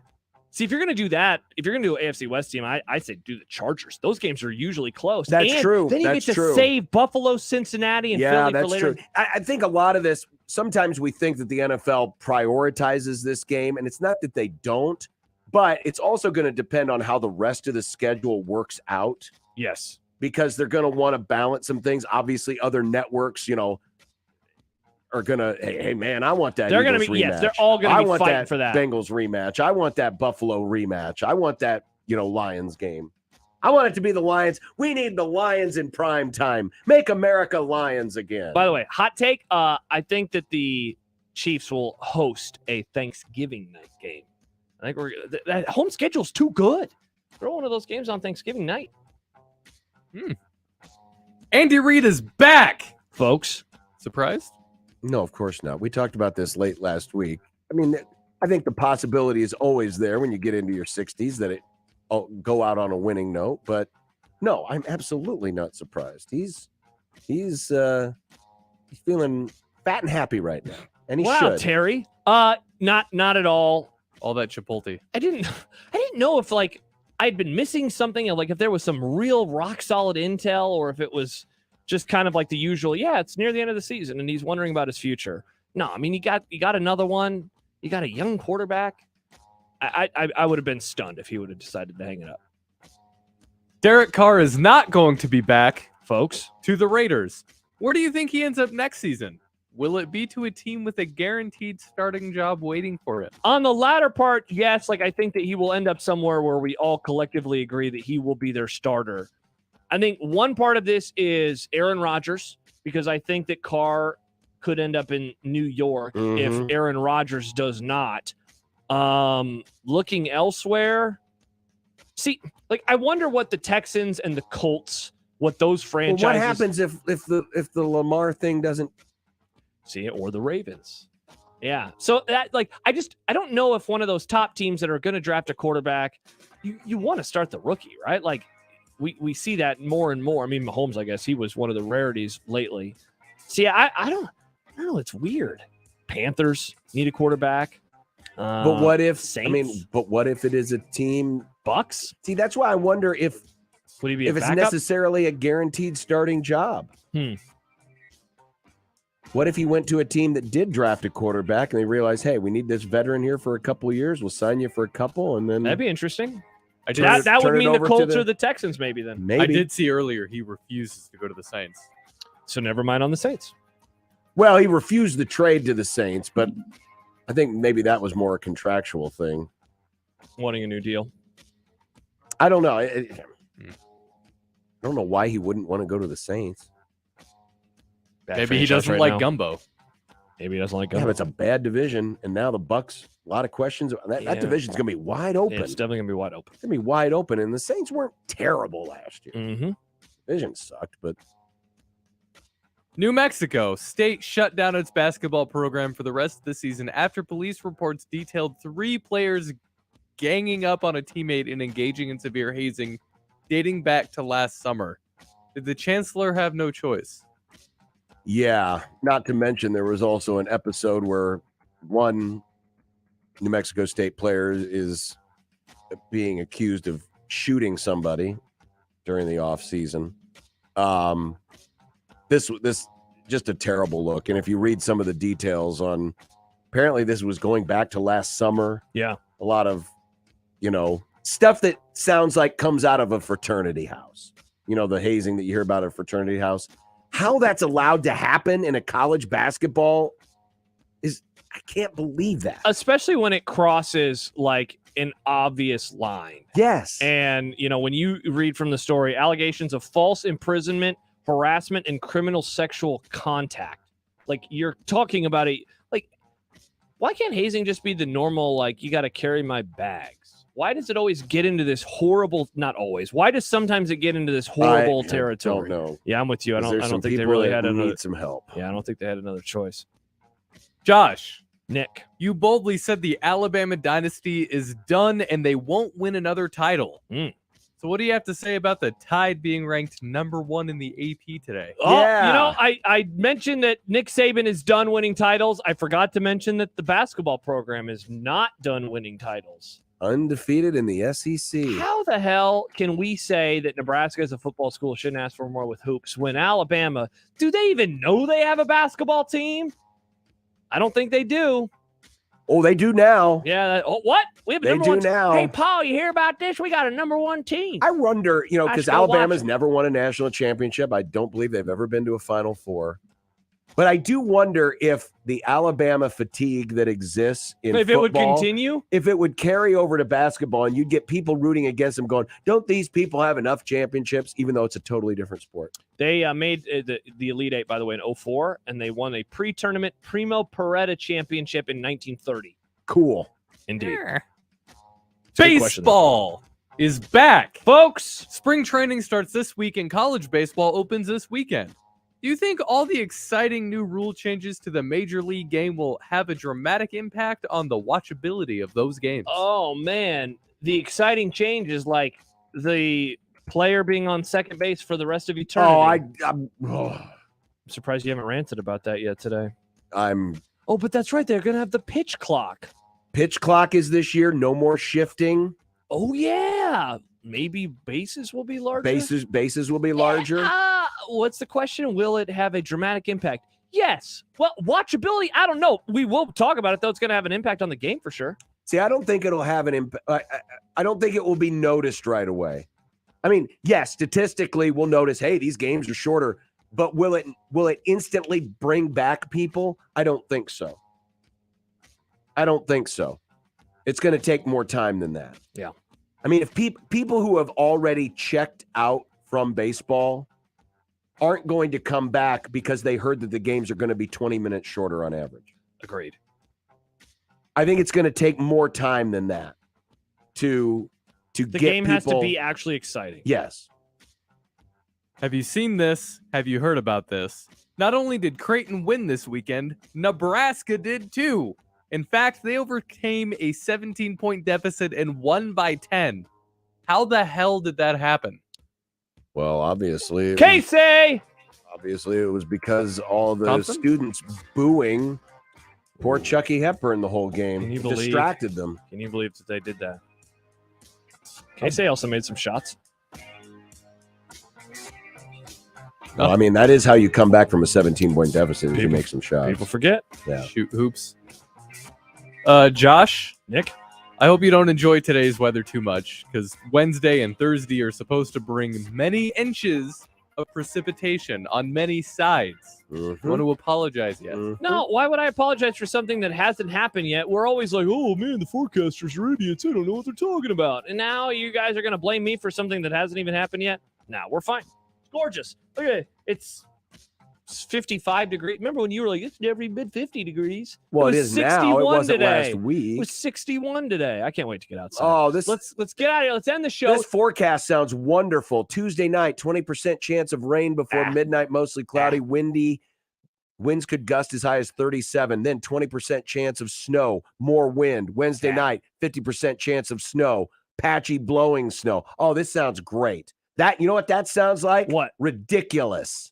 It sounds ridiculous. No, you know what sounds great, though, on a day like today, John? Oh, the bet of the day. No, yes, but also, imagine going to Broncos. Well, in honor of Josh giving us and cursing us to a wintry hell. Oh. Should we do caller 57 again like we did to Dan last week? Yeah, we did that to Dan. You did that to Dan? Yep. We did. Yep. My Lord. We did. Oh, we got $25 gift card to Broncos. All right. Should we do caller 35? No, just kidding. How about, no, you always hate a smaller number. I was going to say caller 3 in honor of the third Chiefs Super Bowl victory. No, we don't do that. All right. That's too much respect for the Chiefs. 9. Caller 9. 402-951-1620. Right now, you get $25 to Broncos. And the bet of the day with a new sponsor is next on 1620 The Zone. Live from the Host Coffee Studio, this is 1620 The Zone. Your neighborhood is more than blocks of buildings. It's the people who live there that make it special. At Union Bank and Trust, we're not just creating home loans, we're making neighbors. We're not just small business lenders, we're small business shoppers. We don't just live in your community, we help you build it. Because our people are your people. Visit ubt.com/neighbor to learn more. Union Bank and Trust, member FDIC. Listen to the Woodhouse Auto Family Blue Jay shoot-around and overtime shows. The Creighton men's basketball pregame and postgame shows on 1620 The Zone. The Woodhouse Auto Family Blue Jay shoot-around and overtime shows are also presented by Burton AC Heating, Plumbing, and More, by Barry Law, by Union Bank and Trust, and by DJ's Dugout. Before and after each Creighton game, exclusively on your home for the Creighton Blue Jays. 1620 The Zone, 1620 The Zone mobile app, and 1620thezone.com. Guys, let's face it, there is a time when you just need to get out of the house, to have your own place, to be with the guys, or just a quiet, relaxing place for yourself. Well, Hearth Cigars and Pipes Lounge hears you loud and clear. Settle in. Escape to Hearth Cigars and Pipes Lounge for an incredible selection plus premium cocktails, a knowledgeable, friendly staff, state-of-the-art humidor, and incredible lounge.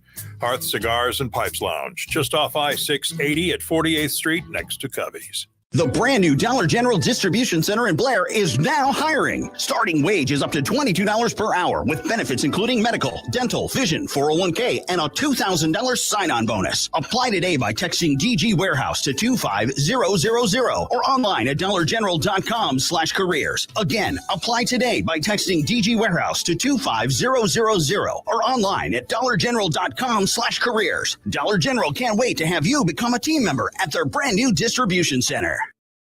I always wanted to learn Spanish, but I never thought I'd have the time. Then I discovered Babbel. Babbel's lessons are fun. They only take like 10 or 15 minutes, and in 3 weeks, presto, you're starting to speak another language. Like magic. I love that Babbel's lessons aren't just robots talking. They're voiced by native speakers, so you get the pronunciation just right. And they're designed by real language teachers, so you learn how to have real-world conversations, things you'll actually use. It's incredible. After using Babbel, I'm ready to start having real conversations in French. There's all kinds of ways to learn. Use Babbel's podcasts or games or videos. You can even join live classes with a language teacher. If you want to learn a language, there's no faster, easier, better way than Babbel. Babbel. Babbel. Babbel. Évidemment. Go to Babbel.com to try for free. That's BABBEL.com. Babbel.com. The Creighton women's basketball team had their deepest run ever in March, making it all the way to the Elite Eight. Find out how far they will go this season. Don't miss any of the action all year long on 1180 The Zone or on News Talk 1290. Coil. Duck Defense Midwest makes your home healthier and improves the life of your HVAC system. So improve the health of your home and everyone in it. Go to cleanairradio.com for a special duct cleaning offer for Zone listeners. That's cleanairradio.com. This is Unsportsmanlike Conduct with John Bishop and Josh Peterson. Kind of rely more on the rub. On 1620, The Zone. And you know why I'm laughing, don't you? Now, it's time for the Unsportsmanlike Conduct Bet of the Day. Just a little bit under where some folks would like to see this one wind up. Brought to you by Peerless Energy Systems. Oh, baby! Peerless. Thank you for becoming a new friend of the program. And they joined us at the perfect time because I hit my same game parlay to win 893 fake dollars, and now I'm up $182. This is great. John, you won too. Travis Kelce scored. The Chiefs covered. Nick, I don't remember what happened last time you were here. There you go. We're all winning. I'm going to go with a dog tonight in North Carolina. The Miami Hurricanes are 5.5-point underdogs to the North Carolina Tar Heels. Give me Miami. You freaking copied off my homework again. My Lord. -104 is the juice. Yeah, I'm going to take Miami plus 5.5. All right. I'm going to go with my Utah Jazz, but I'm going to go with the over 243 on that game. That is -110. Who are they playing? The Pacers. That's the bet of the day. Iowa. Hairball is coming to Rock Omaha. Brought to you by Peerless Energy Systems. Thank you. And Hairball is coming to Rock Omaha. They're going to be at the Liberty First Credit Union Arena, the LFCUA. That's what we should start calling it, the LFCUA. Actually, we probably shouldn't. There's way too many letters in there. It could get us into trouble. It's April 21st. All this week, listen to the Connor Happer Show to win a pair of tickets to see Hairball. Awesome. And you can also go to 1620thezone.com. Not a TV ratings guy, but the Super Bowl was the third most watched television show ever last night. What are the first two? 113 million viewers. Good question, Nick. My guess would be the MASH series finale. Yeah, a lot of the people MASH watched episode. And the one of the other. Well, this is not the highest watched Super Bowl, so it's probably behind one of those other Super Bowls. The booby one? It was the Patriots Seahawks. Also, the share in Kansas City, the number of people who were watching TV, 87. So 87% of all. I would like to know who the 13% are in Kansas City who weren't watching. What are you doing? Yeah, pretty crazy. No, they were probably Broncos fans. That's true. Stibbs. Oh. He somehow watched. I don't know why. Why did he? This is why they. This is why they won. This is why they won. You watched it. Should have watched The Hobbit, Stibbs. Yep. Should have watched The Hobbit. Well, Philly fans, send all your complaints to Stibbs if you can find him. Talk to you tomorrow. Bye. Big names, big games. We've